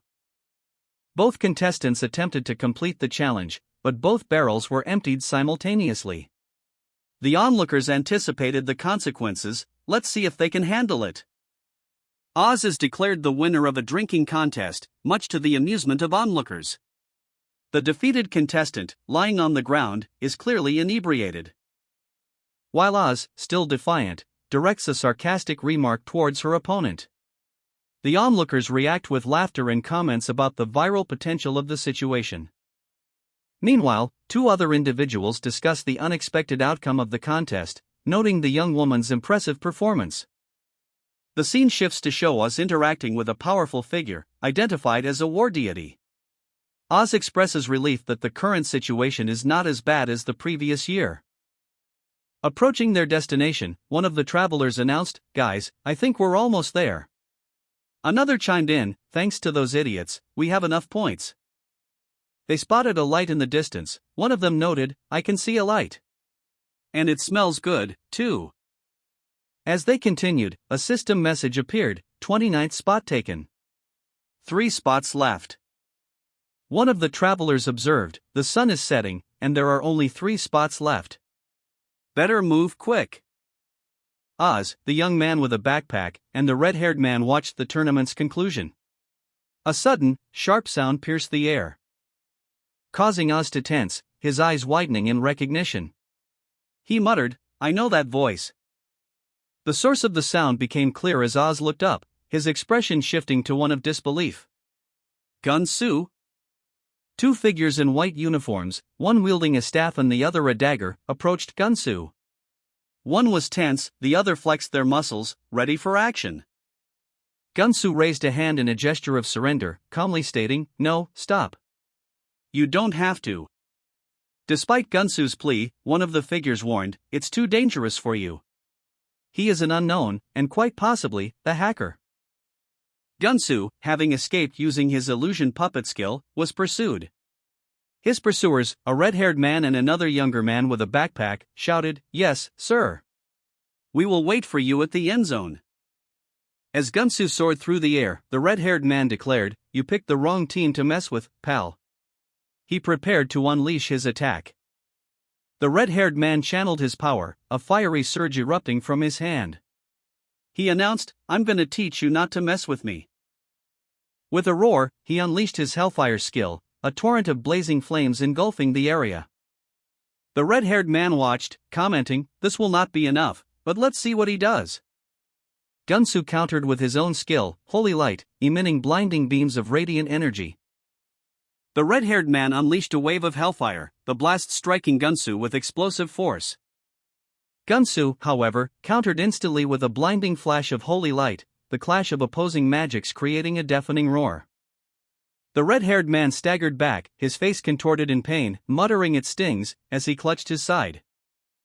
He sneered, addressing Gunsu and his companion, "If you are the best gig a magician has to offer, then this is going to be a walk in the park," he declared, a confident smirk spreading across his face. Oz and the younger man with backpack watched from a distance. The red-haired man lunged forward, aiming a powerful blow at Gunsu. The red-haired man, gasping for breath, exclaimed, "Fuck, it's hard to breathe." He then sneered, "A magician good at close combat? This is just fantastic." Gunsu countered with, "You don't belong in our world." He then launched a powerful kick, sending the red-haired man sprawling. The impact was significant, as indicated by the onomatopoeia thump. The red-haired man cried out, "Sora!" Gunsu, having delivered the blow, calmly stated, "You can thank me later." Oz and the younger man with a backpack watched from a distance as Gunsu's opponent, the red-haired man, attempted to flee, shouting, "You idiots, watch out!" Gunsu activated his skill, Luminous Blessing, and pursued the fleeing red-haired man. Oz and the younger man with a backpack observed the unfolding confrontation. The red-haired man, confident in his abilities, declared that Gunsu's attacks were ineffective against him. Gunsu, however, countered, stating that he would block the red-haired man's magic once they were close enough. He urged his companions to move and block the incoming attacks. The red-haired man unleashed his hellfire, but Gunsu responded by activating his Holy Light Shower skill. Overwhelmed by the sheer number of light beams, the red-haired man's allies struggled to defend themselves. One cried out in frustration. Gunsu, seizing the opportunity, used his allies as a human shield, deflecting the remaining hellfire attacks, leaving the red-haired man vulnerable. The Holy Light Shower struck him directly, causing him significant pain. Oz, witnessing the unfolding confrontation, muttered in disbelief, "What the fuck is she doing?" Now, Gunsu launched a swift counterattack against the red-haired man. The red-haired man, seemingly surprised by Gunsu's sudden move, attempted to defend himself, shouting, "Gunsu, I'm gonna stand up for myself from now on." He realized his mistake, lamenting, "Why, you little brat. I shouldn't have wasted mana on making that puppet." As a last resort, the red-haired man unleashed a powerful attack. Oz, observing the intense battle, felt a surge of fear as he witnessed the red-haired man's desperate move. He exclaimed, oh no." Gunsu unleashed a devastating attack, a surge of dark energy erupting from his blade as he shouted, "Dark light." The force of the blow created a shockwave that ripped through the earth, leaving a trail of destruction in its wake. The red-haired man hissed in pain as the attack connected, his body scorched and battered. He stumbled back, panting heavily, his strength clearly waning. His final attack missed its mark, leaving him vulnerable and defeated. "I missed them," he muttered, his voice filled with despair. Elsewhere, Oz and the younger man with backpack watched in shock as the battle concluded. The intensity of the confrontation left them both speechless. "We are alive?" Oz exclaimed, still reeling from the events. Suddenly, Chocovivi, Tempest, and Fondue appeared, having successfully teleported to their allies' location. "Wow, that was a close call, but we successfully teleported you," Chocovivi announced, relief evident in their tone. A cloaked figure, his face partially obscured by bandages, announced, "Our party is the 31st to make it to the goal. There's only one spot left."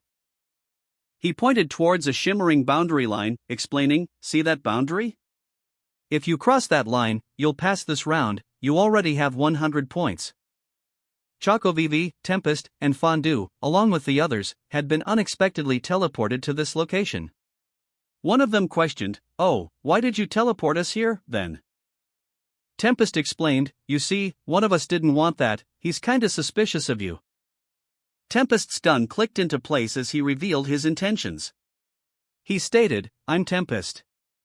I'm looking for that hacker character that stabbed Swag. He continued, so far, I found out that he has red hair, red eyes, uses a strange knife, and looks exactly like you. The red-haired man vehemently denied being the hacker, insisting he was with them the whole time. He explained that he initially dismissed the rumors as mere speculation from haters. But he couldn't identify the attacker because their face was obscured by a hood. Gunsu, skeptical, retorted that the red-haired man's claim held little weight coming from a traitor. He questioned the validity of their testimony, highlighting the possibility that they were lying. Gunsu, his distrust evident, pointed his gun at the red-haired man, threatening him. He stated that if it weren't for Swag, the red-haired man would already be dead. Chocovivi and Fondue suddenly appeared, having teleported to the scene. The red-haired man continued to protest his innocence, arguing that Gunsu was simply assuming his guilt based on unfounded rumors. The red-haired man, crouched low, proposed a game to his opponent. His opponent, Gunsu, questioned the nature of this game. The red-haired man explained that it was a simple game of survival, with high stakes. He offered himself as the target, daring Gunsu to shoot him. The red-haired man laid out the rules: if Gunsu killed him, the alliance would dissolve; if he survived, the alliance would continue. Sara, comfortably nestled in a bed, remarked to Dark, "At least the bed is comfy." Dark, standing nearby, inquired, "Do you remember what HCLW said?" Sara, now lying down, responded, recalling HCLW's words, "He said he had something to do, and that we can log out without him." Sara, eyes wide open, thought to herself, "He's reckless, but he knows what he's doing, at least I'd like to think so." Sara, preparing to leave, stated, "Well, I should log out. See you, Dark." Dark, standing outside room 200, responded, "See you, Sora." In room 308, a conversation unfolded. One individual addressed another, saying, "Honestly, you weren't supposed to shoot. You were supposed to believe me." The red-haired man, nursing a wound to his forehead, seated. "But oh, you had to shoot me, you cold bastard." The other man retorted, unmoved. "Stop whining, asshole. What happened there?" A flashback showed a blue energy blast striking the red-haired man's forehead. "You had a forehead of steel." A third man, wearing a wide-brimmed hat, chimed in, "Maybe because he is a knobhead, right?" The red-haired man snapped back, "Shut your mouth, you are a knobhead, knobhead." He continued, "I cannot believe you just said that." One of the men admitted that he and his companions had been outsmarted. "You got us. I wish I were immune to magic," he conceded. The red-haired man smirked, explaining his strategy. "Now, if I encounter you in the brawl, I know not to use magic against you."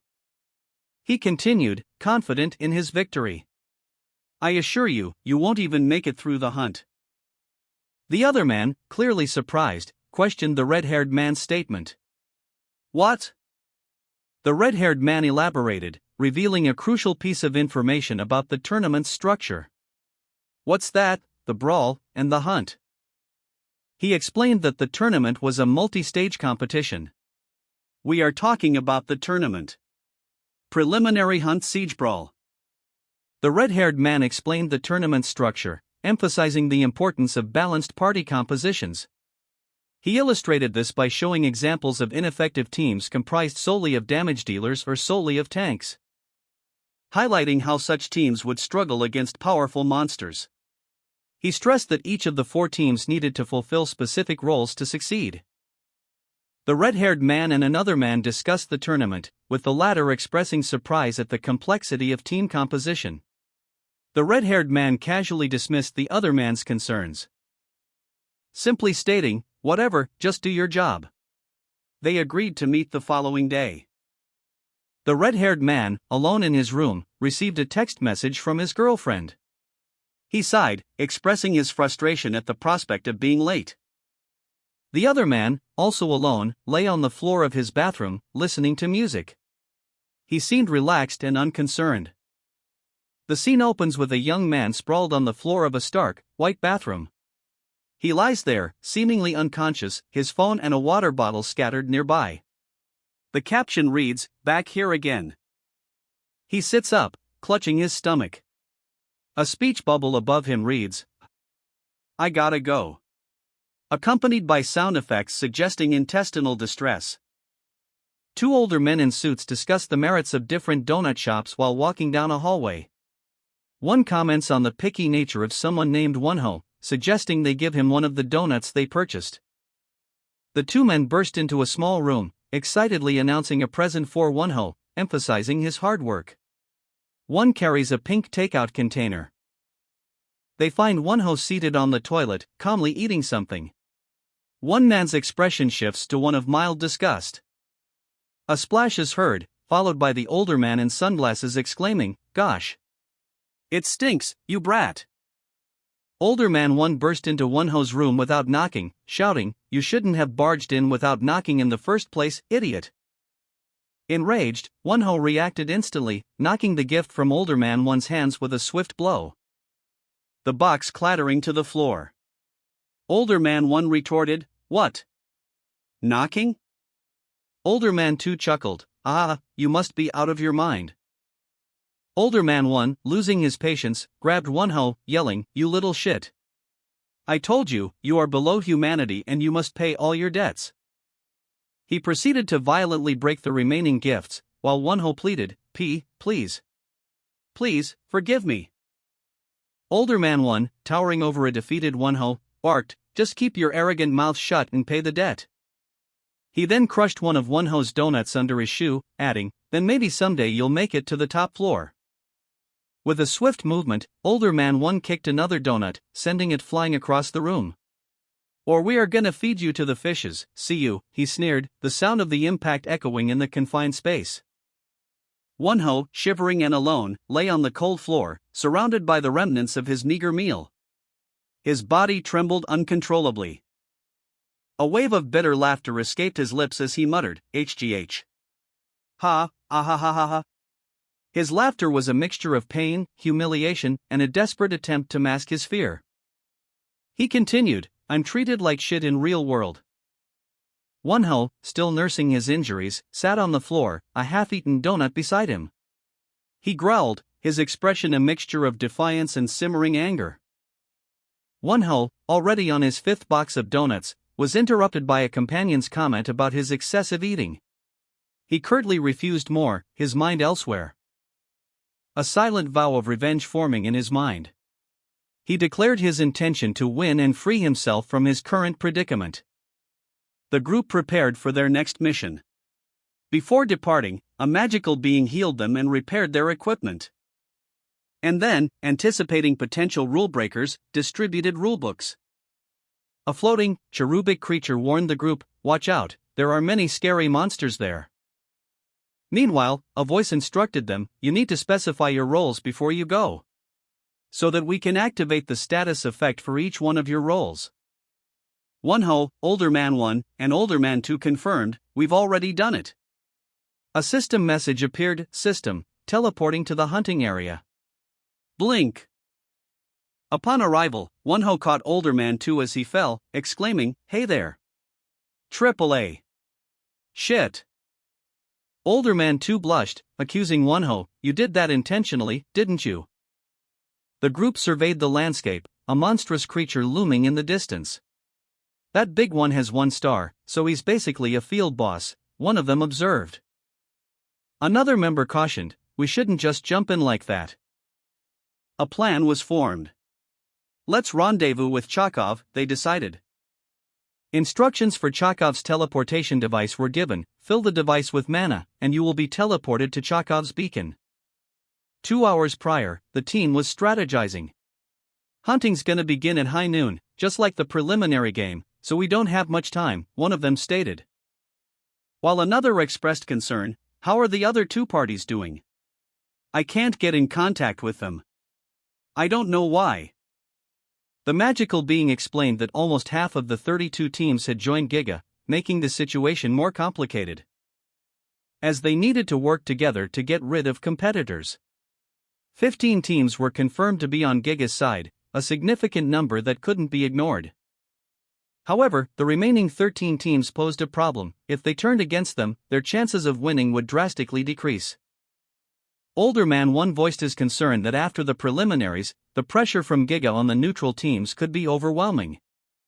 Wonho suggested they avoid Giga as much as possible and focus on hunting monsters instead. The magical being clarified that high point monsters with stars were like field bosses, requiring careful planning and tactics to defeat. The team members introduced themselves and their roles. One, a dark magician, explained that he mixed summoning with offensive spells, while another, a swordswoman, declared herself a tank, emphasizing her slashing skills and a fondness for weapons.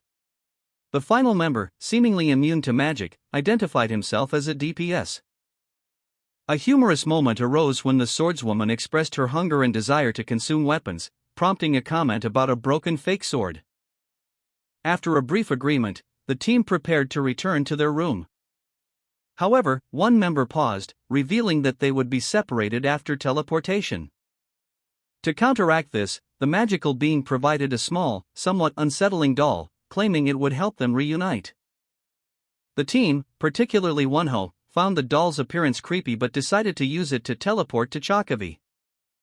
Wonho, having finally arrived, was immediately accosted by another individual. HCLW.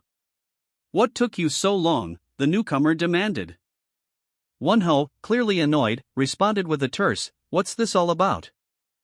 The scene shifted to reveal a bizarre situation. Several individuals, including the dark magician, the swordswoman, and the DPS, were trapped within a large, pulsating green slime. One of them, seemingly the dark magician, called out for help. "Haha, please help." Wonho, observing the scene, questioned HCLW's involvement. HCLW. Help? You guys are together? His tone hardening, HCLW retorted, "You want a piece of me, HCLW?" The swordswoman, observing the unfolding events, expressed her surprise. "Hey, I thought we were all on the same team." HCLW vehemently denied any collaboration with a sneaky bastard, fearing betrayal and the subsequent expulsion of the group. Further emphasizing that their current predicament was a direct consequence of HCLW's refusal to cooperate. And reminding Wonho of a past incident involving a binding spell, highlighting HCLW's immunity to magic as a strategic advantage. With HCLW confidently asserting their superiority and dismissing Wonho as a noob, while Wonho retorted with a sarcastic insult. The scene shifts to show the group's current location, a frozen expanse where the various members stand apart, their lack of camaraderie evident. Despite the apparent harmony, one member pointed out the presence of a large creature, highlighting their lack of awareness. Wonho, executing a powerful justice punch, sent his opponent hurtling towards a gaping maw. The monstrous creature swallowed the figure whole with a resounding thump. The group of onlookers watched in stunned silence as the beast landed heavily on the ice. HCLW, observing the scene, confidently declared to Wonho that they didn't need his help, dismissing the creature as a little worm. Wonho, however, was clearly referring to something else. The older man in the red hat, noticing the enormous creature in the distance, exclaimed that it was huge. HCLW, however, remained unimpressed. A colossal, three-starred creature emerged from the ice, dwarfing even the previously seen monster. The onlookers gasped in awe and fear at the sheer scale of the new threat. HCLW and the older man watched the unfolding scene, HCLW commenting on the interesting combination of events, while expressing confidence in their ability to handle the situation. They seemed to anticipate the arrival of the three-starred creature from the start. An attendant addressed the pink-haired figure, commenting on their unusually high level of enthusiasm this year. The pink-haired figure responded with a nonchalant, "Oh, you think so?" The attendant explained that the highest monster rating so far this year had been 3 stars. The scene shifted to reveal a monstrous, 3-starred creature, its imposing form filling the panel. The pink-haired figure, along with a blonde-haired individual, observed the creature. The pink-haired figure confidently stated that, due to the high number of participants this year, they could handle even a 3-starred monster. A 3-starred monster emerged from the shadows, its movements causing the earth to tremble. The group, alerted to its presence, immediately recognized the danger. Wonho, confident in their abilities, rallied his supporters, shouting, "Supporters!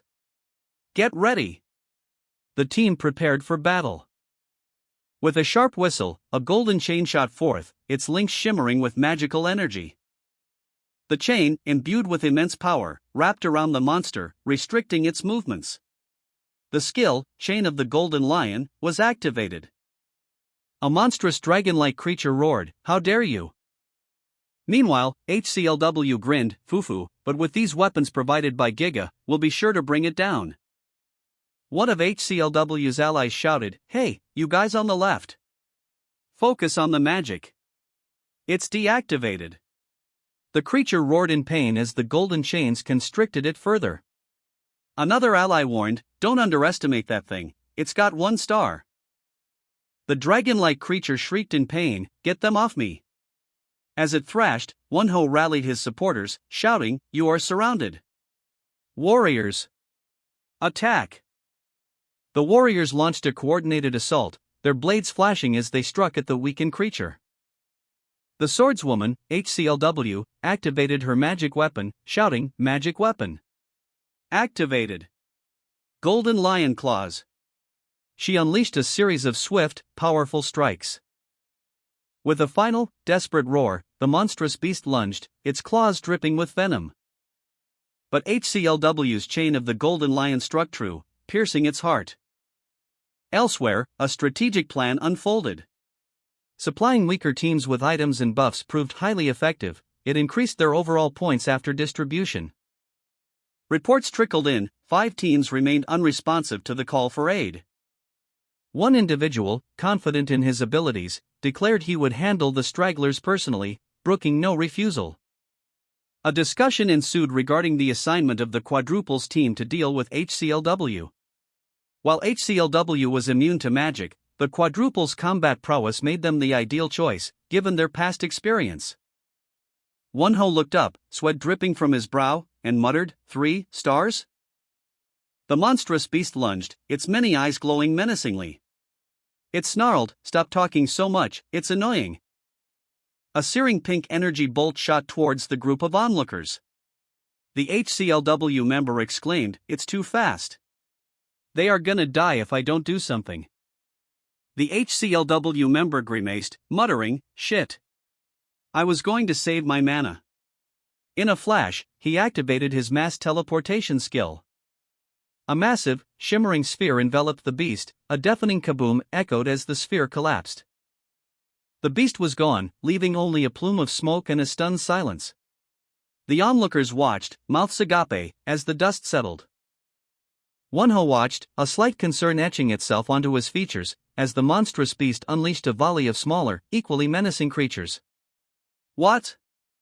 How did you just do that?" he wondered, his eyes wide with disbelief. The beast cackled, "You are some special snowflakes, aren't you? Ha ha." Its smaller offspring scattered, obeying their parents' command to attack. The smaller creatures, propelled by an unseen force, shot towards the group with alarming speed. "It's coming right for us," someone shouted. Meanwhile, the older man in camouflage proposed a plan. "Everyone, I have an idea. Listen up." He addressed the others, outlining a coordinated strategy. Sora and Dark were to provide cover for HCLW, who would activate his magic. Poo-Poo and Lime were tasked with supporting Fondues and Tempest. HCLW and Tag would distract the monster. Tempest and Fondue would summon their support, timing their actions carefully. The plan was put into action. Sora and Dark moved to create an opening, HCLW prepared his magic, and the others took their positions. With a swift motion, Sora caught one of the smaller creatures. The older man activated his mass teleportation skill. As the monstrous octopus-like creature lunged forward, its many eyes fixated on the group. "How cute," it sneered. HCLW, undeterred, taunted the beast, "Hey! You, octopus head. Look over here." While simultaneously unleashing a fiery blast. "Your flames are not hot enough for us," the creature retorted, easily deflecting the attack. The DPS, however, had a different plan. He fired a volley of specially crafted explosive rounds. Each shot precisely timed to detonate within the creature's massive body. "Ha ha ha, that tickles." They are like grains of sand, the monster laughed, seemingly unfazed. The DPS unleashed a devastating combo attack, Crash of Justice X Moonlight Slash, a powerful barrage that struck the monstrous foe. The monster roared in defiance, "How dare you weaklings scar my body? I'll make you beg for a quick death." The combined assault proved effective, visibly weakening the creature. From a distance, the other party members observed, noting the monster's size decreasing. The magical being and swordswoman exchanged worried glances as the monster began to transform. It's transforming into human form. This is dangerous. The transformation was complete, revealing the Octonash Great Beast in its human form. The beast commented, "Oh my, I've changed. It's a shame that everyone dies whenever I'm in human form." The Octonash Great Beast, now in human form, surveyed the remaining heroes with a predatory gleam in its eyes. "Let's see. What should I kill first? Eeny, meeny, miny, mo, who's gonna be the lucky foe? Aha! That one." The group watched in alarm as the monster underwent a horrifying transformation. Its form shifting into something far more grotesque and powerful. "Your teleportation magic is a pain in the ass," the creature sneered. "Call of!" Wonho shouted, his eyes narrowed in concentration as he assessed the situation. The monster, now fully transformed, cackled, "So, who's next? Eeny, meeny, miny, mo." Older Man 1 recoiled in shock as the monster underwent a horrifying transformation, its form shifting dramatically. He muttered to himself, grappling with the unexpected change. The transformed monster, now a towering, demonic figure, sneered at the fallen Older Man 1. With a swift kick, it sent him flying, taunting, "You ruined the party. You can bleed to death, then." Wonho, witnessing the brutal display, felt a surge of rage. "You freak," he shouted, charging towards the monstrous foe. The monster effortlessly deflected Wonho's attack. It revealed its newfound power, stating, "So you are the one who's been shooting me with that pathetic pea shooter. They won't be able to penetrate my energy field. I got it from the evil lord." Wonho, fueled by anger, unleashed a series of rapid attacks against the transformed monster. Each strike accompanied by the sharp sounds of clicking claws and the whoosh of powerful blows, culminating in a devastating explosion that rocked the ground. The transformed monster, seemingly unfazed, commented on Wonho's attack with a dismissive "Ah, how cute," showcasing its immense power and confidence. Meanwhile, Older Man 1, having been caught off guard, was struck by the monster's attack, leaving him injured and defeated on the ground. Wonho, witnessing this, shouted in frustration, "Are you out of your mind? She almost got you." Wonho, facing the monstrous foe, questioned the consequences of distractions as he launched a swift attack. The monster countered, its attack leaving holes in Wonho's heart. With a powerful smash, the monster sent Wonho flying. Meanwhile, HCLW's coordinated distraction succeeded, catapulting the monster into a distant peak. The impact caused a massive explosion, leaving a crater in the mountainside. Despite the success, Wonho remained wary, knowing the threat was not over. "It's going to come back," he thought, his gaze fixed on the distant mountain. Wonho coughed violently, clutching his chest. He was near death, his body racked with pain. So close, he thought, regret evident in his eyes. "If only I had a bit longer." The magic was almost ready. His companions, HCLW and Chakov, watched in horror. "Jesus! What do we do?" HCLW exclaimed, her voice laced with panic. "We can't do anything, his heart is gone," Chakov stated grimly. Wonho, barely conscious, muttered, "This is it, I guess, arg, it hurts." A system message appeared, "You are almost dead. Seek medical attention." HCLW apologized, "Sorry, swag. I didn't make it." Chakov looked around desperately. Then, her eyes landed on Lime, the magical being. "Don't give up yet, we need your magic, Chakov," she urged. Lime responded, "Lime can help you. You won't die, at least for now." Lime approached Wonho. Chakov asked, "Lime, could you Lime responded by enveloping Wonho in a green, gelatinous substance. A system message appeared, skill activated. Lime's special skill, incubator. Wonho, his body still bearing the marks of a near-fatal injury, gasped in relief. A faint green glow emanated from his chest. The lingering effects of Lime's incubator skill slowly fading as he muttered, "Thanks. I feel much better." He sat up, his chest still slightly glowing, and declared, "I'll be okay for now, thanks." Lime, observing Wonho's recovery, stated, "I can cast my magic again." Turning to Chekhov, Lime added, "Let's do this, there'll be an explosion, so be aware of that." Wonho, his energy steadily returning, focused intently. 90, 95. 97, 100%. Ready to go. "Here we go," he announced, preparing for the next phase. A message appeared, reading, "Fondue, Tempest, thank you for waiting." Wonho, prepared for action, declared, "Let's do this." His skill, God's Hand, activated, summoning a large, ethereal sword. Simultaneously, another skill, Armed Angel Squad, was activated, deploying a squadron of small, winged, armed figures. One of the figures launched a moonlight slash attack. The attack struck its target, but the shield proved resilient. A voice commented, "That shield is pretty tough. Where are the other DPS?" Wonho unleashed a powerful attack, a vibrant energy blast erupting outwards with a resounding blam. The force of the blow cracking the very ground beneath his feet. As the shockwave rippled outwards, leaving a trail of destruction in its wake. Suddenly, a swarm of small, winged creatures appeared, their rapid movements a blur of turquoise.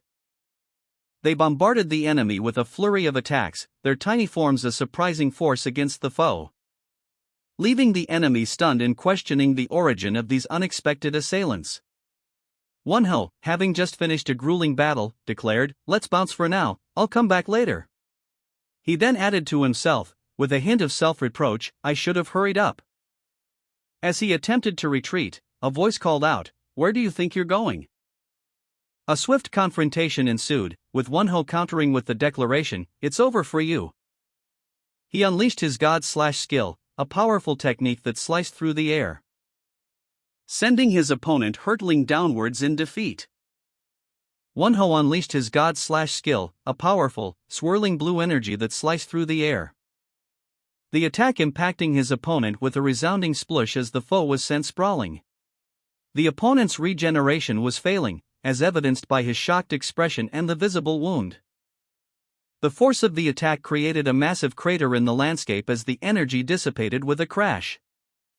Wonho, exhausted but victorious, landed lightly on the ground, tapping his foot as he prepared to retreat.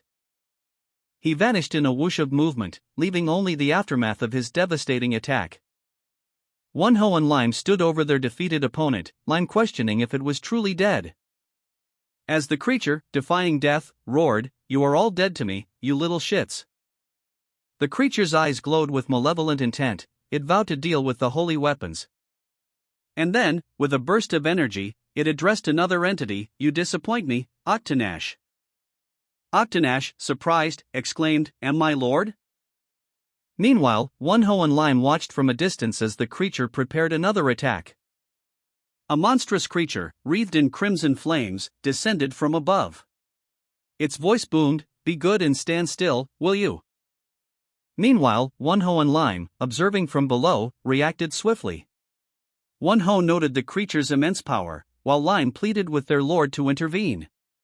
Lime launched a swift attack, exclaiming, "I'll finish her." The creature effortlessly deflected Lime's attack. Wonho and Lime's allies watched in shock as the creature's power was revealed. One of them exclaimed, "The weapons! Is she doing it?" Lime, depleted of magical energy, cried out, "Sorry boys. I'm out of MP." Another ally lamented, "Couldn't you at least give us a warning?" The creature's attack nearly struck them. The creature unleashed another devastating attack, narrowly missing the group. One of them exclaimed, "That almost got us. What are we supposed to do now?" Another responded, "I dunno." The creature, addressing Octanash, declared, "Say goodbye, you little brat. Octanash, his energy shield destroyed, was left vulnerable. The creature's attack struck him, and he cried out in pain. Sure. Won-ho, perched on a rocky outcrop, observed the aftermath of the battle. He questioned, "What do you think, eh?" From a distance, Chekhov's group watched, their leader commenting, "HCLW's pretty good, as expected. But I didn't expect Chekhov's group to be that good." Lime lay defeated on the ground, the effects of her powerful attack still visible. Another observer noted, "Quite impressive, how they handled that 3-star monster. Normally, it would take 50 people to take her down." The observers discussed the advanced weaponry used in the battle. One remarked, "Holy weapons? I thought those were not released into the game yet." The final panel showed Chekhov's group, exhausted from their battle. A final comment was made, "They are all exhausted, they have used their ULT. For you non-gamers, ULT equals ultimate move." A female warrior, clad in dark armor and wielding a large, luminous blue sword, surveyed the desolate landscape. She muttered to herself, "So we should go and get them." Something felt amiss. An older man, his face obscured by a golden mask, agreed, stating, "We should go get them before they recover." The man, despite the monster's demise, sensed a lingering malevolent aura. He remarked, "That monster's dead, but I can still feel the evil aura." Lime, lying defeated on the ground, felt something immense within her. She gasped, "Something huge, I can feel something huge inside her." The system announced Octanash's defeat, awarding points and items to the victorious team. Chekhov exclaimed, "Oh ho! Thank God it's finally over." Anticipating valuable loot, Won-ho commented, "There better be good items from a fight like that." Won-ho, satisfied with the battle's outcome, eyed the loot, commenting on its quality. He inquired about taking some of the spoils, mentioning he'd lost his shirt during the fight. Lime, still injured, felt a lingering, powerful presence emanating from the defeated monster, a palpable sense of unease settling over her. Chekhov, relieved and celebrating their victory, expressed his assessment of the defeated monster, highlighting its exceptional power. He noted that with the acquired pendant, their future endeavors would be significantly easier. The older man one, remaining alert and cautious, sensed a lingering evil aura, despite the apparent victory. Octanash, defeated and lying on the ground, was still present, defying the usual disappearance of defeated monsters. Lime, noticing this, reacted with a swift kick, following up with a powerful roll that sent Octanash sprawling. The monster's body convulsed, emitting a final, guttural sound before finally dissolving. Lime, still wary, exclaimed, "What the?" as he kicked and rolled the seemingly defeated Octanash. He noticed its unusual persistence, defying its 0 HP status. Lime's disbelief continued as the game's stats clearly indicated Octanash's HP was at 0. "There's no way this thing's still alive," he stated, "we got the points and the items." Meanwhile, Won-ho, though initially satisfied, shared Lime's confusion, questioning, "What the hell is going on?" In the distance, the older man one, ever vigilant, observed the scene with a grim expression. He declared, "That's right. This is not over." Chekhov, initially relieved, asked, "What do you mean?" The older man one responded, "Guys, we gotta go, now." The older man one continued, explaining, "Something huge, something powerful is coming. It's so powerful that even we are not safe here. They are likely to be killed anyway, so we don't have to be here." Won-ho, his face etched with worry, urgently muttered to himself, "I gotta warn the others." A dark, shadowy figure, seemingly impervious to harm, continued its relentless assault, its attacks leaving trails of dark energy and causing significant damage to the surrounding area. Lime, Chekhov, and the older man one watched in stunned silence as the creature's power overwhelmed them, their expressions reflecting a mixture of shock and disbelief. The older man one, despite his initial warning, found himself struggling against the creature's might, his efforts seemingly futile against its overwhelming power. He desperately tried to protect the others.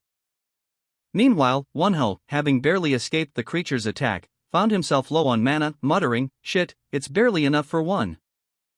He prepared himself for another confrontation, his resolve hardening despite the dire circumstances. The aftermath of a brutal battle was laid bare. The bodies of several alliance members, including Fondue and Chakov, lay scattered across the desolate landscape.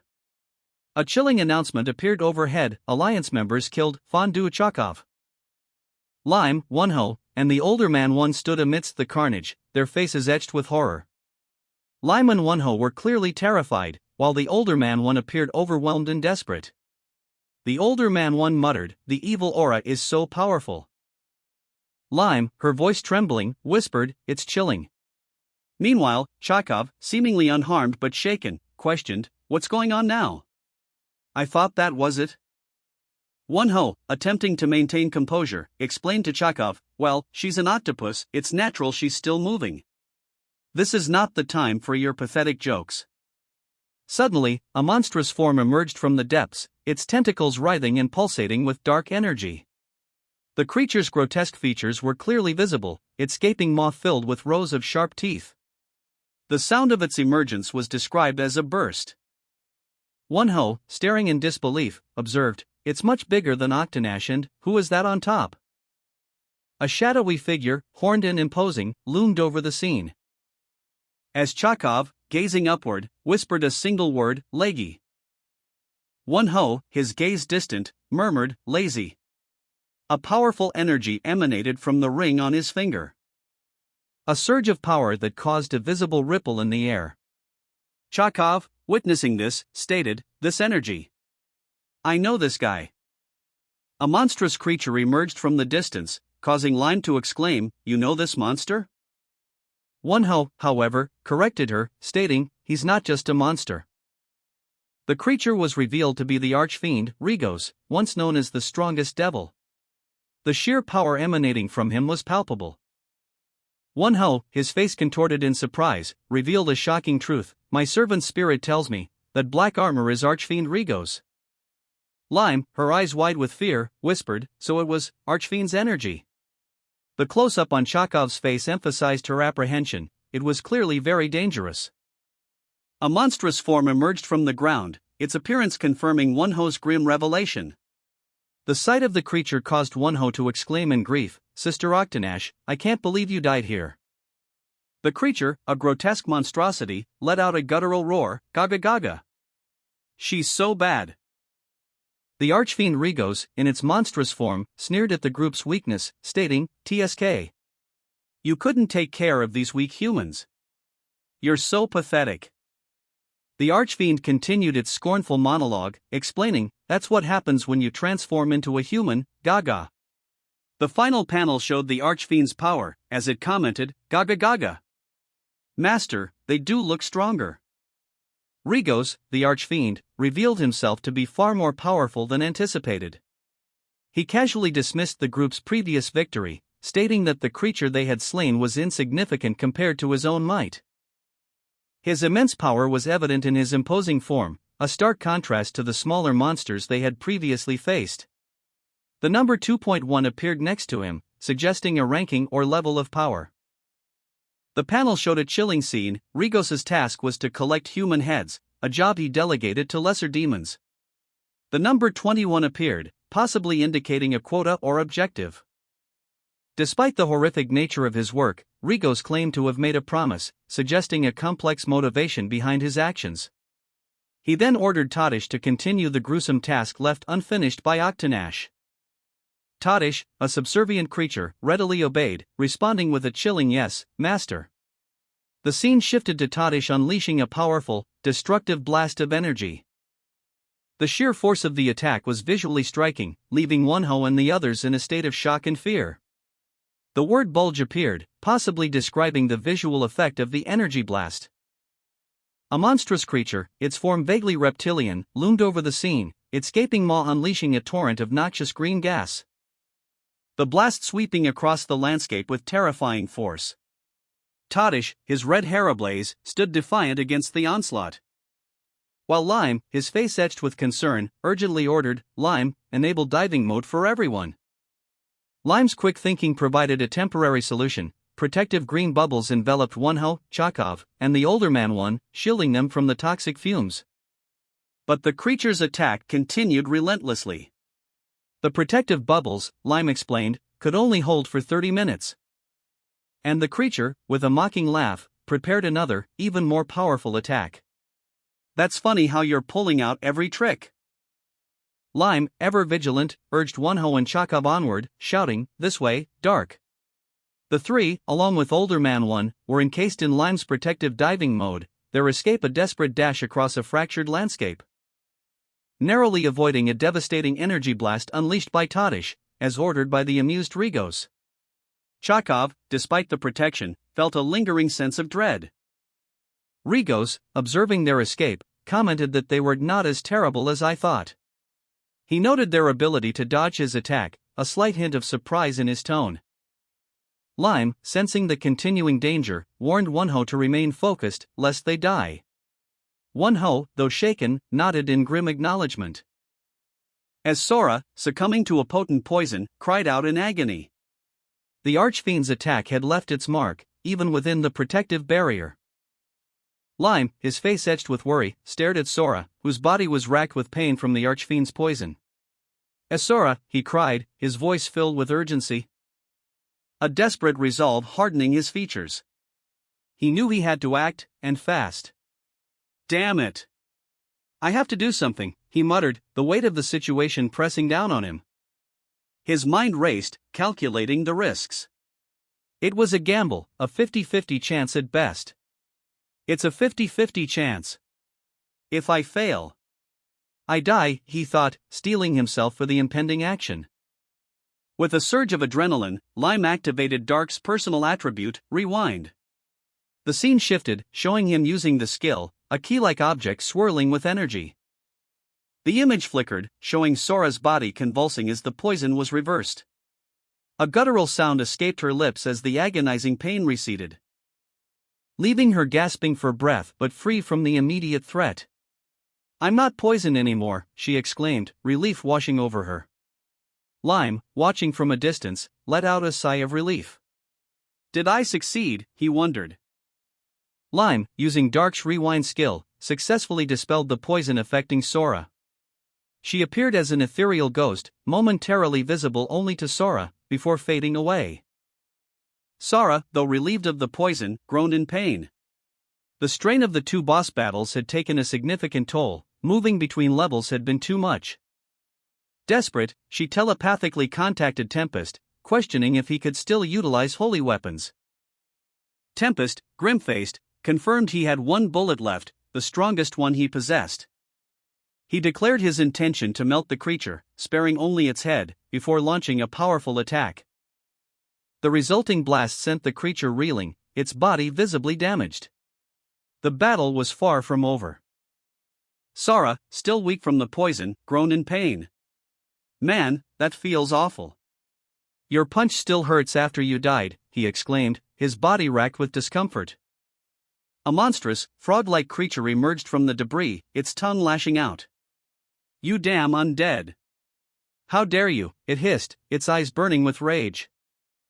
Tempest, having prepared his strongest bullet, unleashed a devastating attack, blasting the creature away with a powerful shockwave. The creature's body began to melt under the intense heat, its form dissolving into a green, viscous liquid. Tempest watched as the creature disintegrated, but his expression remained grim. He knew this wasn't over. "Those dead bodies won't last long," he muttered, observing the lingering effects of the poison. "If we can use Tempest's weapon and get him with a critical hit." Lime and Sora fled the scene, the green poison still trailing behind them, a testament to the ongoing threat. Lime, still fleeing, declared, "We can't keep running around. We've gotta attack now." Sora, injured but resolute, asked Lime, "Tak, can you throw me near that frog?" Lime responded, "Of course." Sora then inquired, "How far do you want me to throw you?" To which Lime replied, "As far as you can." With a mighty heave, Lime launched Sora at Tempest, shouting, "Full power, go get him." Sora hurtled through the air, a blur of motion. Tempest, bracing for impact, prepared to meet Sora's attack. Sora, critically injured, launched himself at Tempest, initiating his self-destruct sequence. He cried out, "Bibi, Soup, I'm sorry that I didn't advance, but I avenged your deaths." The resulting explosion rocked the landscape, a massive blast of energy radiating outwards. Tempest, caught in the blast, was visibly impacted, the force of the attack causing a significant tremor. Lime, observing from a distance, anxiously questioned, "Did we get him?" Lime's question was answered as Tempest, though wounded, was still very much alive. Lime and an unseen companion stood before Tempest, who was still powerful despite his injuries. Lime stated simply, "Fine." Tempest, wounded but still formidable, surveyed the devastation. It had been a long time since a human had managed to crack his helmet, a testament to Sora's sacrifice. His rage ignited, Tempest vowed to personally exact revenge. Tempest, his helmet damaged, sneered. "I know that you inferior beings did your best." Lime watched from afar, her expression a mixture of shock and grief. Tempest continued, his voice dripping with disdain. "But none of that will ever damage me. I'll finish you guys up on my own. You guys should feel very honored." Lime's eyes hardened with determination. She shouted, "Run, everyone! I'll stop him. Lime, gather yourself and help me with night mode."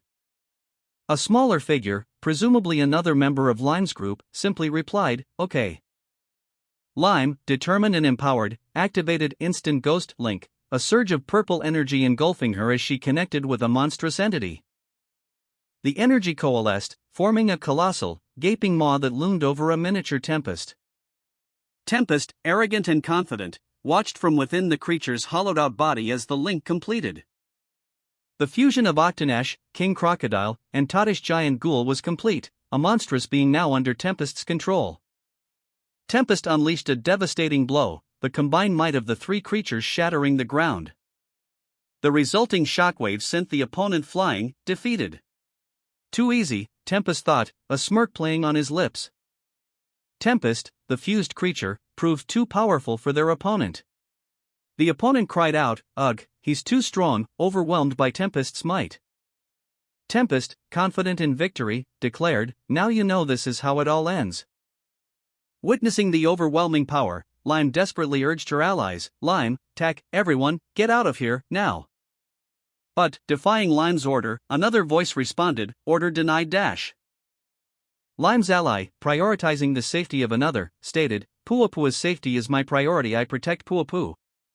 They prepared to defend against Tempest's attack. While another ally, refusing to retreat, declared, "We won't leave here without you." Tempest declared, "Let's end this now." With a swift motion, they unleashed a devastating attack. A torrent of icy energy slicing through the air. Unnamed Ally 1 and Unnamed Ally 2 countered with their own attacks, their blades flashing. But Tempest's power was overwhelming. The impact sent Unnamed Ally 1 reeling, groaning in pain. Tempest, seemingly unfazed, commented, "Well, you guys were pretty good." With a final, contemptuous gesture, Tempest effortlessly dispatched their remaining opponents. The scene concluded with Tempest walking away, their boots clicking on the frozen ground. Tempest, still radiating arrogance from his recent victories, moved with his allies, the Unnamed Ally 1 and Unnamed Ally 2, through a desolate, snowy landscape. A sudden surge of energy erupted from behind them, launching a figure high into the air. It was Rigos, a devil, seemingly familiar to one of the allies. The ally, shocked, could only stare as Rigos fell, defeated. The scene then shifted to a flashback. A year prior, two devils, Lazy and Cassina, discussed a message from the castle. The message detailed Rigos' challenge to the combat god after his campaign to subjugate humans. Unnamed Ally 1, observing the scene, mused, "Against a combat god? I know Rigos is strong, but he wouldn't stand a chance against a god." Another ally interjected, "Wait. I heard that he's got help from Nightmare." "He's now a part of Nightmare?" Tempest, having just finished a fight, casually remarked, "That was really fun." Rigos, defeated and lying on the ground, weakly stated, "I don't even want to kill you, man." Tempest responded, "And let me tell you, you'll never, ever beat me like that." Urged on by her allies, Tempest prepared to unleash a powerful skill against Rigos. She called out, "Use skill. Contract Nightmare." Rigos, already wounded, laughed maniacally, boasting, "We're just getting started now."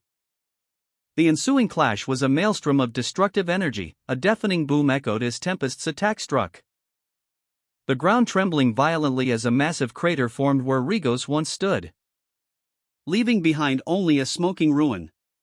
Tempest, panting slightly, declared, "Come on now, I'm one of the gods that created this world. I won't lose to a guy like you." Even in defeat, Rigos's arrogance remained. He muttered to himself, "But it's been a while since I saw someone with so much intensity." One of Tempest's allies urged her to stay back and keep a safe distance, as Tempest unleashed a powerful attack, summoning a shadowy, craggy mass from the depths. The force of the blow sending Rigos crashing into the ground with a resounding impact. Tempest, slightly winded but victorious, observed Rigos's defeated form. She muttered, "Zero, you'll have to try harder." Rigos, groaning in pain, could only utter, "Zero?" Meanwhile, another ally, witnessing the aftermath, expressed concern, stating, "He's a traitor that broke the taboo." "I will." "Shoot, what do we do?" Rigos, his form monstrous and enhanced, sneered at Tempest and her allies. "Are you serving a human now?" he taunted, his voice dripping with disdain. Unnerved, unnamed ally 1 questioned, "Did you change your equipment?" Unnamed ally 2 observed, noting the strange flash emanating from Tempest. "That flash, is that your new skill?" she wondered aloud. Tempest, however, explained, "No, Dark healed me. I was poisoned, but it's strange, I ended up with these old items and stats. It feels as if I went back in time." Rigos, his face contorted in shock, exclaimed, "That's what happened." Unnamed ally 1 urged, "Hey, focus." Observing the unfolding battle, unnamed ally 2 commented on Tempest's newfound strength, "He's really strong." Meanwhile, Rigos, overwhelmed and defeated, muttered, "This is no fun. I don't want to play anymore." Rigos's form began to disintegrate as he declared, "Get lost, you inferior beings." Tempest, realizing the only way to stop Rigos was to use a powerful skill, prepared herself. "The only way to stop him is this," she thought, a grim determination etched on her face. She then shouted, "Use skill." The moment felt strangely familiar, a sense of déjà vu washing over her. Unnamed ally 1, witnessing the devastating power of Tempest's attack, observes, "I can see the results of his attacks." Meanwhile, Rigos, facing the full brunt of Tempest's power, despairs, "But there is no chance that we'll survive his attacks." Rigos's realization dawns, "So this is it, wait, no. The future is changed?" Unnamed ally 2, shocked by the turn of events, exclaims, "Hardcore leveling warrior is sacrificing himself? That was unexpected, and what's this?" A mysterious golden coin is shown, its significance unclear. Tempest, having seemingly sacrificed himself, unleashes a final, powerful blast, which is deflected by the golden coin held by unnamed ally 2. The impact sends a shockwave through the area. Tempest, his eyes blazing with determination, unleashed a powerful attack on Rigos, the force of the blow sending shockwaves through the air. Rigos, caught off guard, staggered back, a look of disbelief on his face. He muttered, "Got me with just one hit, but..." Rigos, despite his injury, gritted his teeth and prepared a counterattack. He internally resolved, "I can't die that easily. I only need a little more time." Tempest, seemingly exhausted, prepared a final, self-destructive attack. But unnamed ally 2, observing the battle, reacted swiftly, deflecting the attack with a golden coin. He thought, "Snob. This lucky coin is the only chance of beating him." Tempest unleashed a devastating self-destructive attack, a crimson wave of energy surging towards Rigos, the force of the blow shattering Tempest's arm as it connected with Rigos. Rigos, caught in the blast, roared in agony as the attack tore through his body. But unnamed ally 2, with incredible speed and precision, deflected the remaining energy. Then, seizing the opportunity, unnamed ally 2 used a lucky coin, seemingly reversing time, to undo Rigos's attack and disintegrate him completely. Tempest's self-destructive attack sent a shockwave through the air.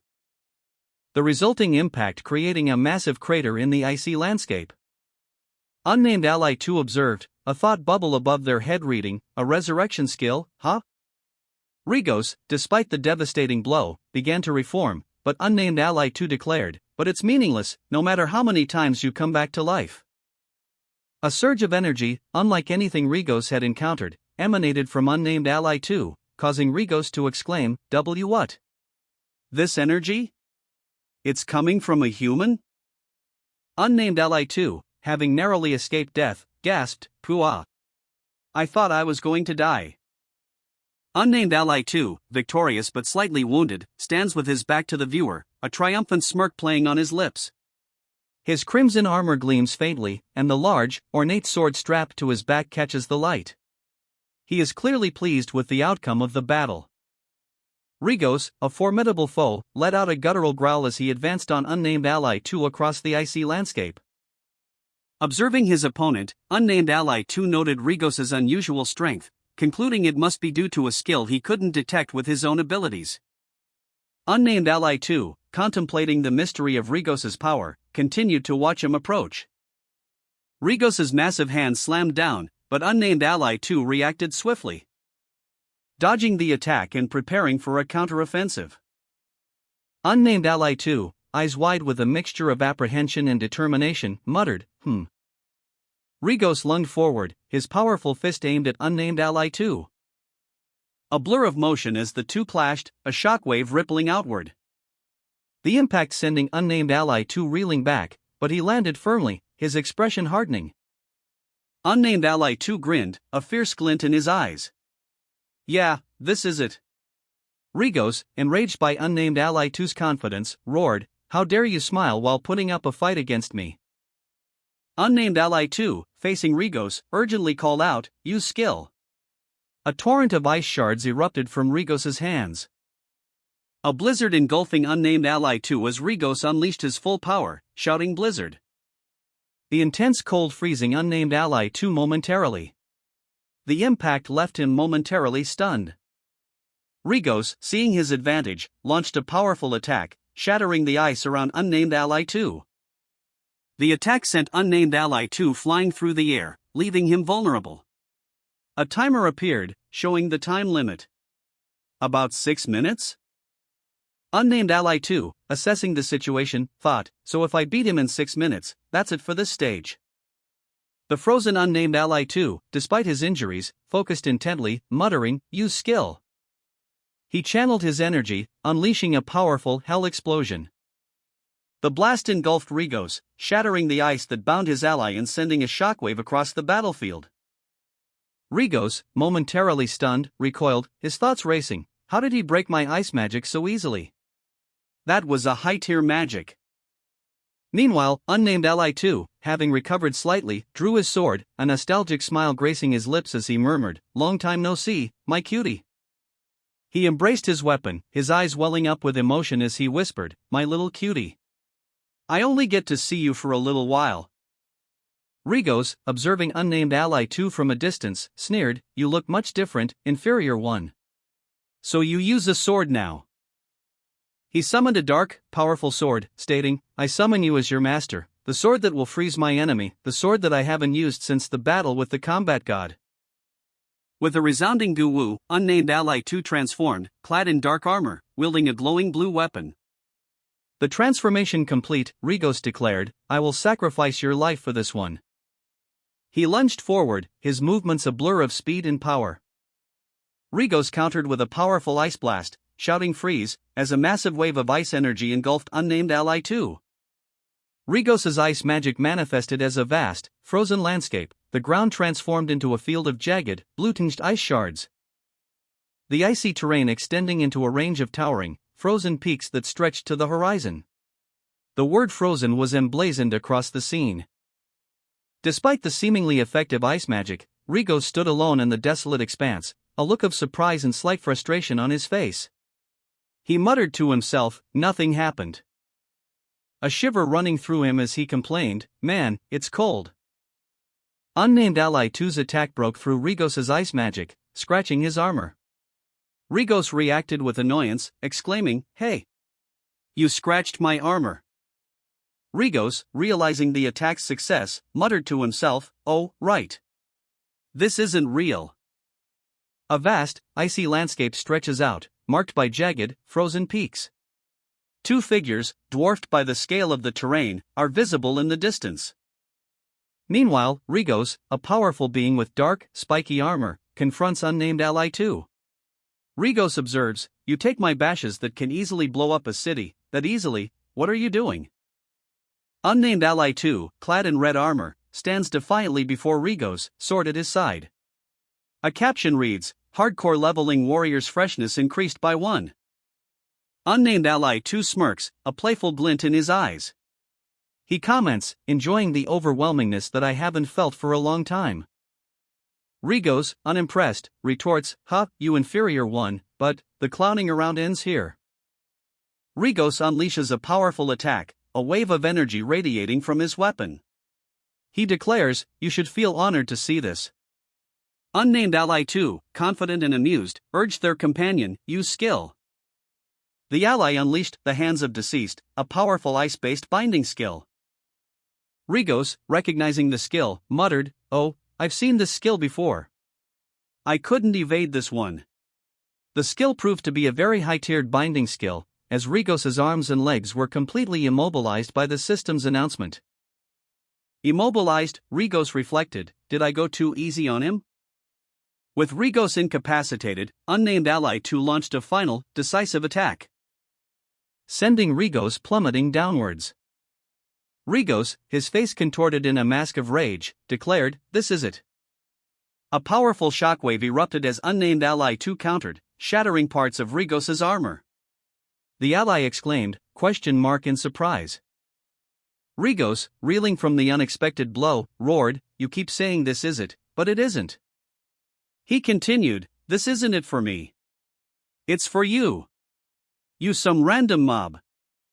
With a furious yell, hardcore leveling warrior headbutting, Rigos charged, head down, in a desperate, reckless attack. The impact sent a shockwave through the air as Rigos's head collided with unnamed ally 2, resulting in a resounding pong. Rigos, defeated and sent sprawling, crashed into the ground. The impact echoing across the landscape in a series of thunderous booms as the very mountains trembled.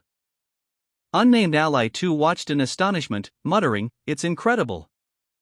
Rigos, despite his defeat, remained defiant, his thoughts echoing, "That there's a human this strong." He recalled his past glories, "Oh, 3 mountains. I did 10 in my prime. I haven't done this for a long time." His rage ignited, Rigos roared, "Don't you belittle me.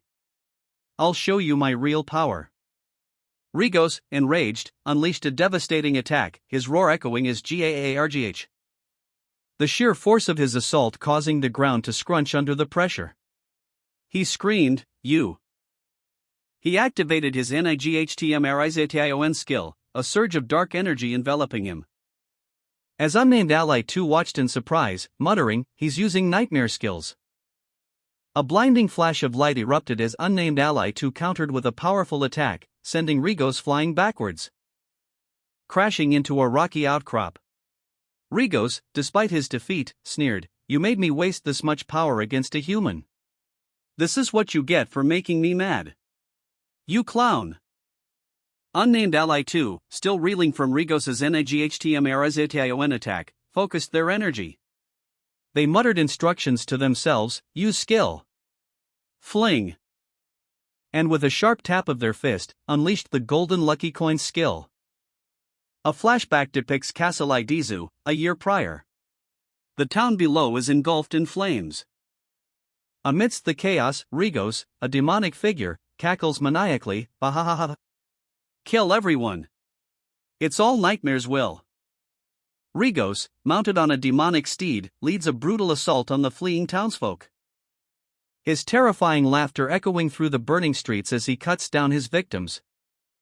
Elsewhere, unnamed ally 2 urges unnamed ally 1 to seek shelter, shouting, "This way.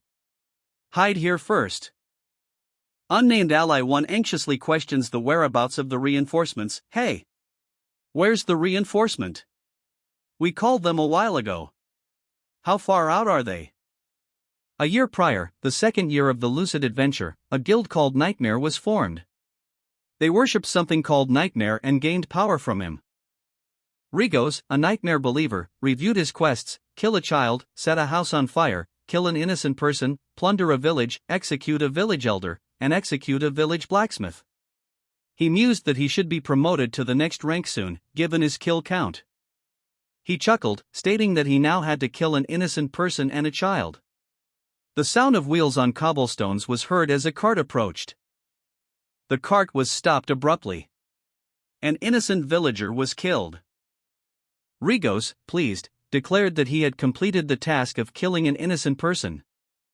The guild Nightmare aimed to destroy everything in the lucid adventure world, whether player, world, or itself. They gained power from destruction. This was their main quest, and how they leveled up. Once a character experienced the power of Nightmare, their main attribute changed. They believed they could beat the game by destroying the world. Two figures in futuristic armor confronted an old man and a young boy in a cart. One of the armored figures demanded, "Hey, give me one." The other responded with a sinister chuckle, "Hee, go away, he's mine."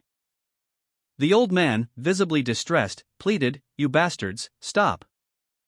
One of the armored figures observed, "Isn't it really suspicious to be dragging a cart like this, old man?"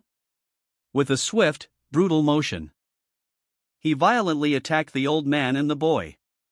The boy cried out, "Titami." The armored figure, Rigos, grinned, "Hee, I can level up some more." With a powerful surge of energy, Rigos unleashed a devastating attack, obliterating the cart and its occupants. The force of the blast shook the nearby town. The armored figure stood, back to the viewer, a large sword at his side. He surveyed the scene, his shoulders slumped slightly. A look of grim determination etched on his face. He had just saved the castle, but the battle was far from over. He reassured a frightened villager, a young woman clutching a small, ornate box, "Your castle is safe now." The villager, still trembling, explained, "I was late taking care of the guys outside." She continued, her voice barely a whisper, "Now I'll go take care of the guys inside." As she clutched the box tightly, the armored figure watched her go, a flicker of concern in his eyes. A powerful fist, encased in dark armor, is shown, radiating energy. The narration explains that some individuals had different objectives within the game. These individuals maintained and protected the world, known as the Allied Nation, encompassing Giga, Yopi Union, and minor countries. A red-haired warrior stands atop a rocky outcrop, gazing at a vast, snow-capped mountain range. A spectral, blue-skinned face seems to emerge from the mountain, partially obscuring the view. A golden coin spins rapidly, emitting a bright light. The words "Golden Lucky Coin" appear above it. The armored figure's fist, now glowing with golden energy, is shown. A thought bubble reveals the figure's internal thought, "Got a pretty good draw." Another thought bubble below shows, "Lucky 3. 3 cards." The red-haired warrior examines 3 skill cards, each displaying a different ability. He contemplates which skill to choose, his internal monologue questioning which skill he should borrow. The red-haired warrior carefully examined 3 skill cards, a thoughtful expression on his face. He selected one, declaring, "I'll go with this." His opponent, a monstrous figure with blue, demonic horns and glowing eyes, appeared before him, sneering, "I have no time to waste on a human like you." The demonic figure unleashed a powerful icy blast. A wave of freezing energy that engulfed the red-haired warrior. The warrior was thrown back, his body impacting the ground with a heavy thud. He groaned, "Ugh. Nightmare's power is so annoying because it nullifies all defenses." The demonic figure sneered, "Your effort is meaningless now." The red-haired warrior, his boot destroyed by the demonic figure's previous attack, muttered, "Man, you just destroyed my cute boot." He declared, "This is for my boot."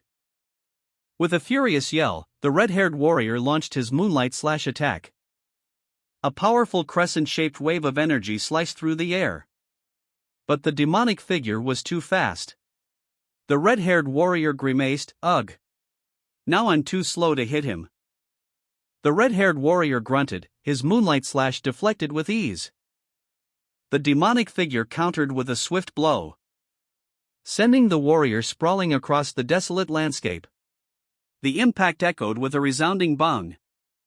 The demonic figure's attack continued relentlessly. A brutal strike connecting with the warrior's leg, the force of the blow causing a shockwave that reverberated through the air. "Got you," the demonic figure stated. The system message flashed, hardcore leveling warrior's movement speed decreased by 20%. The red-haired warrior cried out in pain. The demonic figure, towering over the landscape, declared, "You are too slow to run away from me now." He surveyed the icy expanse, stating, "This place is like my castle now." With a sinister grin, the demonic figure announced, "I'll show you my true power." His words accompanied by a dramatic flourish as he unleashed his ultimate attack. The red-haired warrior, witnessing the transformation of ice rubble into countless spears, could only utter, What? Numerous ice spears rained down upon the red-haired warrior as the demonic figure commanded, "Rain on him. Ice spear. More, more, more. Pour it all on him." The demonic figure unleashed a wave of ice spears, his maniacal laughter echoing across the battlefield. Each spear a deadly projectile aimed at the red-haired warrior. The ice spears struck with devastating force, overwhelming the warrior's defenses. And now, the demonic figure, confident in his victory, summoned a colossal ice structure. He launched a final, devastating attack, a surge of icy energy that engulfed the red-haired warrior. The impact sent shockwaves through the frozen landscape. The red-haired warrior, narrowly escaping the demonic figure's attack, muttered to himself, "I can't dodge that kind of ultimate. I would have been in real trouble if it weren't for this guy's skill." He then activated a healing card, "Now, heal." The healing card's effect enveloped him, restoring his health and movement speed. "Use healing bubble," the system announced as his stats returned to normal. That's a good skill, I'm back to normal." Having recovered, the red-haired warrior prepared for a counterattack. And now, this. The demonic figure, enraged by the warrior's escape, bellowed, "Come out. Show yourself, you bastard." He sensed the warrior's presence and unleashed a powerful attack. BEM. The demonic figure lunged, a vicious attack aimed at the red-haired warrior. "Arg! You're there," he roared, his voice filled with frustrated rage. But his attack was met with a swift counter. The red-haired warrior, nimble and quick, evaded the blow. "Nice try," he retorted, a smirk playing on his lips. The demonic figure, surprised by the warrior's agility, sneered. "You worm," he spat, his eyes burning with malice. He then revealed a crimson spear, formed from his own blood.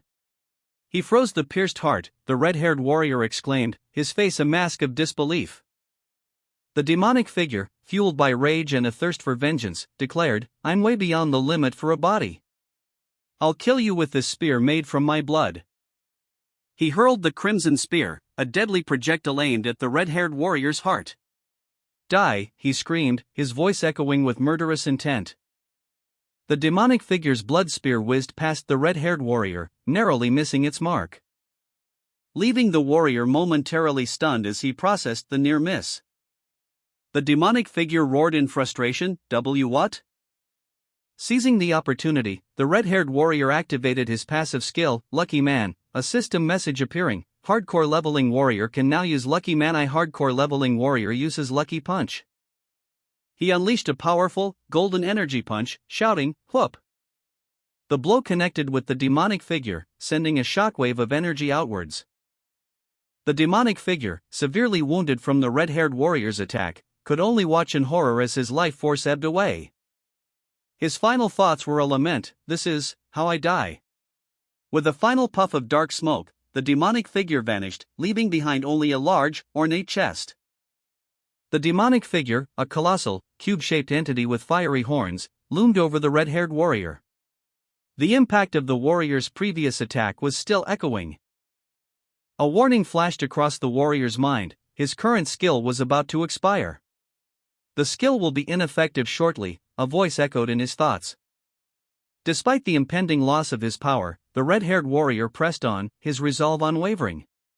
He knew that once the battle concluded, he would revert to a critically injured state. But he lunged forward, his movements a blur, aiming a final blow at the demonic figure's core. With a resounding thud, his attack connected. The demonic figure shuddered violently under the impact, its form beginning to crack and crumble. "Please. I need that item," the warrior pleaded, desperate for the final blow to succeed. With a final, explosive burst, the demonic figure disintegrated, leaving behind a shower of glowing fragments. Among the debris, several items materialized: a sword, a potion, and other magical artifacts. Emerging from the battle, the red-haired warrior, though victorious, was critically injured. He stood amidst the remnants of the demonic figure's defeat, his body trembling with exhaustion. But his eyes gleamed with triumph as he spotted a radiant object amongst the debris. "There it is! I got it," he exclaimed, a surge of adrenaline momentarily masking his pain. The object was identified as the Tear of Lorenas, a legendary healing item. A description of its power appeared before him: the tear that Archangel Lorenas shed during the major war against the devils. The tear brought 100 angels back to life. Effect: all party members will be resurrected and fully healed when used. "I'm such a lucky guy," he muttered, a faint smile touching his lips. Suddenly, a notification appeared: the skill ran out of time and will no longer be in effect. A timer on his arm, indicating the duration of a recently used ability, ticked down to 0. Causing the red-haired warrior to stumble, his body racked with pain as the effects of his temporary power enhancement faded. His vision blurred, and he felt himself losing consciousness. He desperately tried to hold on, muttering, "Please, just one more second," as he collapsed onto the ground, the precious Tear of Lorenas clutched in his hand. The red-haired warrior, still reeling from his recent battle, breathed heavily. "Phew," he muttered, his voice raspy. He looked around at the desolate landscape, a grim expression settling on his face. "I could have been killed by that," he thought, the weight of his near-death experience pressing down on him. A stark reminder of the power of his opponent. News of the red-haired warrior's victory spread quickly. Two figures in pristine white uniforms, adorned with golden insignia, observed the aftermath from a distance. "Vice President, that's incredible," one of them remarked, his voice filled with awe. While the other, more pragmatic, offered a counterpoint. "I'm sure that hardcore leveling warriors party must have suffered a big loss against an enemy like that. In this round, everyone has to spend the night in the field." An officer relayed instructions: "There's plenty of time to catch them. Find out their location and make sure wild dogs know their location, too." Two yellow, bat-like creatures soared through the mountainous terrain, continuing their flight across the rugged peaks. "Umai," the red-haired warrior excitedly announced to a group including a large green creature and a smaller, rabbit-like one. "Hey, everyone. This is Umai. I got big news for everyone." He revealed, "It's been 10 years since I started at the bottom, and now, finally, Umai is being sponsored by a major firm, Giga. The Giga that we all know." Umai continued, "And so here's very good news for everyone. Giga put out a reward." "For what?" "Hardcore leveling warrior and his party." The system announced that the hardcore leveling warrior's HP was critically low. He groaned in pain, collapsing onto the snowy ground. As a shadowy figure approached, the warrior, eyes wide with fear, weakly demanded to know their identity. He pleaded for them to leave him alone, threatening to kill them if they didn't. But the figure ignored his pleas. They recognized the glowing orb as the Tear of Lorenas, a powerful item, and smirked, pleased with their discovery, intending to use it to heal the hardcore leveling warrior. The warrior, however, was horrified at the prospect, realizing that without the intervention, they would fail this round. As the figure prepared to use the Tear of Lorenas, the item's power was unleashed, healing the warrior with a surge of energy. The two figures lay on the ground, recovering from their ordeal. A wave of teal energy washed over the fallen figures of the red-haired warrior and the unnamed officer, their bodies bathed in healing light. the ethereal glow gradually fading as their wounds vanished. A system message appeared, waiting for the dead and logged out players to login. The red-haired warrior, now fully recovered, murmured, it was you," his gaze fixed on the source of his salvation. He looked up, a relieved okay, escaping his lips as he took in his surroundings. A wide shot revealed several figures, all alive and seemingly unharmed. Lila, a woman with short blonde hair and a determined expression, announced, "Everyone's alive." Lila, stepping forward, introduced herself, "My name is Lila, your last ally. I'm glad that I made it in time." The gray-skinned devil explained that rewind is a curse that sends the target to the past, weakening them. But to him, it was a buff. The red-haired warrior inquired about the cooldown for the rewind skill. The devil responded that in Lucid Adventure, the cooldown is 1 year per target, causing the warrior to exclaim damn. He reflected that things could have been much easier. The devil then asked about the red-haired warrior's whereabouts, noting that they would have to wait for him as he was using the restroom. Lila, the reward distributor, watched as Lazy, seemingly overwhelmed by her newfound power, excitedly exclaimed that she was going to turn the orange, crystalline substance into armor. Lazy declared it so delicious. The red-haired warrior, meanwhile, examined a photograph, muttering that it was for him.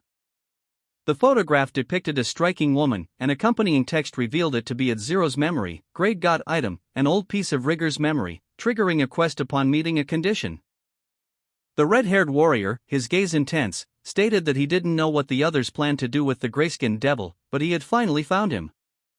The group, including the healed officer, noticed a winged, eye-like creature flapping in the distance, prompting concern about its presence. The creature continued its erratic flight, its movements suggesting a lack of control or purpose. The red-haired warrior, gazing upward, muttered to himself, Yellow-eyed bat?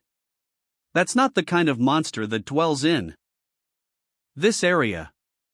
Lila, a green-skinned woman, swiftly captured a creature with a long, extending appendage, stating, "Target detected, capturing it for analyzing." The analysis complete, Lila announced, "Hey! Oh my! We got their location. But it's caught. Okay, everyone, let me tell you where our targets are." Lila, using a type of mana detecting device, revealed, "Our very valuable targets are located in the 4th area of the southwest field. Let's find out who'll take the money. I'll see you guys there." Meanwhile, another woman, holding a map, warned, "BJ Umai. He's tracking us down. Everyone will be coming for us now." The red-haired warrior, upon seeing the map, reacted with a grimace, thinking, "TSK, this could be." The red-haired warrior found himself facing a chaotic scene. A sprawling battle unfolded before him, a maelstrom of figures clashing in a desperate struggle.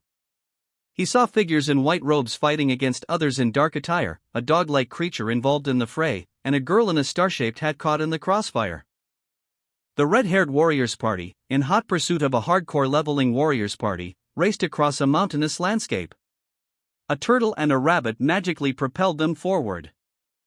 Their frantic pace fueled by the knowledge that their location was already known to their rivals. The party, consisting of several powerful individuals, stood on a rocky outcrop, their expressions grim. Lime, a gray-skinned devil, examined a glowing green orb, analyzing the mana signature of a linked object. The orb's analysis revealed that no backtracing was possible, confirming their current position was safe. However, this momentary relief was short-lived. As the orb suddenly overloaded, transmitting a wayback tracing signal, indicating that numerous teams were closing in on their location. The red-haired warrior's face hardened. The sheer number of pursuers shocked them. A bounty of $50,000 had been placed on each member of their party. This revelation was further compounded by the fact that they were far ahead of all other competing teams in the rankings. The red-haired warrior, along with his team, reacted with shock upon hearing that a $50,000 bounty had been placed on their heads. One of the team members, a muscular young man, jokingly asked if he would receive payment for turning himself in.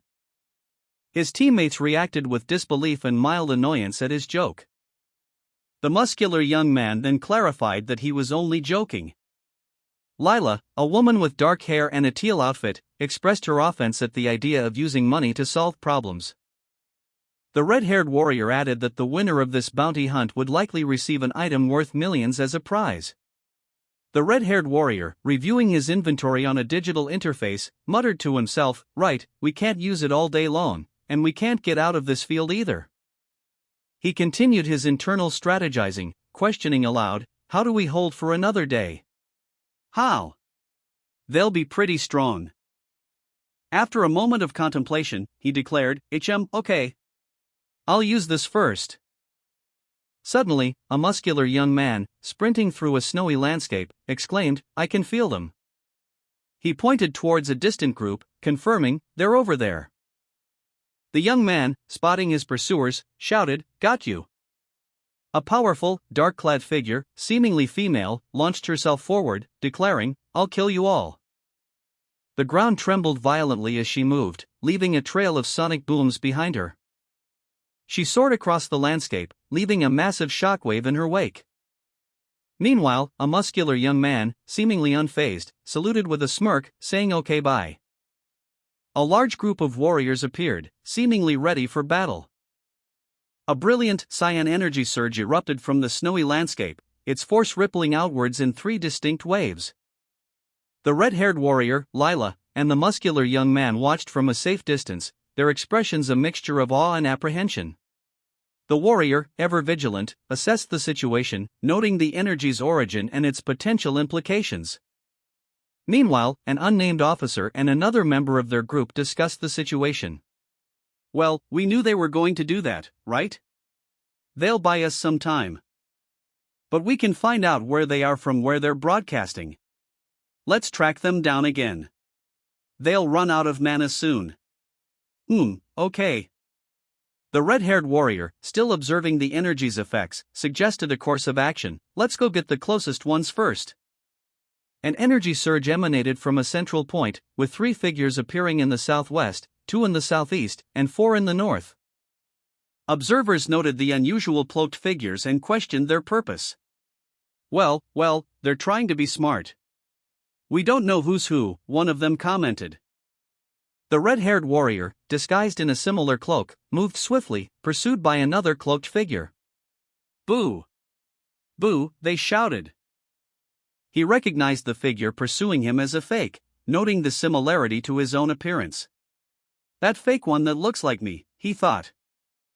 The red-haired warrior realized the attacker used a similar skill to Zero's attack on him. "Well, then," he exclaimed.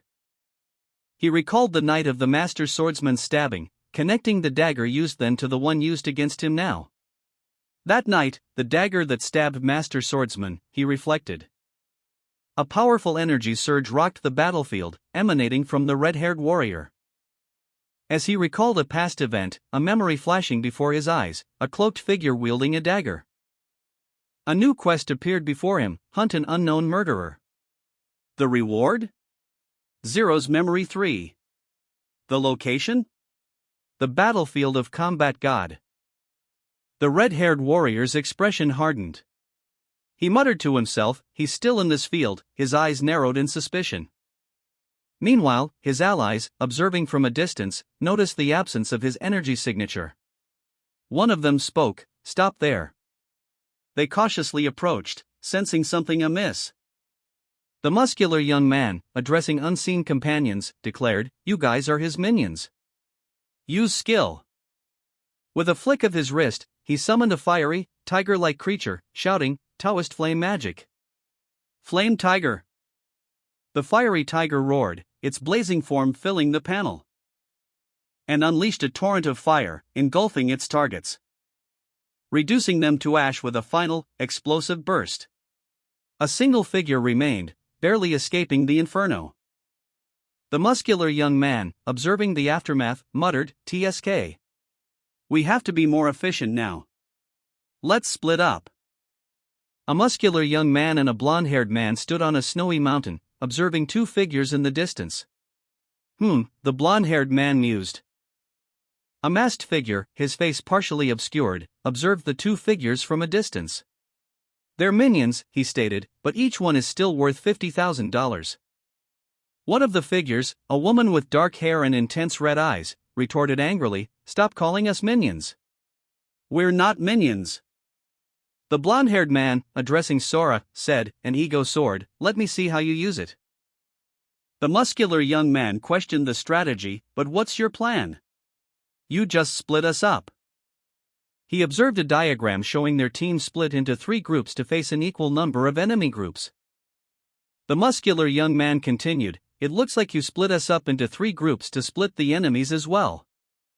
Despite their numerical disadvantage, the red-haired man confidently declared that their combined mana and skills were insignificant compared to the Giga team, which had over 15 parties. He added that they had the highest subjugation points in this round anyway. Their plan, he explained, was to either defeat the enemies in smaller groups or use Choco BB's skill to escape if necessary. The red-haired man emphasized the need to run down the clock while wasting enemy energy, essentially playing a game of hide-and-seek until the enemies grew tired. He revealed that this was the reason he and his partner were grouped together. The red-haired man barked an order, "Cover their eyes." First, they needed to neutralize Umai, the one broadcasting their movements live. The muscular young man and the red-haired man launched a coordinated attack. With swift, precise movements, they swiftly dispatched several of the bat-like creatures surrounding them. The red-haired man, with a triumphant grin, declared, "You played yourself." Assessing the situation, the cloaked figure, seemingly a young person with pale skin and striking blue eyes, observed, "It looks like its level is pretty low. I think I can tame it if I stole it from you. I'll take that ego sword." The cloaked figure continued, "Guys? That's my toy. I'll play her myself." Meanwhile, the red-haired man and his companions watched from a distance. One of them commented, "Sure, go ahead. You were going to do it alone anyway." The red-haired man added, "They are underestimating us." "Well, that's fortunate."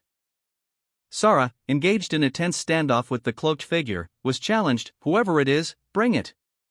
Show me what you got, Sora." The cloaked figure launched a swift attack, Sora skillfully parrying the blow.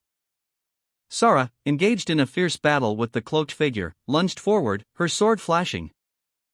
The cloaked figure parried the blow, a smirk playing on their lips as they countered with a swift strike. Sora, gritting her teeth in pain, barely managed to brace herself against the impact, her body reeling from the force. But she refused to yield, her eyes burning with determination as she prepared for another attack. "Use skill," she urged herself, summoning her inner strength. With a roar, Sora unleashed a powerful, concentrated blow, a super-powerful bash that sent a shockwave through the desolate landscape. The cloaked figure, momentarily stunned by the sheer force of the attack, found their offensive neutralized. "My attack is neutralized," they exclaimed in disbelief. The cloaked figure, irritated, demanded, "Cut the crap. Who are you?" Their gaze then fell upon the scattered food, and they exclaimed, "And what are these foods?" Lila, observing the scene, calmly explained, "They weren't here just now. I used your attacks as ingredients." The muscular young man, assessing the situation, offered, "Looks like you need some help." Sora, facing a Taoist magic attack in the form of a flame tiger, shouted, "Use skill. Ice pick." The resulting clash of elemental forces was explosive. The impact of Sora's ice pick against the flame tiger created a spectacular display of opposing energies, a frozen shard against a blazing inferno. Lila, having observed Sora's skill, commented, "Okay, I see you, hardcore leveling warrior. That's why you teamed me up with Sora. Watch me, Sora. This is how you fight with an ego sword." Sora, engaged in battle, used her ice pick skill, unleashing a flurry of icy shards. The sharp ice crystals slicing through the air with deadly precision. Meanwhile, the cloaked figure, already under attack, watched in astonishment as their magical attacks were seemingly absorbed. Transforming into culinary delights, a fiery flame tiger stew and a refreshing ice pick watermelon punch. The cloaked figure's surprise was evident. The muscular young man, observing the unfolding events, expressed his amazement. Sora, still slightly breathless from her attack, was equally surprised. Lila, ever the strategist, calmly explained that attacks are essentially an aggregate of energy, which she then uses to her advantage. Sora, captivated by Lila's unique skill, exclaimed her desire to learn it. The scene ended with Lila's satisfied smirk and Sora's enthusiastic devouring of a roasted chicken leg. Lila explained her unique fighting style, revealing that she uses her chef knife ego sword to create food from her opponent's attacks. The stronger the attack, the more flavorful and invigorating the resulting dish becomes. Sora, energized by Lila's culinary combat, experienced a temporary but significant boost to all her stats after their battle. "Oh yeah," she exclaimed, eager for another fight. Thanking Lila profusely, Sora prepared for another confrontation. While a cloaked figure, surprised by Lila's unorthodox methods, launched a Taiji dagger attack, only to be met with a barrage of gunfire from a mysterious figure who claimed to have long-range support. The newcomer's shots proved more effective than expected, exceeding even their theoretical capabilities. A cloaked figure, accompanied by a woman wielding a staff, approached a young man with a backpack. The woman stated, "I'm going for a big one. Protect me." The young man, observing the approaching pair, muttered to himself, "Isn't the blue girl supposed to be tankers?" Sora, eyes blazing, engaged in a fierce sword fight with the cloaked figure. The intensity of the clash was evident in the sharp lines and dynamic poses. A flurry of blows exchanged between the two combatants. The cloaked figure's attack was met with a powerful counter from Sora, resulting in a decisive victory for Sora. The young man, now identified as Taoist Kim, was seen holding a golden skull mask. He stated, "I can't handle both a top chef and a gunman myself. I'll have to use my hair." The battle raged. Sora, with a determined expression, clashed swords with the cloaked figure. A series of rapid strikes echoed with the sounds of catching, as sparks flew between their blades. Sora's eyes glowed with an intense red light as a temporary power surge coursed through her. She gritted her teeth, her face contorted in concentration. The cloaked figure, undeterred, unleashed a powerful attack, shouting, "Doesn't make you as strong as I am. Use skill super powerful stab. My skills are stronger." Sora, despite the power boost, found herself on the defensive. Lila's voice echoed in her mind, "She's right. We're close in terms of strength, but her skills are doing more damage. I'm only guarding her attacks right now." Sora, realizing her current strategy was failing, resolved to adapt. She silently vowed, like Lila said, "I have to find out what my ego sword is good at." The cloaked figure, unaware of Sora's internal shift, prepared for another attack, thinking, "That's the only way I can beat her." Meanwhile, at Dark's party, Dark, Choco Bibi, and the muscular young man found themselves in a precarious situation. This isn't good. They had been teleported into the midst of a large enemy force. Choco Bibi exclaimed, "Why did he teleport us in the middle of the enemies?" Panic threatened to set in, with Choco Bibi suggesting they use their skills to escape. However, Dark remained calm, stating, "Stop panicking, we can't just keep teleporting everywhere. Plus, this is the place that I wanted to be." Dark's surprising declaration prompted a question from the muscular young man, "What?" Dark responded, "This is a great spot, Choco Bibi." Choco Bibi, seemingly pleased with the location, confidently added, "Hee, of course, I'm the best teammate, right?" Dark, observing the overwhelming number of enemies, calmly reassured them, "There's nothing to be afraid of even when you are facing so many enemies." Dark, the dark magician, announced, "Watch me. This is how a dark magician fights." He then channeled his power, summoning undead creatures with the command, "Use skill." Rising undead. A gruesome, booming sound echoed as one of the enemy soldiers was instantly overwhelmed and absorbed by the rising undead. The scene shifted, revealing Dark's team surrounded by a horde of newly risen zombies. The muscular young man looked apprehensive, while Choco Bibi initially panicked but quickly regained her composure. The red-haired man and others fought back, but the sheer number of zombies was overwhelming. One of the soldiers exclaimed, "Zombies? That's easy." But his confidence quickly faltered as he was surrounded and attacked. Another soldier cried out in terror, "Grah! I got bit." Priests. Where are the priests? These zombies are too strong. The final panel showed the overwhelming number of zombies, with the soldiers struggling to defend themselves. One soldier asked in disbelief, What? Where did these zombies come from? A monstrous figure loomed over a battlefield, its form suggesting a reptilian creature of immense size. The text below it read, Bones and fleshes of the defeated warriors that fought and died in this tournament over the past years are buried in this field. Meanwhile, Dark, the summoner, addressed his opponents with chilling confidence, You can never defeat me in number. A figure, blurred by speed, streaks across a mountainous landscape, accompanied by a series of beep sounds. The figure lands with a PSSHT sound. A system message appears, Drip Soup's been resurrected with Angel's Call. Drip Soup, now fully visible, sheepishly admits, Oh, sorry. I ate too much yesterday, and so I pooped. Drip Soup looks around the desolate landscape, a gust of wind whistling past him with a swoosh. Sound. He wonders aloud, Where's everyone? A system message informs him, an item reacted to Drip Soup's mana and was revealed. Choco BB's message dash, showing Choco BB's message on a piece of paper. The message from Choco BB reads, Hey, Drip Soup, enemies are after us so we split up. We have to divide them up and beat them in small groups. There's something you have to do. It's very important in this letter is an indicator that you can use to move to the designated spot. Dark's voice is heard, and you smell like poop. What did you eat? A man, seemingly a manager, recoiled in terror as a grotesque zombie lunged towards him, only to be swiftly intercepted by a woman wielding a massive hammer. With a mighty blow, she sent the zombie sprawling. She then berated the terrified manager for his panic reaction, reminding him that these were merely weak zombies. She instructed him to take them out one by one.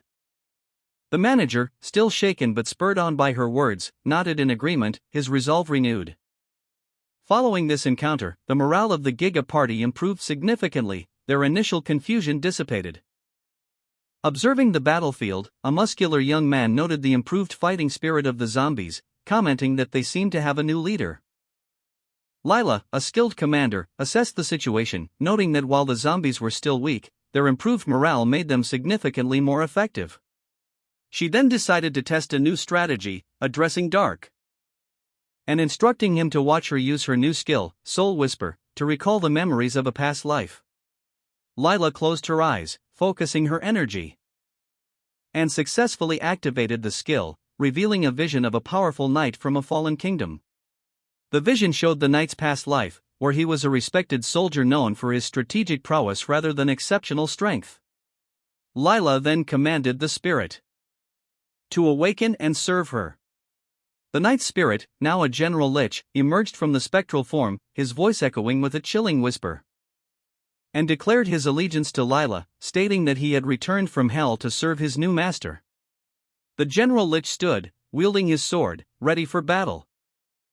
Dark questioned Lila about her ability to not only revive the dead but also raise their spirits, expressing disbelief that such a skill actually existed. Lila, in response, challenged Dark to reconsider his assumptions about the limitations of this world.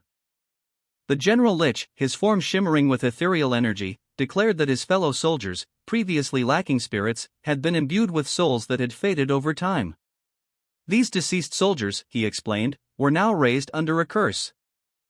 He then issued a command to his newly animated army to recall who they were and defeat the enemy before them, using swords if they were swordsmen, or magic if they were magicians. The muscular young man observed the battle unfolding, noting the significant increase in the zombies' strength and fighting prowess. The zombies, now wielding swords, had become far more formidable opponents. He commented on the zombies' newfound skills, expressing surprise and concern to the manager. The manager, in turn, questioned the feasibility of such a high-level summoning skill, given the sheer number of zombies and the mana required. Lila, observing the scene, explained that this wasn't a skill that required mana, she had simply used soul whispering to achieve this effect. She further emphasized that having more pieces in a game doesn't guarantee victory, strategic placement and roles are crucial. The Dark Magician party strategized, their plan to summon enemies and divide opposing forces was underway. They observed 5 to 6 gigaparties surrounding them. Assessing the situation. More reinforcements were expected to arrive at Sora's location, necessitating a return to provide support. Lila instructed Dark to proceed to the next location independently, following her instructions. Meanwhile, Choco Bibi was unexpectedly assigned a new mentor, Pua. A development that surprised Choco Bibi. Lila, aware of Choco Bibi's low level, requested a teleportation to assist Dark. Choco Bibi, despite initial hesitation, successfully teleported Dark. The landing location resembled the previous one.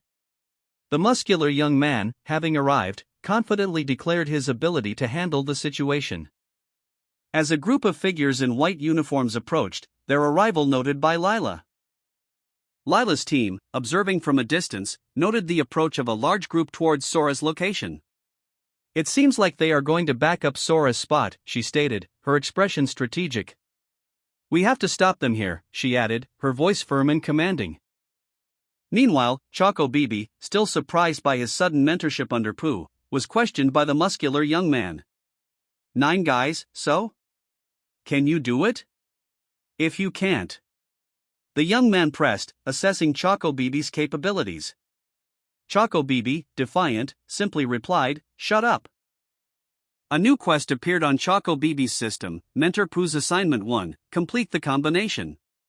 You think I can't do this easy stuff? Choco Bibi scoffed, brimming with newfound confidence. The system message confirmed, mentorship in effect. Review now in effect. Passive skill, soul reading activated. Choco Bibi, eyes narrowed in concentration, sensed something unusual. I can feel the deceased underground, they're different this time, he muttered, his new soul reading skill providing him with unique insights. The muscular young man, observing him, simply commented, "Oh, he's talented." Acting on his newfound ability, Choco Bibi commanded, "Use skill." Rising skeleton. A wave of skeletons rose from the ground, responding to his command, creating a formidable army. The muscular young man watched in surprise as the skeletons emerged from the earth with a clatter. Choco Bibi, emboldened by his success, declared his independence. "You're not my mentor. I'll do it my way. Watch me," he shouted, his confidence soaring as he wielded his bone staff with newfound power. The red-haired man, part of the hardcore leveling warrior and tax party, discovered he was being live-streamed by a rabbit, and reacted with surprise and anger as he dove from a high altitude, pursued by several bat-like creatures, narrowly avoiding a projectile fired by the rabbit below. The rabbit, undeterred, prepared to unleash a rapid-fire volley of arrows. Meanwhile, the muscular young man, observing from a distance, prepared to intervene, his fist already drawn back in a powerful stance. The red-haired man, pursued relentlessly, grimaced. His internal monologue revealed his astonishment, this power, so they didn't pass the preliminary round by luck. A muscular young man, accompanied by a rabbit-like creature, launched a powerful attack. Get him, bats. Multi-optic nerve destruction beam, he commanded, the beam striking the red-haired man. The red-haired man, seemingly unfazed, countered with a confident declaration, "Fine. I'm kidding." He then effortlessly deflected the attack with his magic defense, adding, "You can't beat me with that." He unleashed a normal punch, easily overpowering his opponent. Observing from a distance, the muscular young man scoffed, "This guy must have gone all in on vision sharing, so weak." The red-haired man effortlessly dodged a volley of arrows, stating, "You can't get me with these slow arrows." Finally, the muscular young man confronted the red-haired man, questioning, "Who the heck are you?" The red-haired man responded, "Don't you know the famous BJ Umai? Have you heard of this thing called internet?" The muscular young man, confident yet cautious, questioned the red-haired man. "I saw him streaming while having noodle every single day. I know Umai is a great archer, but you aren't. He doesn't shoot like this. So who are you?" The red-haired man scoffed, his arrogance evident. "TSK. Well, you're wrong. If you don't want to get shot, I'll beat you up with my bow." The red-haired man unleashed a flurry of arrows, each one narrowly missing the muscular young man, who skillfully dodged each projectile. The muscular young man's agility was impressive, but the red-haired man's attacks were relentless. The turtle-masked man commented, "You're good at dodging." He countered with a powerful punch, the force of which sent the muscular young man reeling. The red-haired man declared, "This is it. You're not on my level." The red-haired man launched a devastating full-power turtle punch, sending the muscular young man flying. The impact created a small crater in the ground. The red-haired man, Tak, stood over a defeated, turtle-like creature, its pleas for a rematch ignored. With a swift, powerful motion, he unleashed his moonlight slash attack. The blade cleaving through the air with blinding speed, leaving a deep gash in the ground. Another figure approached, questioning Tak's earlier claim of easily defeating his opponent. Tak's expression shifted, a hint of concern crossing his face as he observed the muscular young man's unexpected resilience. The muscular young man, eyes wide with disbelief, exclaimed, "This isn't him. This isn't BJ Umai." The red-haired man, Tak, responded with a dismissive "TSK, you're right. Very sharp." With a swift movement, Tak commanded, "Step back, Tak," and effortlessly deflected the muscular young man's attack. His eyes widened in surprise as he muttered, "What is this power? This isn't an archer's power." The muscular young man, stunned by Tak's unexpected power, could only ask, "Who are you?" as Tak unleashed a swift attack, Moonlight Slash. Tak, having easily dodged the attack, smirked, "Dodged that easily? Take a guess, who do you think I am? This isn't the time, yet. Summon the third dagger." The red-haired man, Tak, stood triumphantly, a wicked grin beneath his mask. He brandished a glowing crimson dagger, its tip crackling with energy. "You guys will vanish from this world forever, anyway," he declared, his voice dripping with menace. The muscular young man, his earlier confidence shattered, could only stare in disbelief at the red-haired man's power. He muttered, "That dagger." A team of adventurers, led by a young man with vibrant green hair, was traversing a rocky landscape when a sudden explosion rocked the ground. "Enemy spotted," someone shouted, as a wave of skeletons emerged from the hills. The adventurers braced themselves, one of them recognizing the summoning skill of Carter Hahn. A feline-like adventurer, observing the skeletons, commented on their low level. Meanwhile, a hooded figure, seemingly from the real world, watched the scene unfold, noting the skeletons' low power level. The green-haired leader easily dispatched the weak skeletons with a swift kick, dismissing them as pathetically weak. Having arrived at what appeared to be an unexpected location, the green-haired young man declared, "You must have teleported to a wrong spot. You're done now." He then confidently declared to his feline companion, "Let's go. The bonus is ours." As they charged forward, a hooded figure observed from a distance. Suddenly, a wave of dark energy erupted from the ground, and a horde of skeletons materialized. The feline adventurer exclaimed, "What's that?" The hooded figure, witnessing the event, muttered, "Use skill, the memory of the dead X summoned skeletons." The skeletons, though numerous, were clearly low level. The green-haired young man, unfazed, declared, "They're still skeletons. Get out of my way." With a swift and decisive move, he effortlessly dispatched the skeletal horde. The feline adventurer lunged, aiming a blow at the green-haired young man. "This is it, kid," he shouted, his attack a blur of motion. But the impact was far greater than anticipated. A massive explosion rocked the area as the feline adventurer was sent flying. "See, arg," he groaned, the force of the blow clearly evident.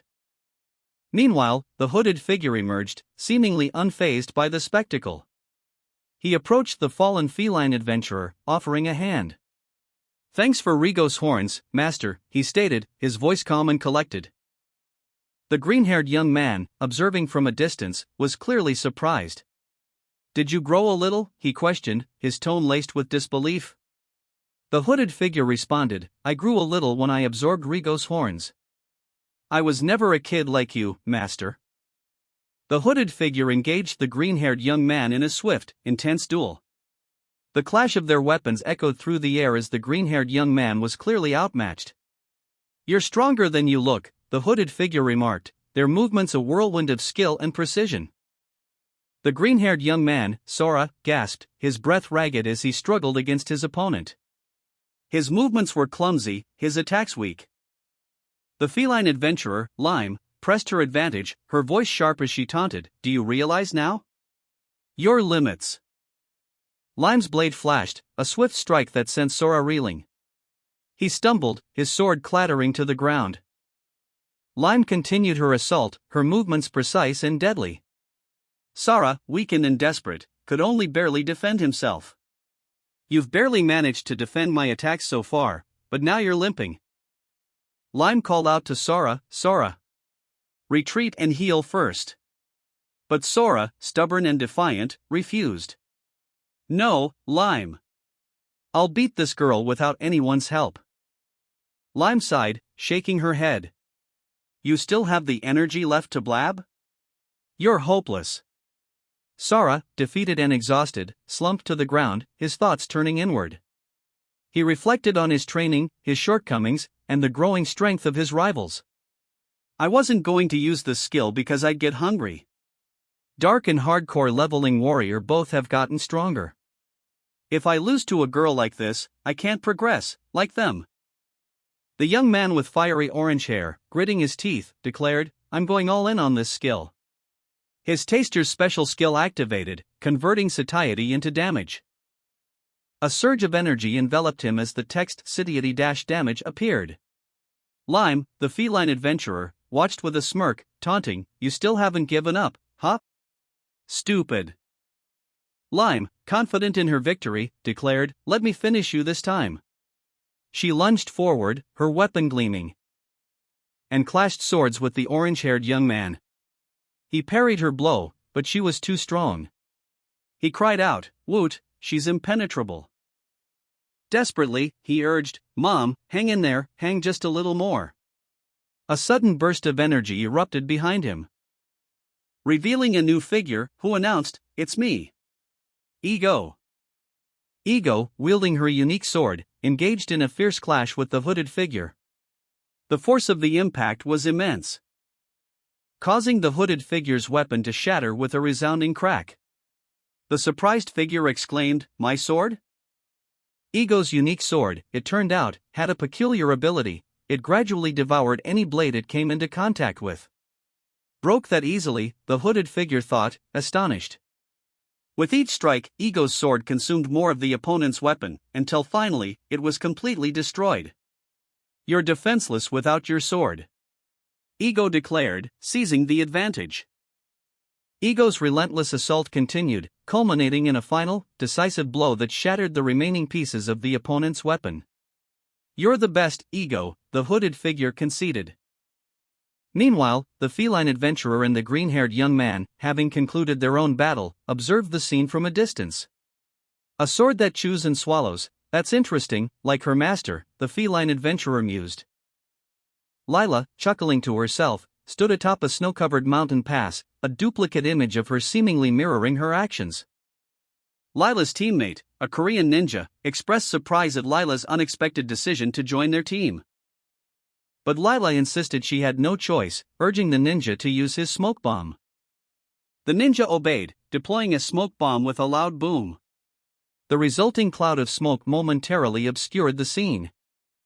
Despite the smokescreen, the ninja's attack missed its target, and Lila's opponent easily evaded the attack, landing a swift blow that left the ninja groaning in pain. Lila apologized for the impending rib injury. Lila, victorious after aiding her team, held up a piece of paper, declaring, "Anyway, we won. Let's join our friends." The green-haired young man, still recovering from his injuries, received a subquest notification: "A subquest has been created. You found a figure who seems to be the unknown murderer. Do you accept the challenge?" He enthusiastically accepted the challenge, exclaiming, "Hell, yeah! This is a great opportunity." The system announced, "Hardcore Leveling Warrior accepted this secret quest." A PvP between Hardcore Leveling Warrior and the unknown murderer begins. No other players can be involved in the fight.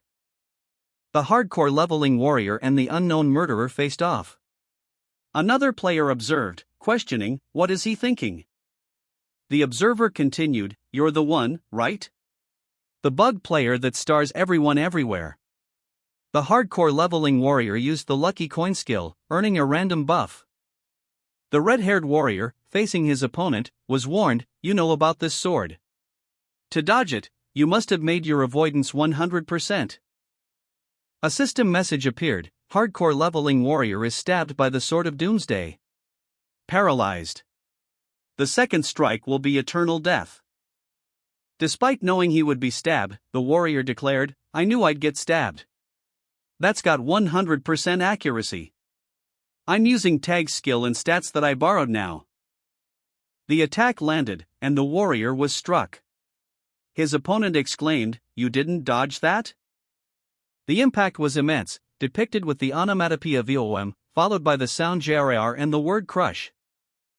Another system message revealed the cause, lucky coins effect. 100% accuracy.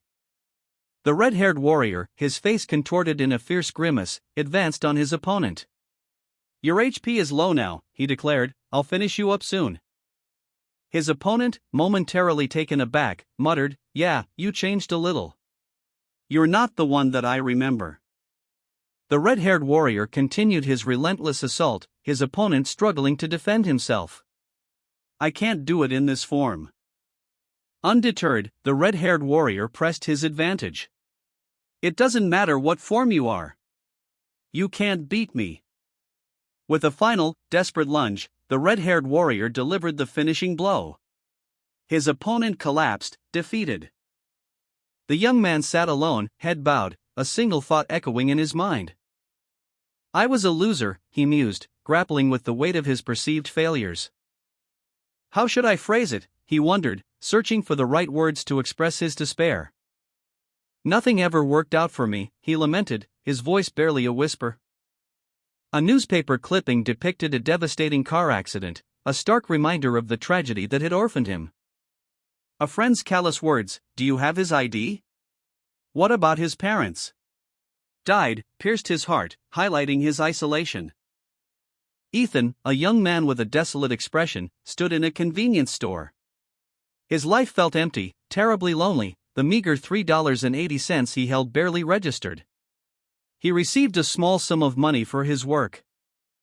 A small incentive for his hard work, someone commented. Ethan, however, was already contemplating how to use the money.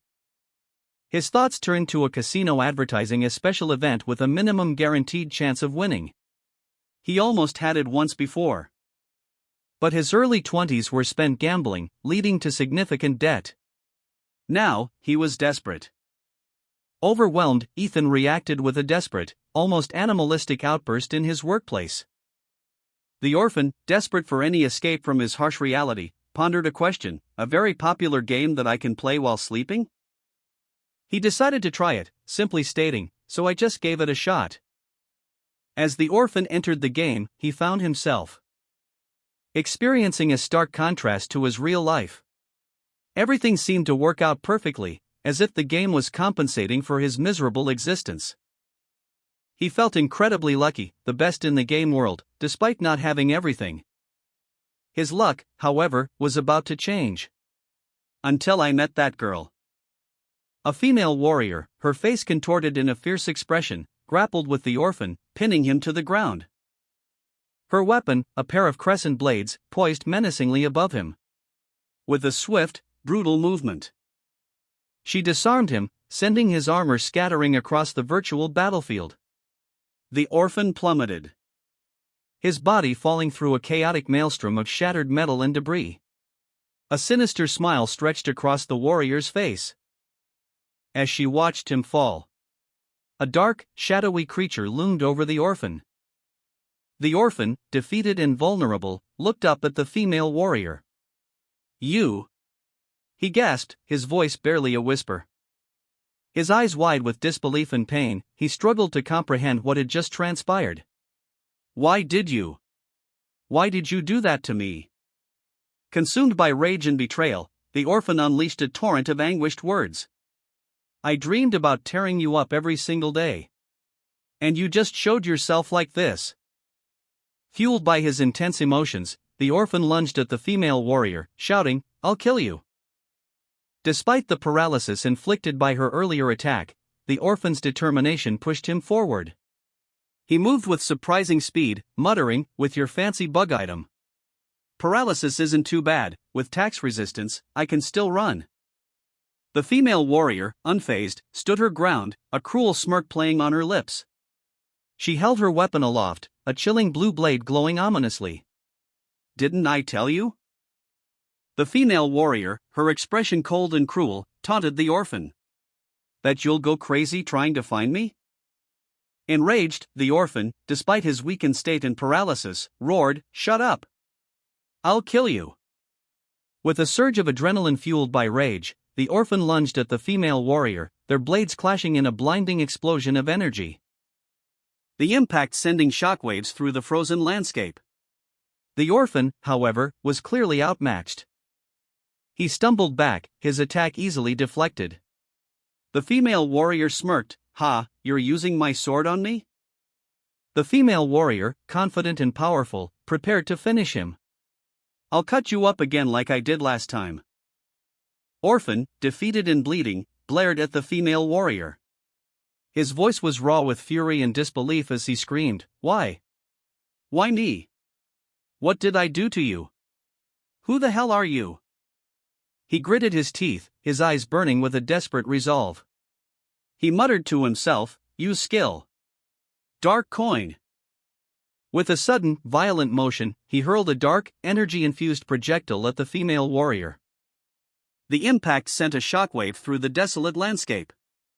The female warrior barely registered the attack, a slight grimace on her face. Orphan watched in horror as a monstrous, shadowy entity emerged from the crater, its form vaguely humanoid but utterly terrifying. He whispered, "What's that? Nightmare?" The entity towered over him, its darkness spreading. A chilling announcement echoed in Orphan's mind, "Nightmarization 50%. Orphan, his eyes glowing with an unnatural light, was consumed by a dark energy emanating from the dark coin skill. His body contorted, a guttural growl, "Krrrr," escaping his lips. He launched himself forward, a chaotic burst of dark energy propelling him towards the female warrior. But she remained unmoved, her expression calm as she watched his approach. With a swift movement, she deflected his attack, her own blade, the sixth sword, needle, shimmering with a cold light. The female warrior unleashed a flurry of precise strikes, the blades of the needle piercing the air around Orphan. Each strike finding its mark, sending Orphan hurtling backwards, his body cracking against the icy ground. He roared, "Don't you dare!" The female warrior, ever vigilant, met Orphan's dark coin-fueled assault head-on, drawing her sixth sword, needle, with practiced ease, and countering with the 30th sword guillotine, a technique that immobilized Orphan with 100% accuracy. Trapped and helpless, Orphan could only utter, "Ugh. I can't move." The female warrior's cold voice echoed, "And if it attacks your neck, you will be dead forever. I'll take your karma." Despite his predicament, a defiant glint appeared in Orphan's eyes as he retorted, "PSSH. You can't kill me."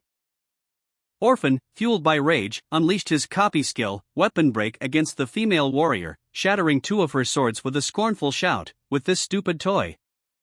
The female warrior, unfazed by the destruction of her weapons, calmly observed the damage, stating, "You broke two of my swords." Orphan, defiant and unyielding, glared at her, his face a mask of hatred. He declared, "You're the one to die here." The female warrior responded with a cold, dismissive tone, "You have to be removed. You don't belong to this world anyway. So get lost." Orphan, undeterred, retorted, "I don't care what you say." He stood firm, his resolve unshaken, and declared with conviction, "This is my real world." Orphan, defiant, lunged forward, his crimson hair ablaze. He wielded a newly manifested sword, its blade etched with multiple eyes, a stark contrast to the female warrior's elegant weapon. A silent clash of wills, punctuated only by the guttural growls emanating from both combatants. Their faces, contorted in fierce determination, mirrored the intensity of their conflict. Orphan, fueled by adrenaline, unleashed a flurry of attacks. His movements were a blur, each strike precise and powerful. The energy from his strikes manifested as golden, shimmering waves, engulfing the female warrior's sword. The weapon, once a symbol of power, began to crumble under the relentless assault. The female warrior recoiled, her body momentarily overwhelmed by the force of Orphan's attack. Her expression shifted from calm resolve to a flicker of surprise.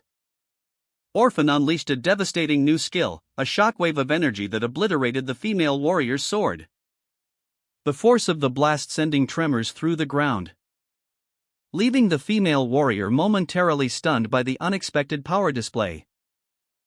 She exclaimed, witnessing the destructive force firsthand.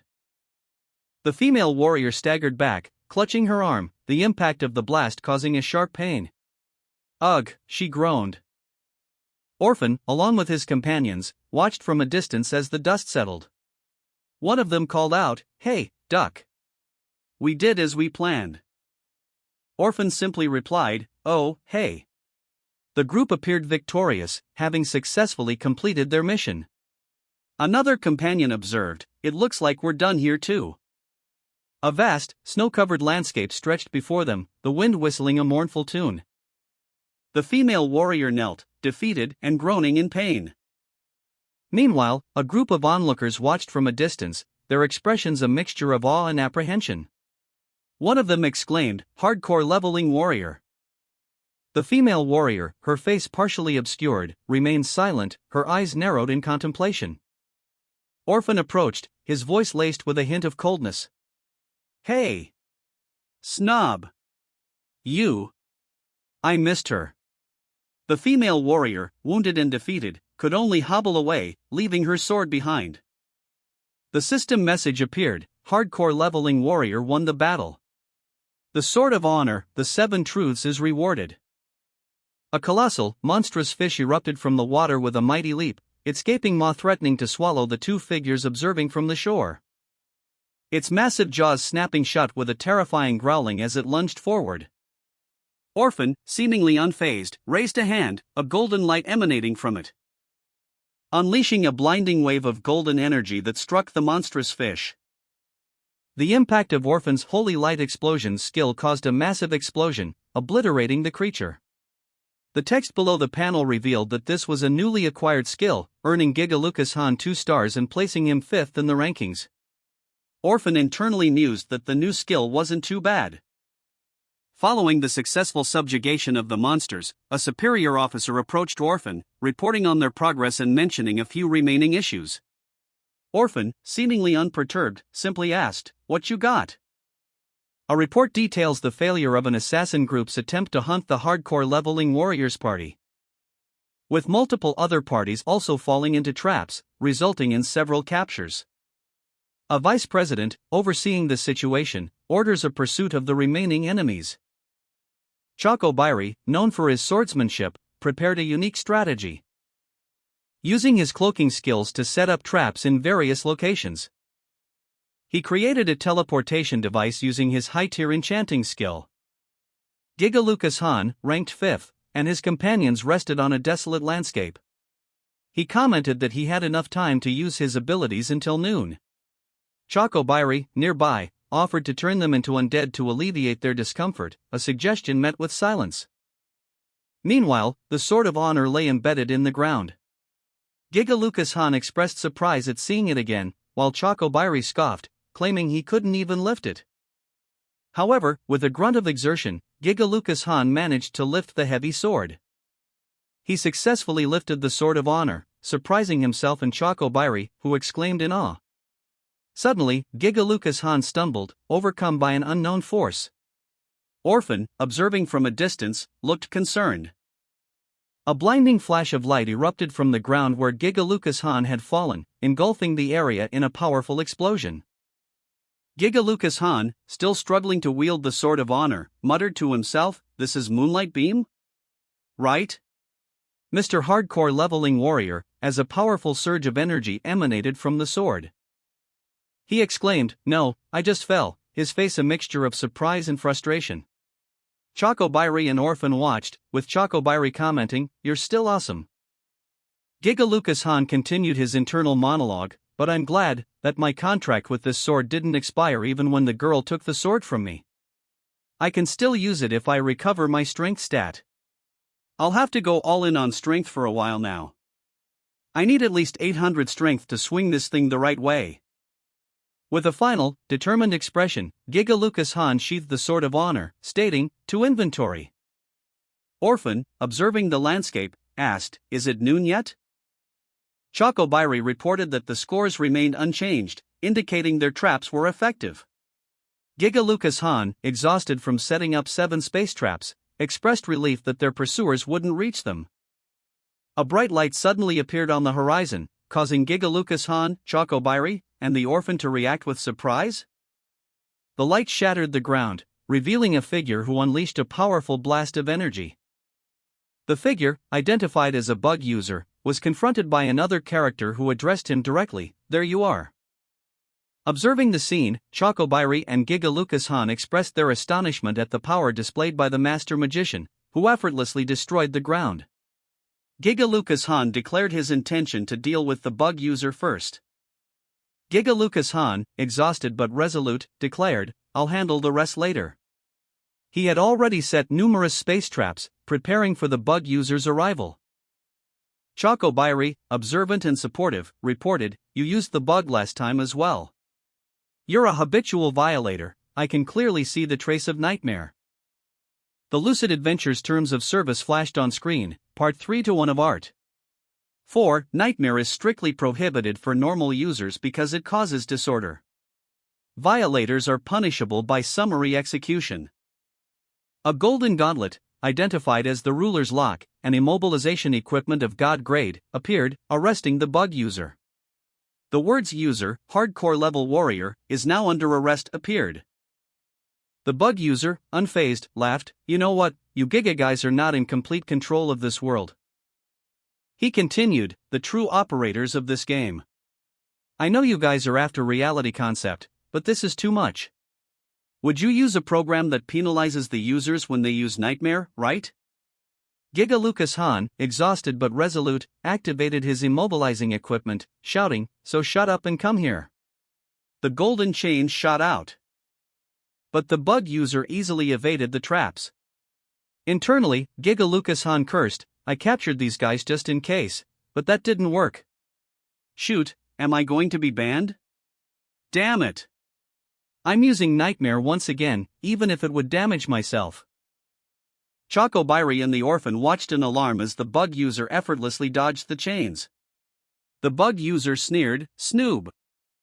The bug user continued their advance, taunting Chocobairi with the words, "Hardcore leveling warrior." Giga Lucas Han desperately tried to stop the bug user with his chains, but the bug user was too fast. The chains barely grazed the bug user as they flew past, leaving Giga Lucas Han and Chocobairi trapped within the expanding red sphere. Giga Lucas Han, desperate and injured, watched in disbelief as the bug user effortlessly deflected his immobilizing equipment. The bug user smirked, declaring at the end of round 2 and taunting Giga Lucas Han, questioning if he would follow the rules set by the bug user. Meanwhile, Orphan, alarmed and concerned, observed the scene, witnessing the bug user's power firsthand. Chocobairi remained trapped, a silent observer to the unfolding events. The bug user's actions were explained by a subordinate, who reminded his superior that they were instructed not to interfere with so-called gods, and that they needed the prisoners for their next plan.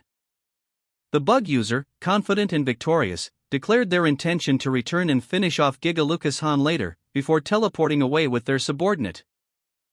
Orphan, left alone, sighed in relief, having witnessed the terrifying power of the bug user and narrowly escaped a similar fate.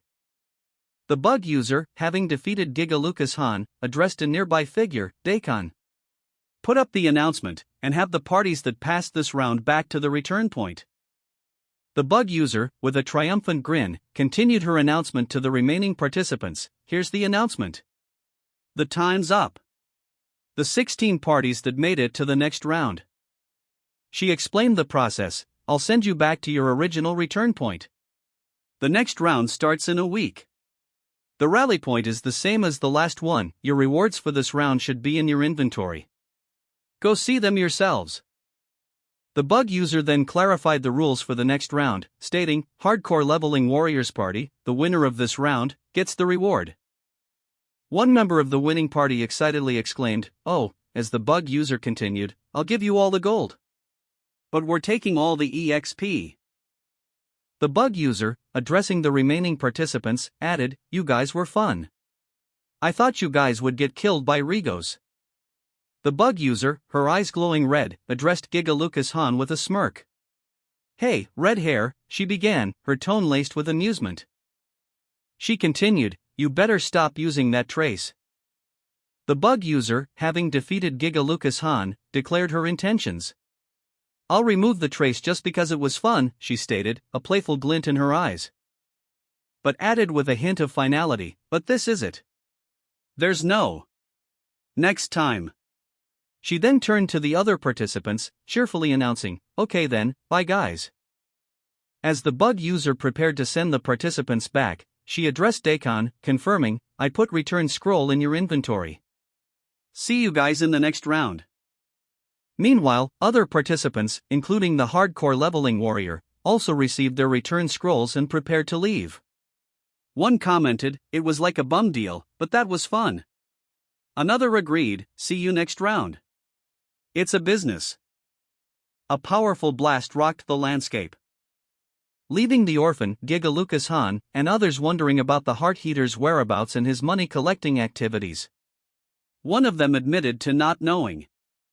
A door creaked open, revealing the bug user, who announced his arrival to his boss. The group discussed their tournament results. They had lost, but one member noted that Lila's efforts, while expensive, had been significant. The conversation turned to the boss's experience gain and payment structure, with one member suggesting he ask the boss directly about his acquisitions. The boss confirmed he had gained a mentor. Sarah commented on the significant growth of Orphan's ego sword, noting its resemblance to Orphan's own development. Orphan, acknowledging the observation, expressed concern over the sword's insatiable hunger. Meanwhile, a group gathered around a table, intrigued by a mysterious object. A character, possibly Daikon, explained that the item would prove helpful in their future endeavors.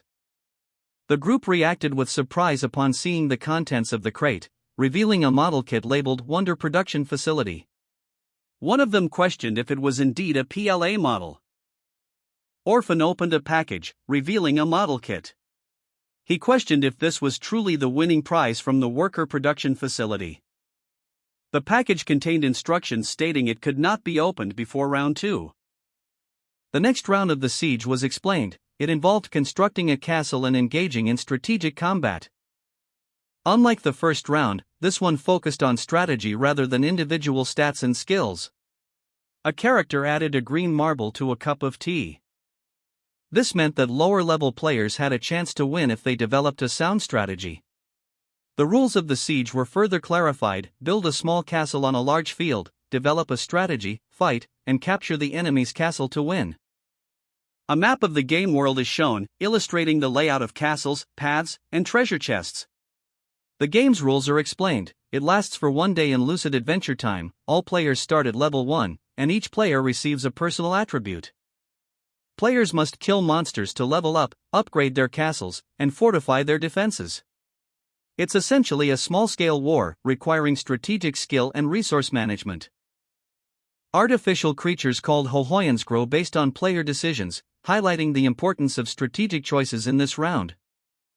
A man with an eye patch, presumably a game master, informs players that they have 7 days until the game starts and should focus on leveling up, as they can still use their personal attributes.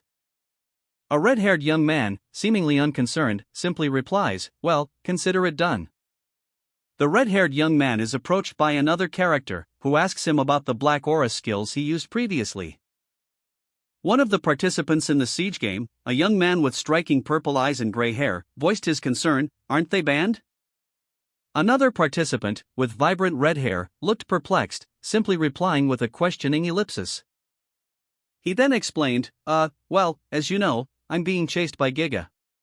I have to try to go unnoticed." A third individual, their face mostly obscured by shadow, offered a grave warning. You don't really know who they are, anything that stands in their way, they destroy them, and by using that power, you just became their target. The gray-haired youth, his eyes wide with understanding, urged, so, don't use that power. The red-haired man scoffed, TSK, if I didn't use this power, do you think that we could have one?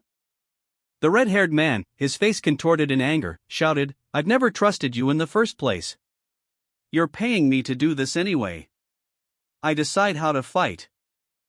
Meanwhile, inside a quaint establishment, the orphan, vice president, Chocobiri, and bug user sat at a table, enjoying tea and pastries. The vice president questioned, What are you talking about, idiot? The vice president, sipping his tea, observed, He's like a teenage boy. If you keep talking like that, I'll charge the interest that I cut down. Remember who you are talking to. The red-haired man, frustrated, muttered damn it, as he stormed out of a building, his movements suggesting a hasty retreat. The group inside the establishment watched his departure, with the vice president wondering aloud, what in the world? Is he crazy? Why is he acting up like that? The orphan, seemingly unfazed, calmly responded, relax, maybe he's been burned before? The red-haired man, muttering stupid little kid, you know nothing, looked over a sprawling city from a high vantage point. He then added, with a sigh of relief, phew, well, I didn't have to do that to a kid. He shrugged off the encounter, declaring, whatever, I'm done with nagging. Let me go check out some items. The red-haired man entered a shop called Devil's Weapons, stating that he really need, a new armor. He examined a magical armor, pondering, is there anything that's as good as this magic neutralizing armor? It's a shame that it is unrepairable.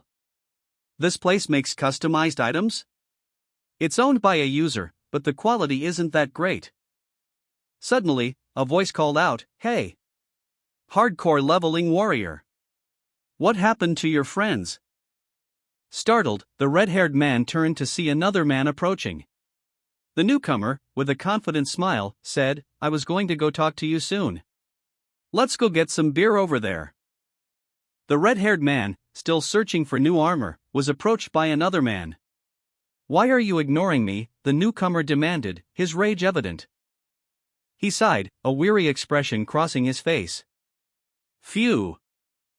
The red-haired man explained, okay, I teamed up with you to pass the subjugation round. We worked together for one purpose. But we've accomplished that, right? I don't want to go back to being so close to each other, so please don't get me wrong. He continued, his voice hardening, I don't want to be involved with those guys anymore. The other man pressed, Constant, are you still mad because of him? The red-haired man exploded, don't you dare bring up that name again. A caption appeared, they first met each other 2 years ago. A man with short, light-colored hair, dressed in red and gold, approached the red-haired man. He stated that he'd heard the red-haired man was strong and expressed a long-held desire to fight him. The text box below him identified him as a master swordsman, ranked number 3. The red-haired man, standing amidst a desolate, rocky landscape, responded that he didn't want a simple strength contest. A close-up on the red-haired man's face showed a mischievous grin as he challenged the swordsman to a bet. The swordsman, drawing his sword with a shing sound effect, accepted the challenge, stating, okay, as you wish. He then added a skeptical question, but can you win? The red-haired man, falling from a height, declared that he would test a new skill called Lucky Coin. The red-haired man, confident and eager, crouched low, his sword held ready. He was poised to strike. And with a blur of motion, he unleashed a powerful, crimson-hued attack. The master swordsman reacted swiftly, dodging the initial blow with practiced ease. The red-haired man's attack continued, a relentless assault.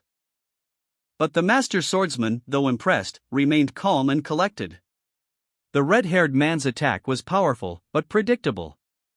He muttered, Moonlight Slash. With a precise counter-move, the master swordsman deflected the attack, his blade striking true. The red-haired man's sword flew from his grasp, leaving him defeated and disarmed. He lay on the ground, defeated, whispering, I lost. The master swordsman, victorious in his bet against the red-haired man, smirked. You're the first one that scarred my forehead. He observed the red-haired man's hand, testing the ice with a touch. You're pretty strong. The red-haired man conceded defeat, sighing. All right, I lost. Tell me what you want. The master swordsman stated his terms simply. I want you to join our guild. The red-haired man, taken aback, questioned, Guild? Meanwhile, a pink-haired woman, seemingly floating above, addressed the master swordsman and the red-haired man. Master swordsman, do you want to make hardcore leveling warrior join your guild as the reward for the battle? Okay then. The master swordsman, having just won a bet against the red-haired man, approached him with a proposition. He stated that he didn't want to make the red-haired man join his guild by force. Instead, he offered him 1 gold piece in exchange for his membership in the hardcore leveling warrior guild. The red-haired man reacted with disbelief, questioning the offer's meagerness. Just 1 gold? The master swordsman explained his reasoning, stating that if the red-haired man joined their guild, he would fight for them earnestly. He emphasized the guild's need for someone with the red-haired man's skills. The red-haired man remained silent for a moment, considering the offer. Meanwhile, in a separate scene, Chocobairi, still trapped, urged the hardcore leveling warrior to hurry up, as she was busy.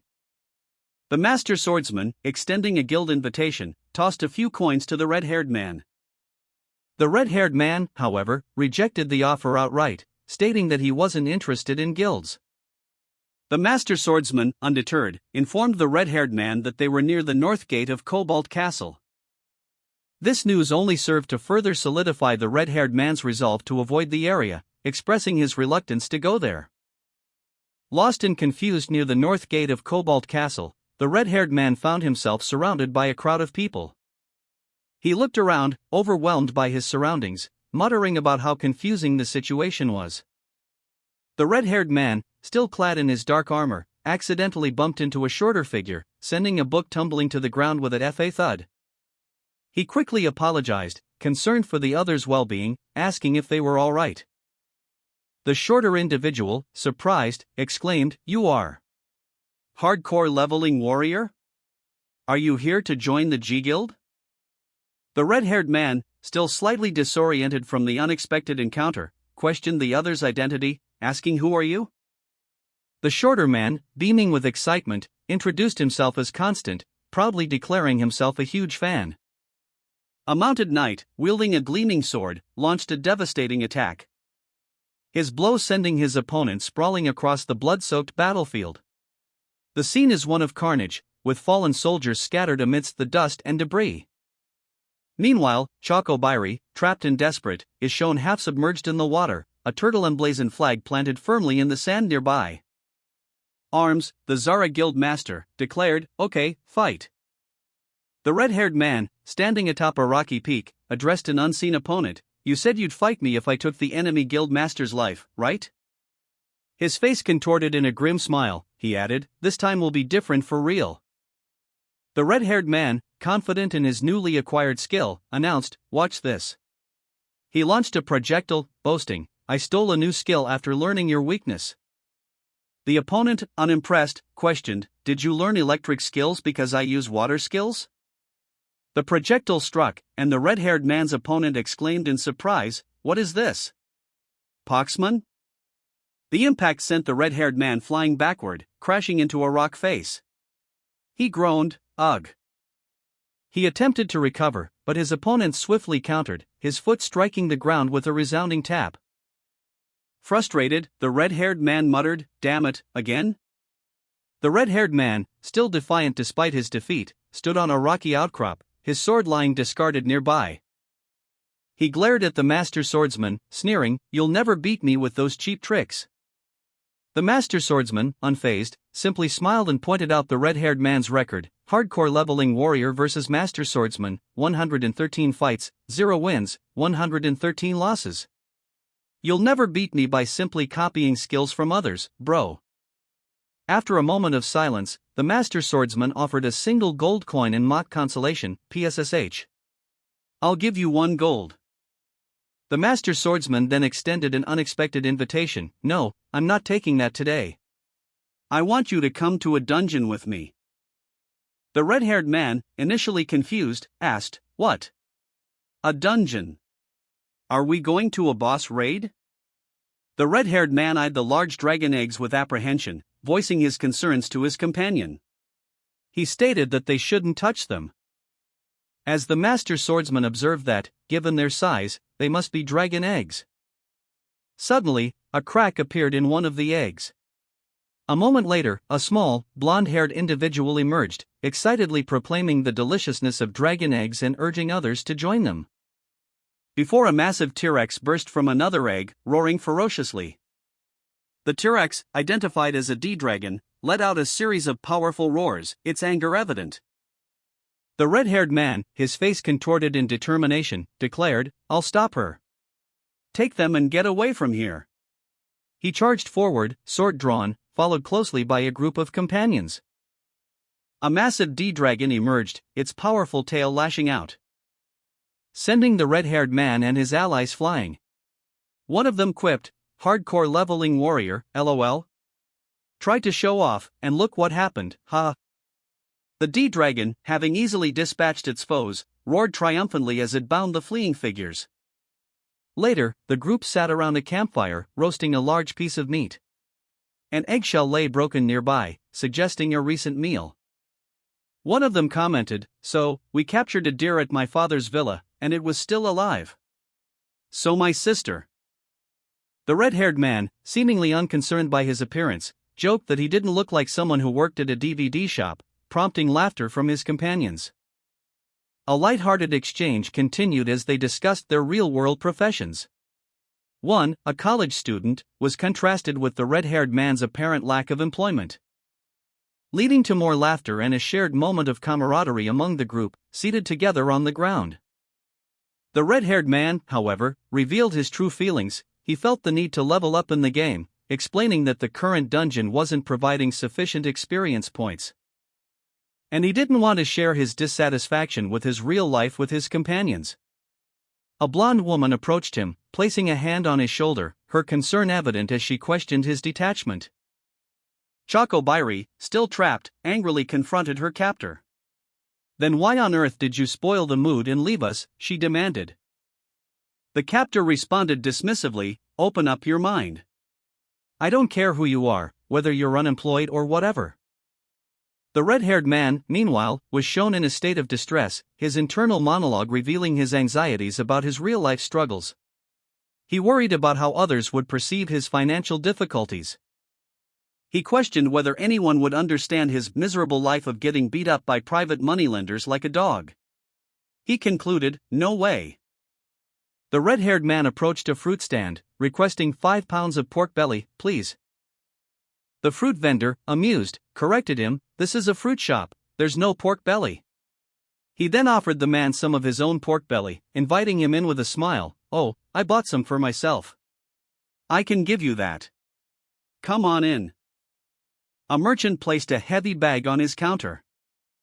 The red-haired man, who appeared to be a warrior, approached, commenting, "This should do for this month."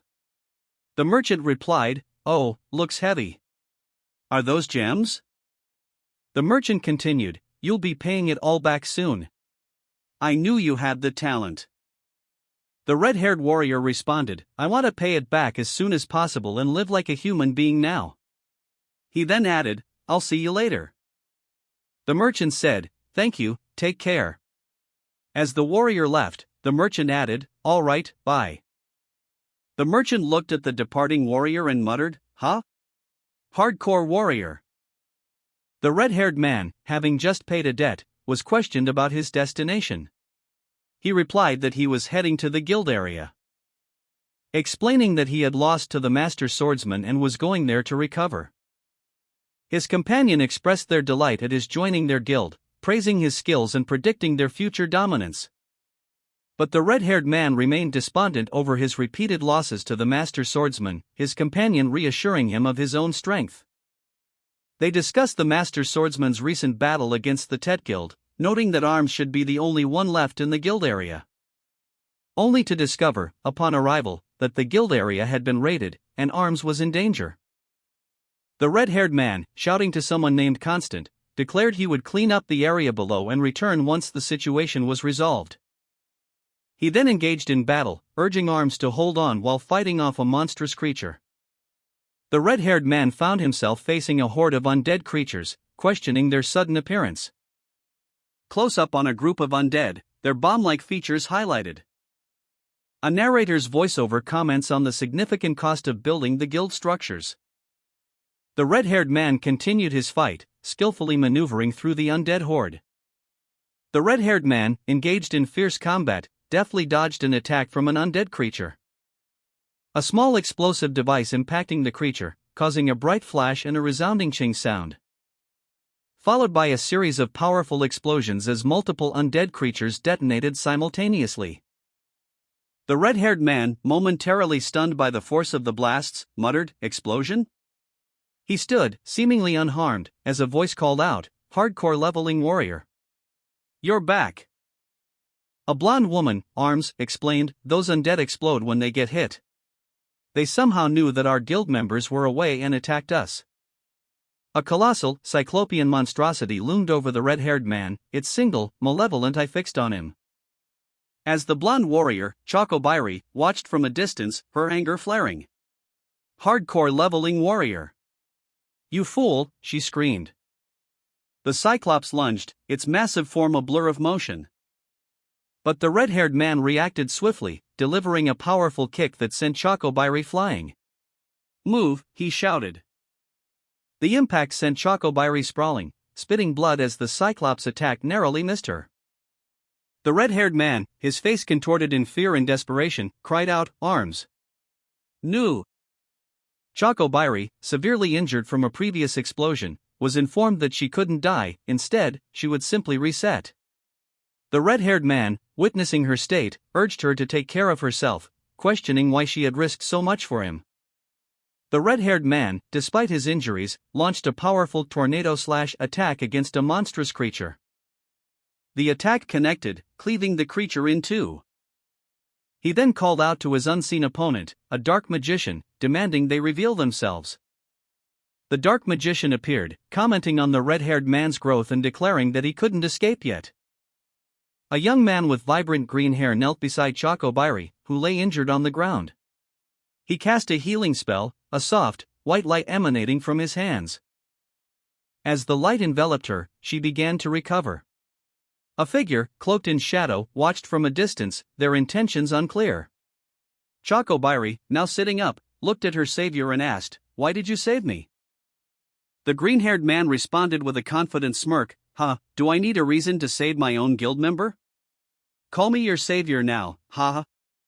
Meanwhile, the red-haired man, having just finished a grueling battle, sat alone, overcome with emotion. Tears streamed down his face.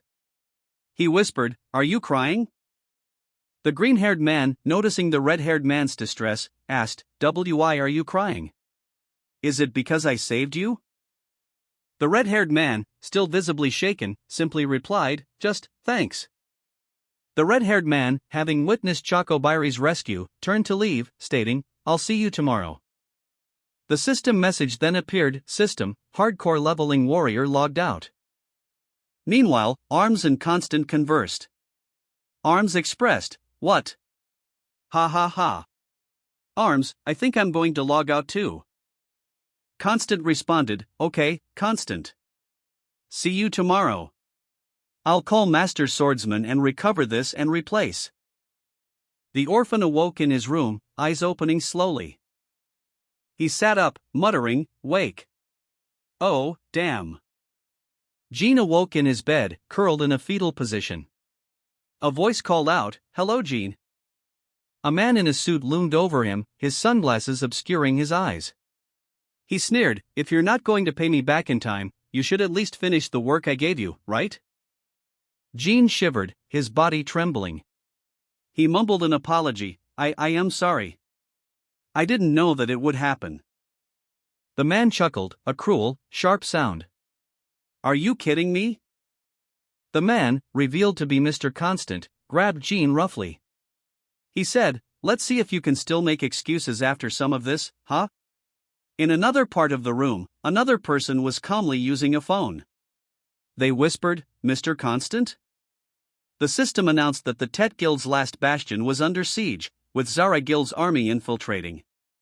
A man in red armor shouted a warning to his comrades as Choco Bairi and another warrior engaged the enemy. Choco Bairi stated they would use their practiced strategy. The Vice Guild Master, eager for a fight with the Master Swordsman, attacked. Despite his recent training, Choco Bairi expressed concern about the risk, but trusted his partner. The Vice Guild Master's spear moved with sonic speed, easily defeating their opponents.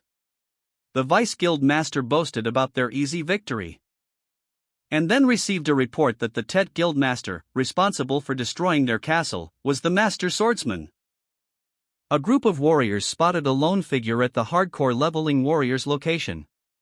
They decided to attack him, surrounding him and launching a coordinated assault. The resulting explosion indicated a powerful attack. But Radish Kimchi, the Tet Guild's master, easily emerged from the wreckage, unfazed by the attack. He confidently declared his ability to defeat them with his bare hands. Arms, along with two other guild members, watched from a distance as Radish Kimchi confronted the Zara Guild members. Radish Kimchi questioned Arms's motives for attacking him during the Absolute Quest. Arms, the Zara Guild's commander, angrily accused Radish Kimchi of ruining their guild area and injuring their members. Radish Kimchi, a hardcore leveling warrior, challenged Arms, questioning his confidence in a fight. He scoffed at Arms, calling him a teenage boy. A large, armored figure loomed over Radish Kimchi, who stood defiantly with his sword drawn. The armored figure declared, I'll tell you everything you want to know plus the page. Radish Kimchi responded with a curt, well, okay. Isham, before the armored figure let out a boisterous laugh and declared, let's get started. Wah-aha! The armored figure lunged, its fist a blur. Radish Kimchi, realizing the opponent's strength, activated his lucky coin skill. The armored figure's attack connected, but Radish Kimchi's speed was doubled due to his skill. He noted, all you have is the strength. Radish Kimchi countered with a swift blow, his strength exceeding 800, sending the armored figure sprawling. He commented, well, my strength stat that I've been stacking up to beat Master Swordsman is already over 800. Radish Kimchi launched himself into the air, leaving the defeated armored figure behind. Radish Kimchi launched a surprise attack, shouting die, as he struck his armored opponent. The impact of his attack was so powerful that it crushed the opponent's armor as if it were nothing. Arms, the armored opponent, was left stunned and confused, questioning Radish Kimchi's incredible strength. After the battle, Radish Kimchi and his companion discussed their victory, noting that they had defeated Arms but found the situation somewhat strange. Radish Kimchi's companion urged him to use his nightmarization skill. Arms reappeared, seemingly unaffected by the previous attack, prompting Radish Kimchi to prepare for another round of combat. Radish Kimchi unleashed a devastating attack, the skill fragmentation cleaving Arms into numerous pieces. But Arms's body began to reform, leaving Radish Kimchi surprised and concerned. Arms's fragmented body rattled as it reassembled, a process that seemed to defy Radish Kimchi's attack. Radish Kimchi's companions observed the scene, one of them pointing out that they didn't know about Arms's unique attribute. Radish Kimchi's companion explained that Arms's personal attribute was a stone golem, explaining the castle's location on the Rocky Mountain. Radish Kimchi, now aware of Arms's true nature, expressed their disbelief, calling Arms a rockhead.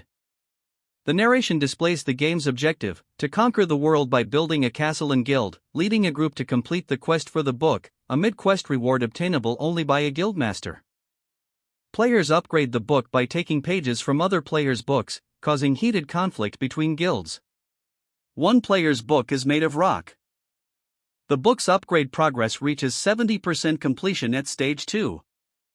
The next target for book acquisition is Cobalt Castle, a strongly defended NPC city that has yet to be taken over by players. A player, known as the Hardcore Leveling Warrior, discusses the next step with his companions, Arms, and another player. The warrior saved the life of another player, who expresses gratitude. Arms's actions caused the Hardcore Leveling Warrior distress and anger. Radish Kimchi shouted at Arms and the other guild members to be quiet. explaining that she had healed most of the hardcore leveling warrior's injuries. Arms, annoyed, told the hardcore leveling warrior not to do that, calling him a dirty beard. While another guild member laughed, calling Arms an idiot. The hardcore leveling warrior, still recovering, was questioned about his low potion usage and slow healing speed. But he insisted everything was alright, before declaring he had to run. A woman, captivated by the hardcore leveling warrior's appearance, exclaimed, "Handsome." "Nice." A man nearby responded, "Calm down, woman." Nathan continued, explaining the severity of the situation. "It's a very dangerous bug. If you see this again, please report to the management team immediately, though this must be your first time seeing it." The scene shifted to show a small, ominous container, seemingly holding the source of the problem. Nathan elaborated, "It's a very wicked bug, it changes the user's skills, personality, and everything else. They call it Nightmare." He further explained the bug's appeal. Some users started using it because they can get much stronger in just a short period of time.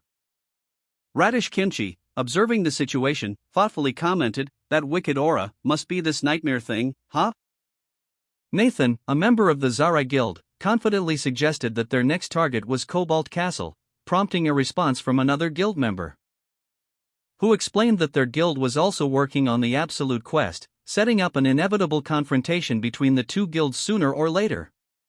He further elaborated on their guild's philosophy, stating that despite working as game managers, their motto was like the real world, implying they lived in the game world just like everyone else. The Zara Guild member continued, highlighting the Zara Guild's exceptional performance and suggesting that the other guild join them before their own guild was destroyed. He then proposed that the other guild let Giga Guild handle the Absolute Quest. Nathan, confident in his strategy, presented Giga Guild's offer to Radish Kimchi. He stated, "Okay, that's your choice." Radish Kimchi, unwavering in her resolve, rejected the offer with a defiant, "Well, then. Have fun playing." Arms, observing from a distance, watched as Nathan's offer was swiftly dismissed. The Giga Guild's forces departed. Radish Kimchi explained to her guildmates why she refused the lucrative offer from Giga Guild. She pointed out that affiliated guilds become mere servants, losing their independence and the ability to pursue their own goals. She emphasized the significant financial support offered by Giga Guild, highlighting the potential loss of their own quest if they accepted. Despite the financial implications, Radish Kimchi prioritized their shared journey and camaraderie, declaring, "I don't care about money. Let's get to the end of this world together." The scene shifts to show the guild members, slightly awkward but ultimately united in their decision.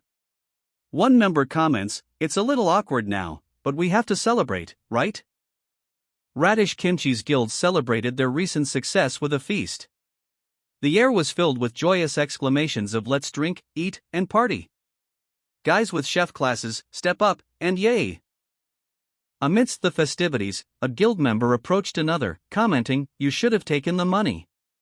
You could have used that for your treatment."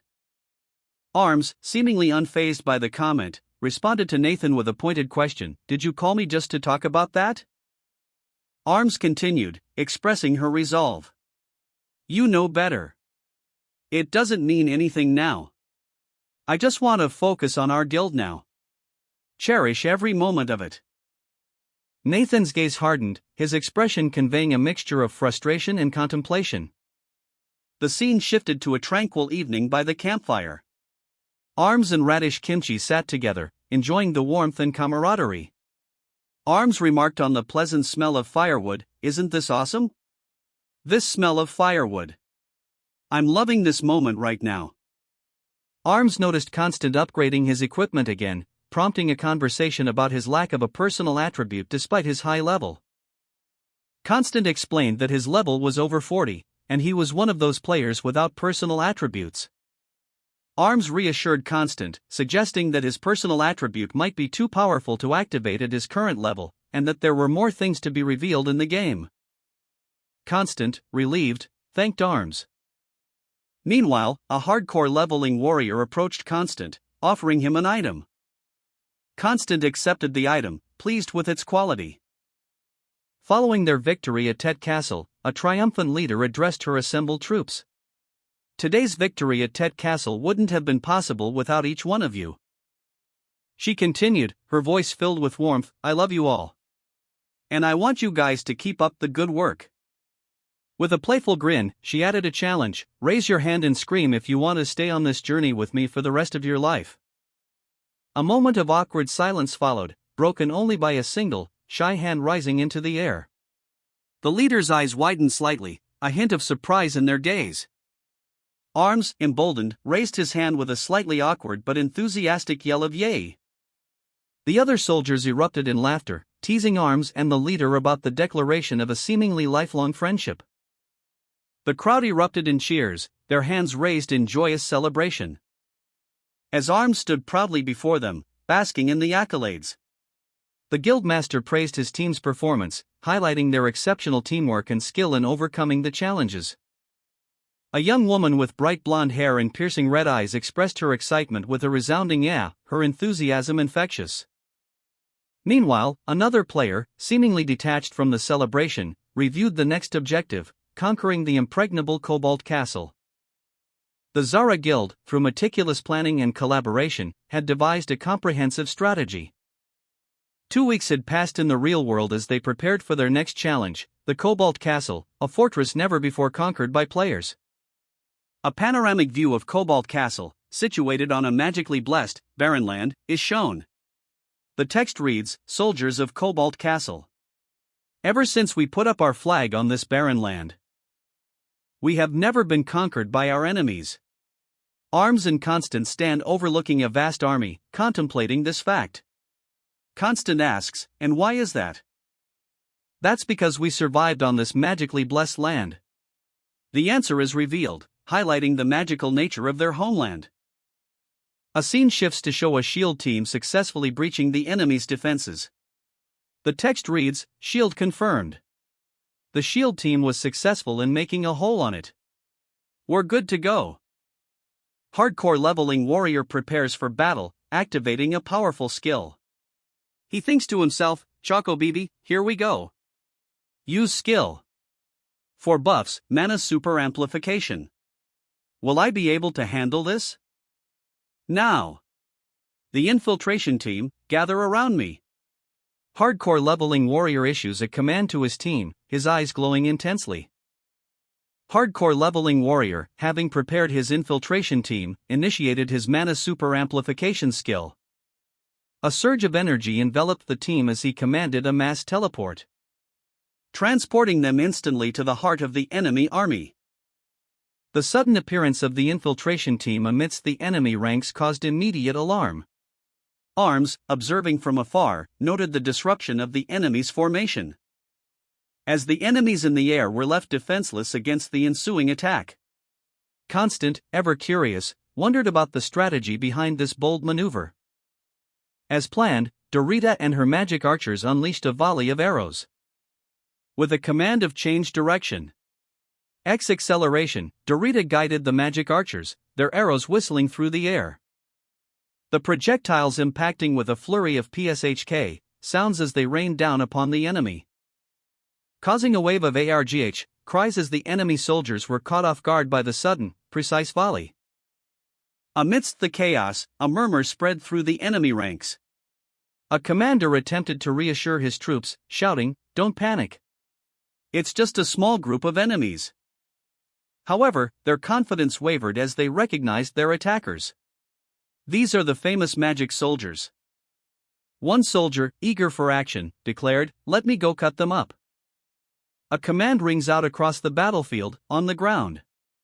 The order is followed by a chaotic scene of soldiers engaging in close-quarters combat, as the enemy forces, entrenched within the castle, defiantly proclaim, "How dare you!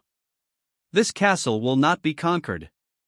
Their leader urges his troops forward with a battle cry, "Let's go, magic soldiers!" Meanwhile, observing the scene from a distance, Pat, a young soldier, expresses his apprehension, "They are just like what I heard. The magic soldiers of the Cobalt Castle, they look too strong.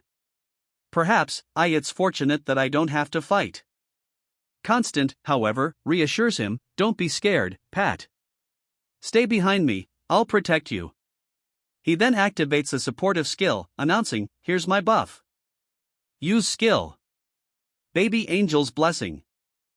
The effect of the buff is immediately apparent. A system message confirms, party's overall stats increase slightly. Dorita, ever strategic, explains the current situation. "Don't forget, the other guilds failed to conquer this castle, not because of the magic soldiers and archers. It's because they couldn't break the main gate. If we want our troops to come inside the castle." Having successfully infiltrated the castle, the team moved swiftly, their coordinated actions a blur of motion, clearing a path through the surprised guards with practiced efficiency. The shouts of "Move, move" echoed through the corridors as they pressed forward. Suddenly, a colossal figure emerged from the shadows, the Cobalt Golem, level 90, guardian of the castle. Its sheer size dwarfed the adventurers. The golem's appearance sent a jolt of fear through the team, but they remained resolute. Pat, initially apprehensive, found renewed confidence in the face of the challenge. Constant, ever vigilant, prepared to provide support. Dorita, having anticipated this obstacle, calmly assessed the situation. The golem unleashed a concentrated blast of magic, but hardcore leveling warriors skillfully deflected the attack. Constant activated his lucky coin skill, causing a dramatic increase in the team's defense and strength. As the text above the golem declared, Dorita urged Constant to open the gate, and he readily agreed. Dorita began to work on opening the gate, her expression focused and determined. Meanwhile, hardcore leveling warrior, facing the golem, observed that it was far stronger than anticipated, and that there were likely more where it came from. He braced himself, knowing this battle would be far from easy. The golem lunged, its massive hand reaching down towards hardcore leveling warrior. Constant, confident in his team's abilities, activated his lucky coin skill. The coin's energy surged, manifesting as 3 glowing cards, each imbued with potent defensive magic. Dorita and Constant, pursued by several armored figures, ran towards the next alley. Dorita urged Constant to stay close behind her. As they rounded the corner, the pursuers emerged, shouting that Dorita was their leader, engaging her in a fierce melee. The sounds of blows echoed as the battle intensified. But one of the soldiers suddenly teleported away, leaving the others momentarily stunned. Dorita, seizing the opportunity, leaped onto a nearby rooftop. And with a swift, powerful slash, she eliminated several more pursuers before they could react. "Pioneer slash," she exclaimed as she cut them down. Dorita, victorious and agile after her escape, called down to Constant, "It's all good, come down, Constant." She reflected, "These magic soldiers are not as strong as I thought. But they're not the problem. Then, we have to destroy the giant cobalt gemstone that provides magic power to the magic towers." Constant, observing the situation, prepared to descend. He declared, "Move dash. I have to take you down and get to the gate now." Constant's strategy against solid opponents was revealed, the strategy that I used against solid guys. "I'll show you." A narration box explained, cobalt is an ore that reacts and resonates with mana. It's a very rare ore that can be used as a powerful weapon. It takes tremendous amounts of time to be created in a natural environment where it is full of mana. So it is not easy to find high-tier items that are made of cobalt ores, which are highly wanted by the classes that use magic skills. Constant, facing a golem forged from a costly magic gem, initiated his attack. He commanded, "Use skill. Mana emission." The powerful blast of energy surged forth. But the golem remained unyielding. Constant, observing the creature's resilience, muttered, "A golem made of that expensive magic gem. Let's see how strong you are." Anticipating a powerful counterattack, Constant swiftly activated his defensive skill. He shouted, "Use skill. Immortal Barrier."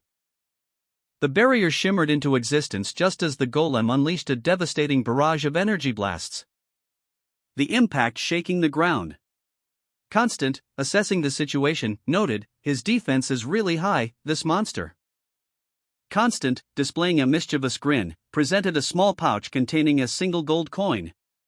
He explained that the pouch contained a skill obtained from a water magician in Yopaland. A skill called Water Needle, capable of piercing enemies with a high-pressure water jet. He admitted, however, that it wasn't particularly strong. Despite its limitations, Constant relentlessly used the Water Needle skill against the golem, repeatedly jabbing it with the water jets. The onomatopoeia poke emphasized the repetitive nature of the attacks. The golem, sustaining multiple impacts, roared in frustration, grrrbrrrr. Its internal structure began to show signs of damage. Meanwhile, observing the battle's progress, Arms formulated a plan. He decided to use a skill to freeze the water inside the golem's body, increasing its volume. The skill was activated, and the water within the golem rapidly froze, expanding and causing significant internal pressure. The narration emphasized that few golems could withstand such internal pressure. Hardcore Leveling Warrior, observing a purple gem, declared it expensive. Constant, nearby, commented that it seemed like Hardcore Leveling Warrior had seen it on television. Constant and Dorita, overseeing the city from a high vantage point, discussed their next move. Constant stated that they should proceed with their plan to target Arms. A shadowy figure, observing from the darkness, made a tisk-tsk sound, indicating disapproval or anticipation. The shadowy figure patiently waited, confident that events would unfold as planned. Constant, having successfully defeated the golem, called out to Arms for assistance. Arms, slightly dazed, responded with a simple okay. Arms and Dorita discussed the difficulty of reaching their target location, expressing concern about exhaustion before finding a solution. Dorita, however, remained determined to follow the boss's orders, despite the team's hard work. Constant, Dorita, and Arms approached a large gemstone, its presence radiating magical energy. "We're going over it," Constant declared, initiating their advance. Dorita pointed out the source of the widespread magical power. "There's the gemstone," she exclaimed, highlighting its significance. And Arms, despite his apprehension, agreed with the plan to destroy it. "Everyone is getting magic power from that gemstone. Let's go destroy it," he stated, his resolve hardening. Constant, however, was met with unexpected resistance. A hooded figure emerged, declaring, "How did you get here? You won't go through me." This was Arms' last dream, a final stand against the encroaching threat. The hooded figure unleashed a powerful magical attack, striking Constant with a bright yellow energy blast. "That's scary," Dorita whispered, witnessing the intensity of the confrontation. Constant, however, managed to evade the worst of the attack and retaliated swiftly, launching a counterattack that sent the hooded figure reeling. "Move," he commanded, his action decisive and swift. Dorita, observing the fallen figure of Arms, surmised that their backup hadn't yet arrived. Constant, eager to proceed, asked if they could destroy the gemstone. Constant felt a pulsing mana emanating from the gemstone embedded in Arms's clothing, and realized he could likely use his ultimate skill if he had enough mana. The amplification of the mana was as strong as the gemstone itself. A thumping sound emanated from the gemstone, startling Constant and Dorita. Dorita questioned why it had awakened. The gemstone pulsed again, and Dorita wondered if it was reacting to the mana. Dorita and Constant watched in astonishment as a large, pulsating orb materialized before them. Dorita's eyes widened in fear as she exclaimed, "No!" Arms, a sinister grin spreading across his face, declared, "I knew you were trash." Constant, still bewildered, questioned the nature of the strange, eye-covered orb, describing it as a seaweed-looking thing. The orb pulsed ominously, its many eyes swirling, as Constant realized with horror that this was a manifestation of a nightmare. A structure resembling a colossal gate shattered, seemingly destroyed by the sheer power of the nightmare emanating from the orb. Constant's internal monologue revealed his suspicion that the cobalt gemstone amplified the nightmare's power. From the cobalt gemstone, a monstrous, shadowy entity emerged, its many tendrils reaching towards the city below. Arms, caught within the nightmare's grasp, laughed maniacally, "Ha ha! Very good." The creature's shadow loomed over the city, its voice echoing, "Human." The nightmare manifested as a chaotic battle, engulfing the soldiers in darkness. Constant, witnessing the horrifying scene, gasped, what the, as the tendrils of the nightmare snaked around him.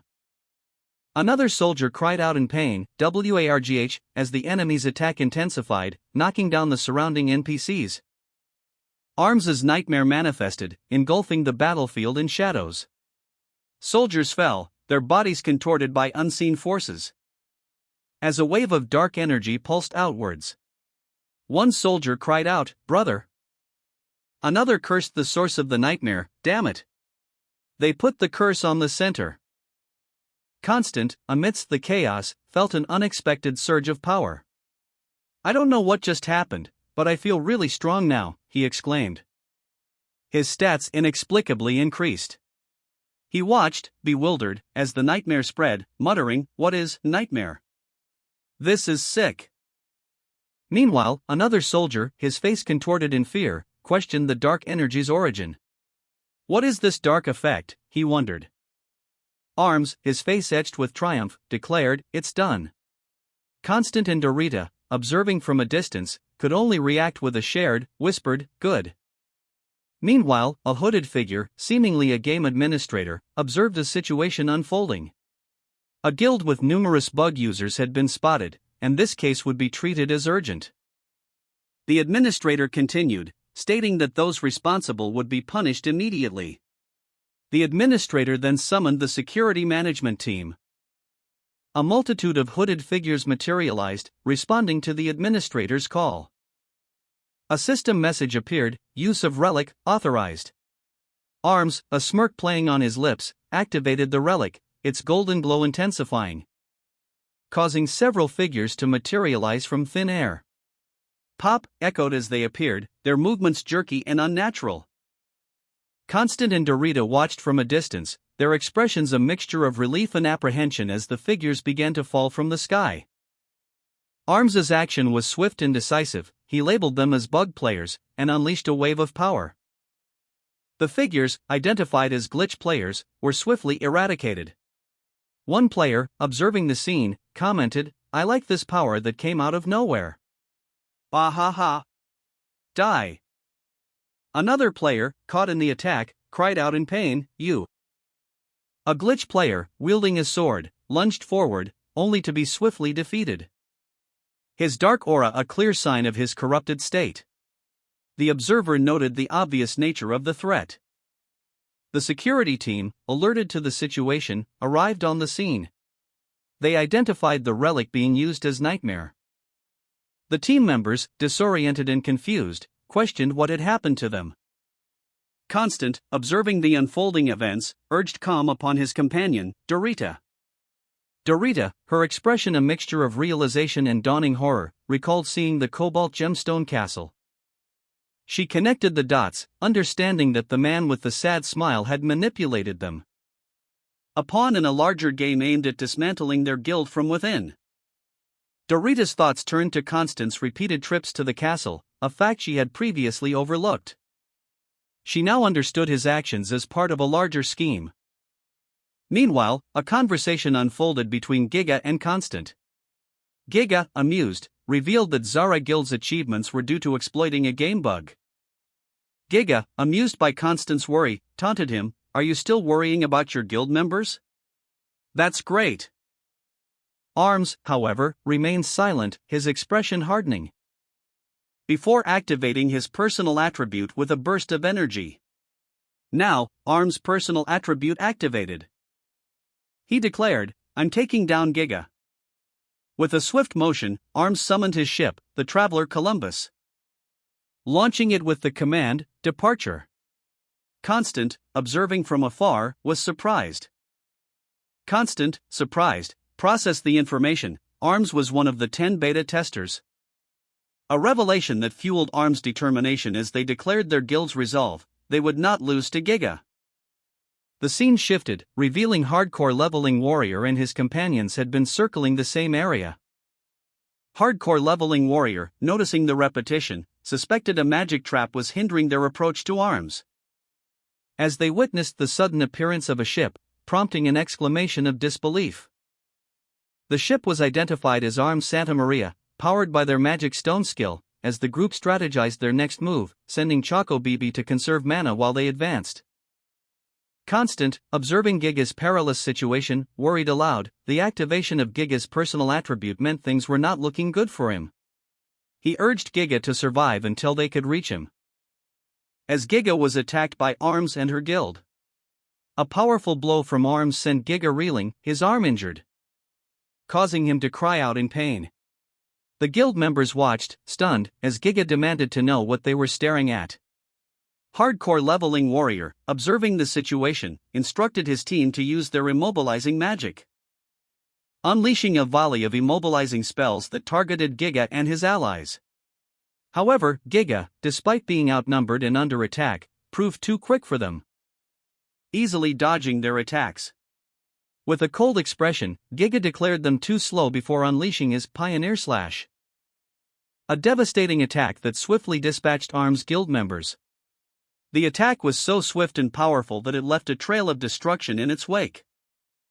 Arms, surprised by Giga's power, uttered a sound of pain. Giga, observing the aftermath of his attack, reflected on the game's security flaws. A subordinate reported the successful capture of Arms Guild in the western area, acknowledging some casualties, but assuring that the remaining members were being processed. The subordinate asked for authorization to proceed with account termination, but Giga paused. Giga requested a visual update of the situation. Arms, defeated and surrounded by his scattered guild members, conceded defeat to Giga. He uttered, "I lost." Giga, however, pressed further, stating, "Free the guild members. You want my page, right?" Giga smirked, confident in his victory, and commented, "TSK. I knew you'd pick it up fast." Dorita, witnessing the aftermath, breathed a sigh of relief, muttering, "Phew." Hardcore Leveling Warrior, overcome with grief and anger, cried out in protest, "No." He continued his desperate plea, "Don't. Sister. You can't just. Hardcore and Master can make it." Constant, observing from a distance, coldly instructed, "Stop crying, fool." Giga stood over his defeated opponent, Arms, a bloody silhouette against the stark white background. With a final, decisive strike, he pierced Arms, the sound of tearing fabric and flesh echoing with a sharp PSSSRK. Giga, a smirk playing on his lips, issued orders to his subordinates. "Good, tie her up," he commanded, his voice dripping with casual cruelty.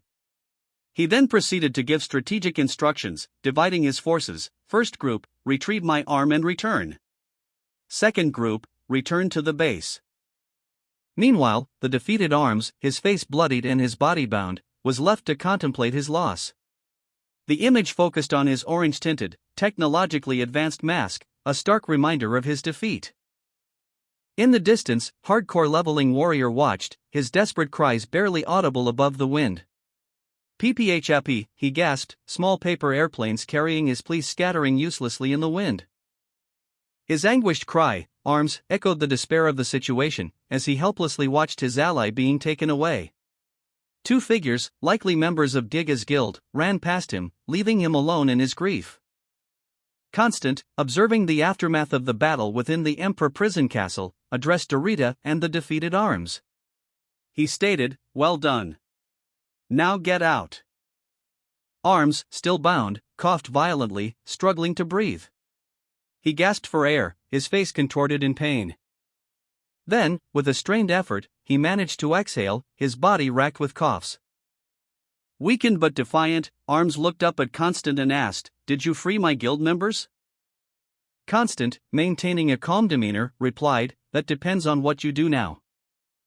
Arms, defeated and kneeling, was addressed by Constant. Constant inquired if Arms intended to complete the absolute quest to restore his health, expressing a degree of pity.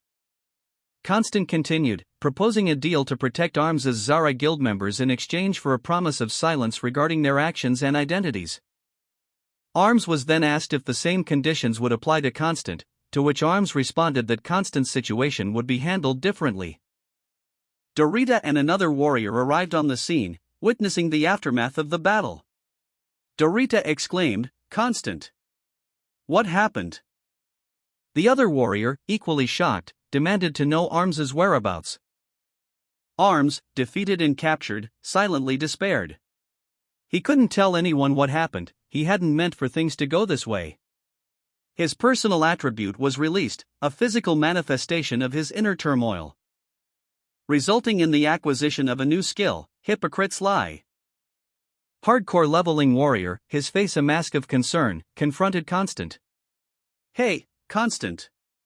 Say something." He found Arms on the ground, the new skill already activated. The skill's effect was immediately apparent. The text Hypocrite's Lie appeared, and a blue orb materialized. High above, Constant stood on a bridge, his back to the viewer. A speech bubble above him contained the words, "Oh. Did Jean just release his personal attribute?" Hardcore leveling warrior's face filled the panel, a close-up revealing his shocked expression. He muttered, "He did it while under nightmare status. TSK. Is that an actual skill?" He continued, "I'm not going to be a part of it." Below, Constant remained on the bridge, seemingly unaffected. A bright flash erupted from the bridge, obscuring Constant in a burst of light. The next panel showed a ghostly image of numerous figures, seemingly trapped in a translucent, circular prison on a dark stone floor. Among them were several figures resembling the previously defeated nightmare creatures. Hardcore leveling warrior, along with two other figures, stood in a similar translucent prison. One of the figures was a knight in shining armor, the other a warrior in more traditional attire. Hardcore leveling warrior's face was filled with anger. He shouted, "Those nightmare guys! I'll chase them down." Without Arms' leadership, the Zara Guild fell into disarray. And after some time, many members left. Those who remained, including Constant, were recruited by Giga. An opportunity they couldn't refuse, as it was time to move on. A man confronted a young man, highlighting his recent success while reminding him of past favors. But the young man curtly told him to be quiet. Constant, his face etched with grim determination, vowed, "I won't forget what happened here. I'll destroy you. Mark my words." He stood resolute, two shadowy figures looming behind him, their presence a stark reminder of the power he now faced. A gruff voice cut through the air, what a piece of shit." A swift, brutal battle unfolded. The man in sunglasses was surrounded by several opponents, their attacks relentless. But with precise movements, he deflected each blow with ease. His counterattacks swift and deadly, leaving a trail of fallen foes in his wake.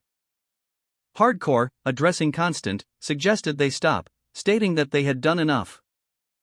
But Constant, his face grim, retorted with a single, accusatory word, "Traitor." A narrative transition card appeared, explaining that the nightmare was finally over, but Arms was nowhere to be found, before transitioning back to the present. Constant, enraged, shouted at Hardcore to shut his damn mouth. Hardcore, looking contrite, apologized. But Constant, consumed by grief and anger, accused him of abandoning Arms, just like he did. He then revealed the devastating truth: Arms was dead. This revelation explained Hardcore's surrender. Constant, consumed by grief and rage, grabbed Hardcore leveling warrior by the collar. Hardcore, his face etched with remorse, confessed, "I just couldn't tell you this. I'm so sorry." He explained that he was continuing Arms' legacy in another way, pursuing her unfinished quest. Enraged, Constant unleashed a furious blow, shouting, "You little shit." He demanded an explanation for Hardcore's delayed confession, as more blows rained down. Hardcore, overwhelmed by guilt and the physical assault, could only stammer, I've, as he collapsed. A commotion erupted in the village. Dorita and another onlooker watched from a distance as Constant, enraged, confronted Hardcore leveling warrior. A game administrator's announcement blared, "In-village combat detected." A heavily armored guard rushed towards the scene, shouting, "Stop it now." The guard attempted to restrain Hardcore leveling warrior, who struggled, yelling, "Let me go." Meanwhile, other villagers watched the unfolding fight between Constant and Hardcore leveling warrior with a mixture of shock and curiosity. One villager exclaimed, "Whoa, are they fighting?"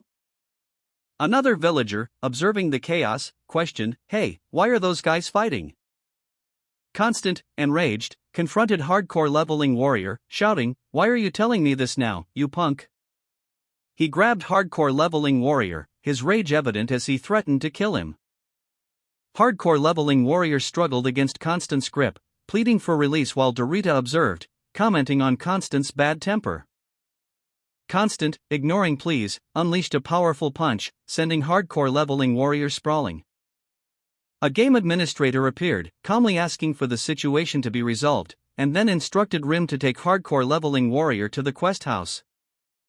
As hardcore leveling warrior was carried away, unconscious, a bat-like creature commented on the recurring trouble he causes.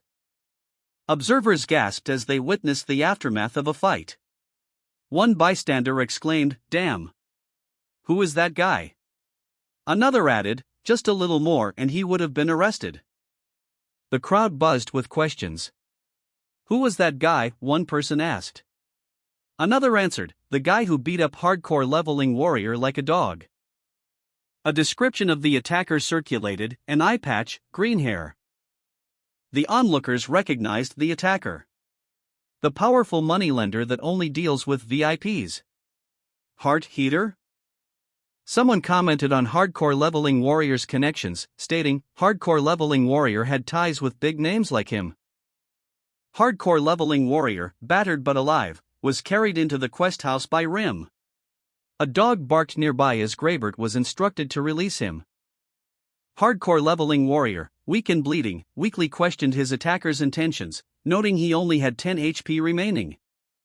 Constant, his attacker, retorted that hardcore leveling warrior should stop causing trouble. Rim, observing the scene, commented on the rudeness of Constant's words. Constant, unfazed, threatened further consequences for hardcore leveling warrior's actions. Hardcore leveling warrior, surprisingly, apologized for his earlier outburst. Constant, still slightly apologetic after his recent confrontation, admitted to making a mistake. He recalled past events, prompting Rim to sarcastically comment on Constant's newfound acknowledgement. And to call him a little douche for saying so. Rim declared it was time to end the idle chatter, revealing they had a new quest. The quest, described as unofficial, promised a substantial reward. The details of the quest emerged. Belongings belonging to Yopi's left-hand girl, Puapru, had been stolen by Hohoyans while she was away at the tournament. Rim expressed surprise at the involvement of the undead lady. Puapru, sensing a powerful figure and an exciting quest, excitedly exclaimed about the adventure. Rim, amused, offered to join them. Constant explained that Hohoyans are creatures that change based on their environment, friendly in friendly areas, hostile in hostile ones. He also mentioned that the Beard Gang, a group of bandits, had stolen Puaprua's belongings. Constant proposed using the Hohoyans in the next siege round, acknowledging the risk but highlighting the potential experience. The party agreed to accept the quest. Rim explained that the Beard Gang's base is far away, but Graybert, the fastest dragon, will take them there. Rim cheerfully wished them a pleasant journey between Graybert's teeth, as the party expressed their understanding and awe. Constant, hardcore leveling warrior, Rim, and Puapro found themselves inside the gaping maw of a colossal creature. Hardcore leveling warrior voiced his apprehension, questioning the necessity of their precarious position. "Do we really have to stay inside his mouth?" Suddenly, a powerful geyser erupted beneath them, propelling the group skyward, leaving them airborne and far from the monstrous mouth. Rim and Constant watched as hardcore leveling warrior's party vanished. Constant expressed his frustration at the departure of hardcore leveling warrior's party. But Rim quickly interjected, suggesting they utilize Graybert's fastest dragon for their next move. He casually mentioned that the cost would be added to Puaproa's account. Sergeant Ho and another individual spotted a dragon approaching and reacted swiftly. "Look at you, man. Stop being so foolish.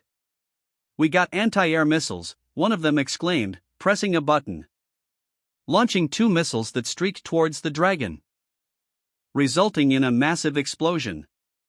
The dragon was hit, and the ground shook violently. "Why is this shaking?" Are we falling, Graybert? Constant, Rim, and Graybert cried out in alarm. The dragon, severely damaged, plummeted towards the ground, crashing into a lake with a massive splash. We got one more, one of the individuals shouted, as another missile was launched. Sergeant Ho's shot struck true, bringing the dragon crashing down from the sky. Constant, Rim, and Graybert, caught in the dragon's falling shadow, cried out in alarm as they plummeted towards the lake below. "Yay!" one of them exclaimed, a mix of terror and exhilaration in their voice. They landed with a resounding splosh in the tranquil waters. From the safety of a nearby vantage point, an observer commented, "They fell into the lake. They might still be alive." Another voice reassured them, "Don't worry, newbie. There's this thing that lives in that forest." A low growl, grrr grrr grrr, echoed through the trees, hinting at the presence of a mysterious creature.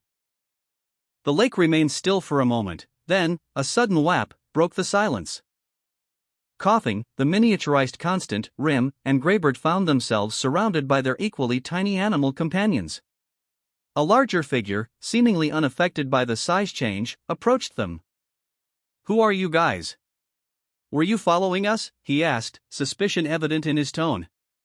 One of the tiny figures, clearly agitated, retorted, I will kill you, hardcore leveling warrior." Suddenly, birds took flight overhead, a large shadow loomed over the group. A gigantic pink teddy bear descended, its massive paws stomping the ground. The miniaturized adventurers looked up in astonishment. Constant, overcome with emotion, whispered, "Peeping teddy bear, so cute." His heart, it seemed, was about to give out. The giant teddy bear sniffed the air, its large eyes fixed on the group. Then, it began to lick its lips, a sinister glint in its eyes.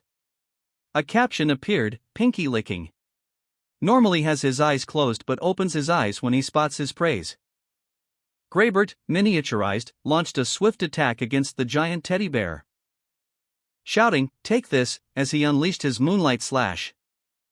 But the attack was ineffective, and the bear retaliated by ensnaring him with a sticky, green vine. Graybert exclaimed in shock, "Whoa! What is this? It feels nasty." The giant pink teddy bear, Pinky, extended its long, green tongue, making a blep sound as it playfully licked the ground. It exclaimed, "Kobalulululu." Graybert, caught off guard, was ensnared by Pinky's sticky tongue. He yelled, "Arg! What the heck?" Meanwhile, Rim and Constant watched in shock as the bear playfully captured Graybert. The other small creatures scattered in fear, as the text appeared, "Mr. Hardcore Leveling Warrior." Ta-da-da. Constant, observing the scene, questioned, "Isn't Pinky supposed to be docile? This is my first time seeing it in person. I thought it would be a friendly creature because it didn't have teeth or claws." Another character explained, "Rather, they smack Hohoyans into the ground or rocks so that they can lick them when they turn into a quagmire."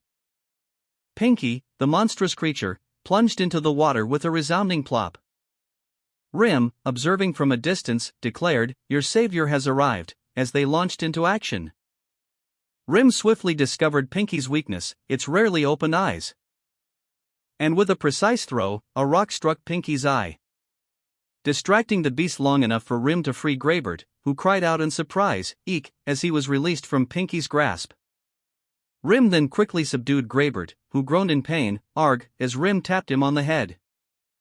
Pinky, licking, enraged, shouted, "Hey, you! You messed up my hair."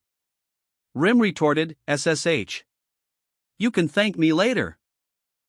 Pinky licking lunged, its long, green tongue lashing out. Graybert watched, muttering dash. Constant, observing the approaching monster, activated his skill, use skill. Observe unknown. Constant obtained information about Pinky licking. The obtained data included a warning, Pinky licking, warning. When angry, it walks on feet instead of crawling, it will swing its long tentacle harder which secretes venom. The analysis revealed that Pinky licking's normally hidden heart pattern was exposed, and one of them was its weakness. The message concluded, "Keep observing." Rim, noticing the exposed heart pattern, swiftly attacked Pinky licking. Rim commented, "That's a little different. The one that's upside down." Rim, having identified Pinky Licking's weakness, shouted instructions to his team, "Guys with swords, follow me." Rim and his companions, Graybert, and two others executed a coordinated attack. Rim's strike was called Pioneer Slash, Graybert used Stretch, and the other two employed Ego Sword and Moonlight Slash, respectively. The combined assault forming a devastating level 1 4-hit combo aimed at Pinky Licking's vulnerable underbelly. Pinky Licking roared in pain, "Shuwaloop," as the coordinated blows struck their target. The impact sending the monstrous creature sprawling to the ground with a resounding boom. The team celebrated their victory. A system message confirmed their success. System took down monster named Pinky Licking. Rim's team, victorious after defeating Pinky Licking, received a reward chest from the system and a map of the area. Observing the map, they speculated about the possibility of a related quest. Rim noted that one of the team members' attributes was that of an explorer, a rare trait, leading to the discovery of a new quest, assisting Hohoyan bandits, requiring a party of 6 or more. A hidden clue was promised as a reward, offering a way to return to normal form. Despite some initial reluctance from one member, the team agreed to undertake the quest together and set off, navigating a forest with unusually large plants. Rim, still in his chibi form, declared, "I first need to get back to my normal form, then I'll destroy you in the siege round, hardcore warrior." Graybert, also in chibi form, responded with a chuckle, "Eh? Did you pass the first round? You're lucky." The team examined a map. Puapru observed, "Pinky Licking's saliva messed up this part of the map. We're getting close now, can anyone use flying magic?" Rim shook his head. "I'm a fire magician. I can't use any flying magic skills. Both dragons are sent back to call for rescue. What should we do?" Puapru had an idea. "Oh, yes. Mr. Bamboo Spearman. I noticed that your sword can stretch out really long, can you make it even longer than that?" Rim considered this. "It's low now, so I can maybe stretch it about 55 yards. "Oh. That's enough." Puapru, directing Rim, gave the command, "Okay, 1, 2, 3. Use skill. Stretch." Pinky Licking, following instructions, extended his body upwards, soaring high into the air with a joyful yoo-hoo, as he ascended higher and higher. From his elevated position, Pinky Licking spotted Rim's extended sword and exclaimed, "I can see it. It's over there." Pinky Licking, confident in his plan, thought, "Good, now I can just grab the sword." But as he reached for it, a sudden gust of wind. In his throne room, Sad Smile, the Lord of Cobalt Castle, anxiously awaited the arrival of his beard gang. He muttered to himself, "It's getting late. How come the beard gang is late?" His gaze sharpened as he noticed something, his eyes narrowing slightly. "Ha! Little Beard." Little Beard, the beard gang's underboss, appeared before him, confidently stating, "We're not late. We always took care of things earlier than the given time." She reported their success. "We already stole the item you wanted from Puapru, alright? I want you to hurry up and get it to me ASAP." Little Beard smirked, revealing a hint of amusement. "Even Sad Smile is feeling insecure dealing with the Giga guys, huh? Ha ha." She continued, mentioning the complicated situation with Giga, before turning to leave. Sad Smile then asked, "Did you check the items?" A mystical dagger is shown, encased in an orb of fiery energy. The text explains that it is one of a pair, purchased from the black market, and intended for ritual use. The other dagger, crafted from a devil's horn, is also mentioned. The narrator reveals that this is being used to attempt a bundle item effect in preparation for facing Giga. Sad Smile, confident in her ally's abilities, declares that both daggers are within their area of operation and that the Beard Gang will retrieve them quickly.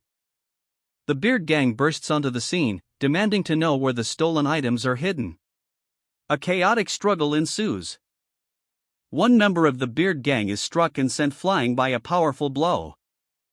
The remaining members of the Beard Gang successfully retrieve the stolen items, revealing Sad Smile's location to her and celebrating their victory. A burly man with a bandana shouts, "Stop, you Hohoyans," as a group of small, whimsical creatures flees in panic. The creatures scramble for cover, one of them pointing towards a hole in the ground. They quickly descend into the hole, using a ladder to reach a subterranean chamber. One of the creatures lights a match, revealing the dark surroundings. They find themselves before a large, imposing figure, the Hohoyan gang boss, who is smoking a cigar and states, "You guys are humans that fell into the lake, right?" The boss continues, "Help us beat the Beard Gang, and I'll tell you how to go back to your normal form." Puapru recounted his experiences, explaining that despite resisting on behalf of his starving fellow Hohoyans, their mistreatment continued. Until one day, they were ordered to steal a very important item. Puapru and the other Hohoyans, however, had a different plan. They hid the item away, intending to sell it and build a village. Suddenly, a creature called Lazy appeared, causing a disturbance. And a powerful, horned figure emerged from the shadows, revealing that he could no longer contain himself. The Hohoyan gang boss, a rotund figure with a cigar, surveyed his arsenal of weapons. He sneered, declaring that the humans were simply messed up, dirty humans. He chuckled, promising to riddle their bodies with bullet holes. Two small, round creatures, one with white skin and the other with red hair, watched in terror. The red-haired one exclaimed, "Shoot, is this how everything ends?" A horned figure, lying on the ground, felt a pull. He asked, "Can I kill them all, master? My horn is calling me." The Hohoyan gang boss addressed the two round creatures, asking what they wanted. One of them quickly responded, "Money?"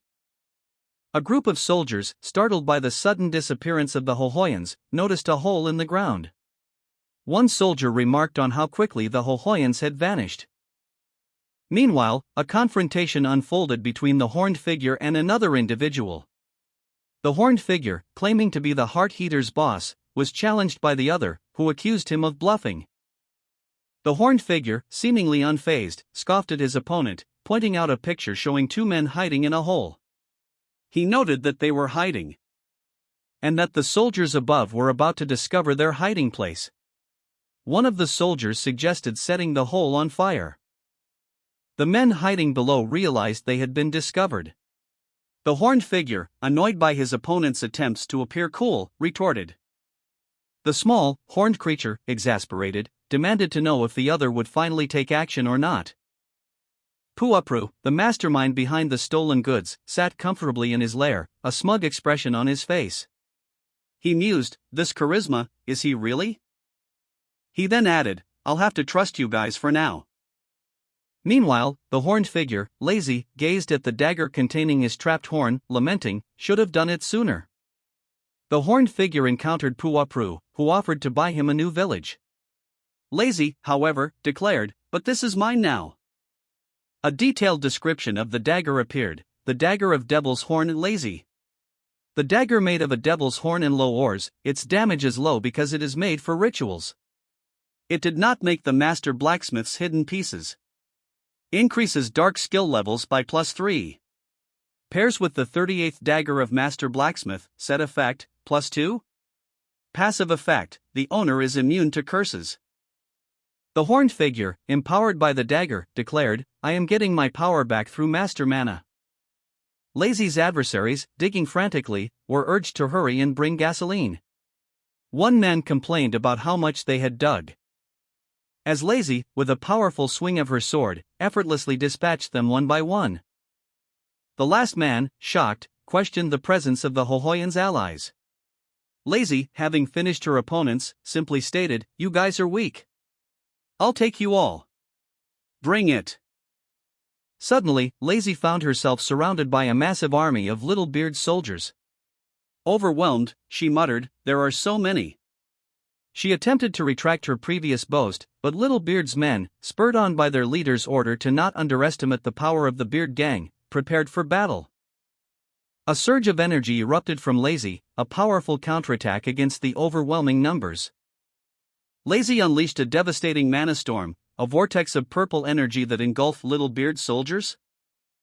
flinging them through the air like ragdolls. The force of the blast sent them sprawling, defeated. The horned figure, now fully recovered, commented on Lazy's power. "This power is amazing, Lazy." He clarified, "It's only a fraction of my power. There's a lot more to take back, Master." Constant observed from afar as the horned figure, his horns glowing brightly, soared into the sky.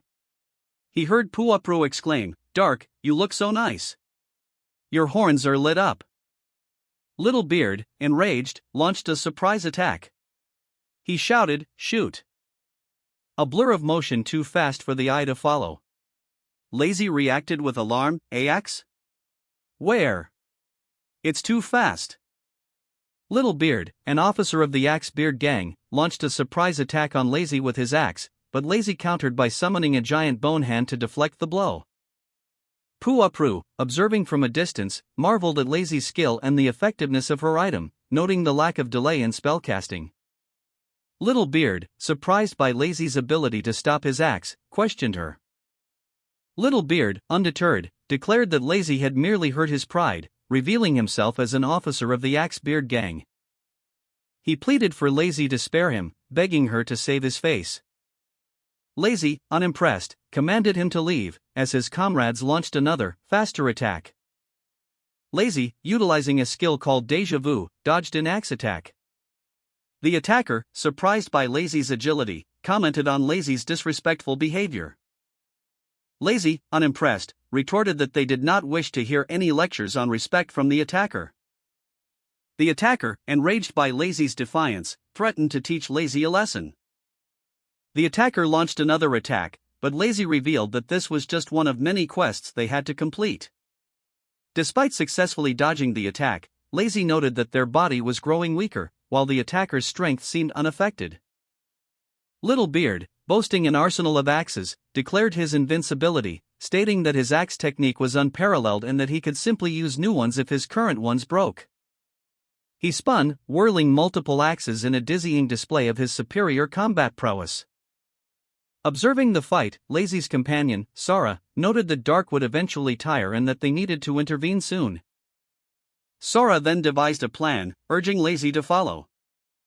Lazy, questioning whether they could use a combat skill from the skills window, received confirmation from their companion.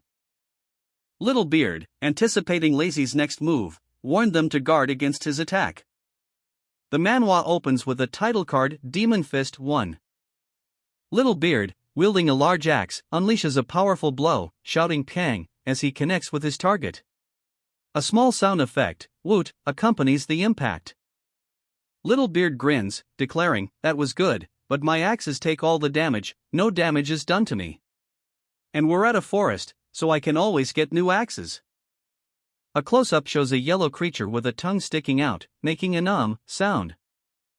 Little Beard looks surprised, muttering, "Why is my axe so light?"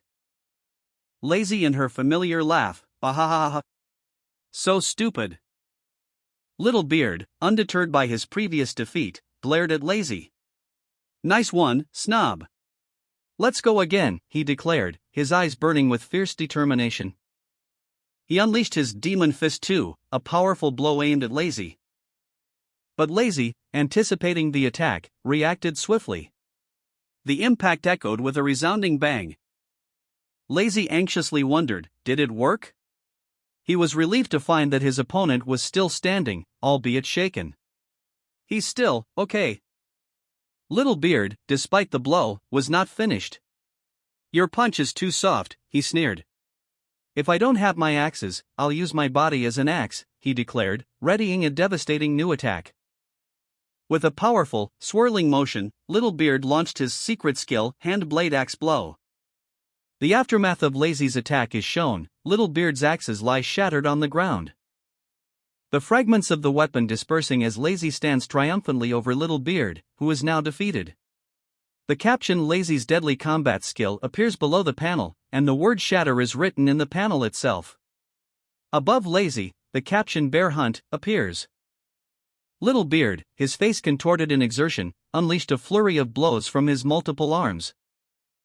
But Lazy, with a defiant "I'm not done yet," countered swiftly. executing a powerful two-hit combo, the bear hunt, a skill he had recently developed.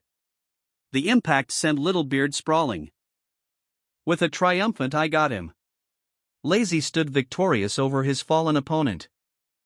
Sora, observing from a distance, noted that Lazy's powerful new skill, while effective, consumed a significant amount of mana, leaving him vulnerable. Worried, she began formulating a plan to assist him. Lazy, perched atop a flying, blue, dog-like creature, surveys the landscape below. "Looks like you're doing just fine, boss," a voice calls out from behind him. Constant observes from afar, a thoughtful expression on his face. He notes that the battle, while seemingly won, is not yet over. Suddenly, a flash of light erupts in the distance, catching Sora and Puapru by surprise. Sora exclaims, "W what?" The system announces, an officer of the Beard Gang, Axe Magician, appeared. You need to get rid of Axe Magician and protect Hohoyans to complete the quest. The Axe Magician, a figure with a staff and a distinctive appearance, is revealed. Constant observes, "I see. You knocked out Axe Beard." Constant, observing from a distance, mused about the upcoming confrontation. He wanted to see how the Axe Magician would fare. Meanwhile, Pinky Licking, the forest's owner, boasted about his latest creation, a chimera far stronger than his previous summons. He commanded his monstrous creation to attack, ordering it to melt them down. The pink bear-like chimera unleashed a torrent of corrosive green slime. The slime struck Lazy, who was already exhausted from her battle with Littlebeard. The Axe Magician, observing the attack, commented on Lazy's tired appearance. Lazy, despite her fatigue, stood firm, her sword raised against the oncoming slime. She braced herself for another intense fight.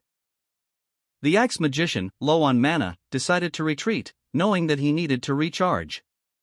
He left Lazy to buy him some time. A group of small, faceless figures worked frantically around a dark pit in the earth. Their efforts seemingly focused on whatever lay hidden within. A speech bubble above the pit contained only an exclamation mark, suggesting urgency and perhaps alarm. The next panel showed Pinky Licking, his expression crazed, revealing the reason behind the commotion is that the reason why Pinky Licking went crazy. Lazy, seizing the moment, raised a glowing, golden sword, exclaiming, "Ego, the new skill." Transformation. The sword transformed into a boomerang, and Lazy, despite admitting low throwing skills, declared, "Use skill. Transformation, boomerang. Let's go, Ego." With a powerful throw, the boomerang flew towards Pinky Licking's chimera. Lazy, wielding her blade, repeatedly sliced at the chimera. "Woot! It's annoying," she exclaimed, frustrated by their rapid regeneration. The old man, perched atop the creature, sneered. "You won't last much longer," he jeered, his voice dripping with disdain. He continued, his gaze fixed on Lazy, "And, you inferior creatures, how dare you call in human mercenaries?" Suddenly, small, seemingly harmless creatures emerged from the ground, only to be spotted by the chimera. "He saw us," one of them squeaked in terror. Pinky Licking, the chimera, unleashed a powerful attack, striking one of the small creatures. Another small creature shielded the others, sacrificing itself. "You idiots! Why did you guys crawl out of there? You should be hiding down there," Lazy shouted, exasperated. Lazy, utilizing her newly acquired transformation skill, grappled with Pinky Licking's chimera. The chimera's saliva inflicting constant damage on her. Their saliva incurs constant damage. "My HP won't be able to take it," she thought, her HP dwindling. The horned figure, observing the battle, instructed Pinky Licking, "Chimera, drown him in your saliva." Following the horned figure's command, the chimera unleashed a torrent of saliva, overwhelming Lazy. But Lazy countered with her acid rain skill, a move that proved effective against the chimera's multiple heads. "Ugh! They're targeting Hohoyans on purpose," she noted, realizing the chimera's attacks were strategic. The horned figure warned Lazy, "Dark, your HP is running low. Don't force yourself," as the battle continued. The horned figure, observing the battle between Lazy and Pinky Licking's chimera, explained that someone was sending mana to aid Lazy. Lazy, unsure of what mana is, received the energy boost and expressed gratitude for the support. Pinky Licking, witnessing Lazy's renewed strength, argued that Lazy's previous attack was ineffective against his regenerative chimera. Despite this, Lazy continued his assault, delivering a powerful blow that revealed the chimera's weakness. It was a fake. Lazy, urged by the horned figure's earlier instructions, prepared to use a skill to break the curse affecting Pinky Licking's chimera. The red-haired warrior stood confidently, his expression unwavering as he faced the monstrous creature. He declared that Pinky Licking should have done this from the start. With a swift movement, Lazy launched an attack, striking the chimera's neck and sending it reeling. The small, gray-haired boy fell from the sky, but before he could hit the ground, the Hohoyans rushed to his aid, catching him safely. One of the Hohoyans declared their intention to protect their boss. Lazy, slightly dazed, questioned if he was their boss. Pinky Licking's chimera lunged again, but Lazy confidently stated that this wouldn't change anything, as he already knew the creature's weakness. Lazy, his eyes blazing, unleashed a torrent of fiery energy towards Pinky Licking's monstrous creation. The searing flames engulfing the grotesque pink bear chimera as it let out a startled cry, "Shobaloop." Meanwhile, a system message appeared before Lazy. System, strength is doubled. The Sword of Honor, the 7 truths can be equipped. Lazy, acknowledging the system message, declared, "Okay, I got the strength." The pink bear chimera, despite the damage, retaliated with renewed ferocity. Ugh. I'm not done yet. Its multiple limbs extending to ensnare Lazy, while a voice commanded, "Strangle him." Pinky Licking's final chimera, a grotesque amalgamation of pink flesh and cartoonish features, loomed before Lazy. As Puapru observed, muttering, "So that's the last one, huh?" Lazy, with a determined glint in her eyes, charged, shouting, "Mr. Hardcore Leveling Warrior. Let's go!" She launched a swift, precise attack, cleaving through the chimera's defenses with a powerful slash, sending Pinky Licking's creation sprawling as he cried out in pain, "Damn it!" The scene opens with a large, blue chimera-like creature, a spectacle observed by several onlookers, including a man in a suit who remarks, "I thought you'd use the same physical skill again." Meanwhile, a group of adventurers, clearly agitated, confronts Lazy. "Hey, whatever. You didn't tell us everything about this quest. We almost died because you didn't tell us about that lake." Lazy, appearing apologetic, responds, "Haha, I'm sorry, I forgot about that. I'll use this returning scroll to take you guys back for that. This is quite expensive." Elsewhere, 3 small, whimsical creatures are seen, and a voice calls out, "Hey! Hey! Take us with you." Lazy, seemingly unfazed, observes them and comments, "The guys that were peeping? Okay, well, come along." A sign reading Yopiland Dark Magician's Lab appears, followed by a distant shot of a large, imposing castle. Lazy states, "So it was these Hohoyans who did it." The horned figure, having examined a magical item, declared, "That belongs to you now." Lazy, slightly surprised, questioned, "Wasn't this important to you?" The horned figure explained their actions, stating, "I took it to prevent someone from doing something, but I won't worry if you carry it." Lazy, accepting the item, responded, Okay, then. I'll use it, and please let these Hohotians go. I want to keep them." The horned figure, observing Lazy's decision, commented, "Keep them? You're taking in the guys that already betrayed their master once?" Concluding their interaction, the horned figure added, "You're an interesting kid, like Yopi told me." Lazy and another character, presumably her companion, completed their quest earlier than anticipated, finishing within half a day. Lazy then asked her companion if they were hungry and suggested they go eat.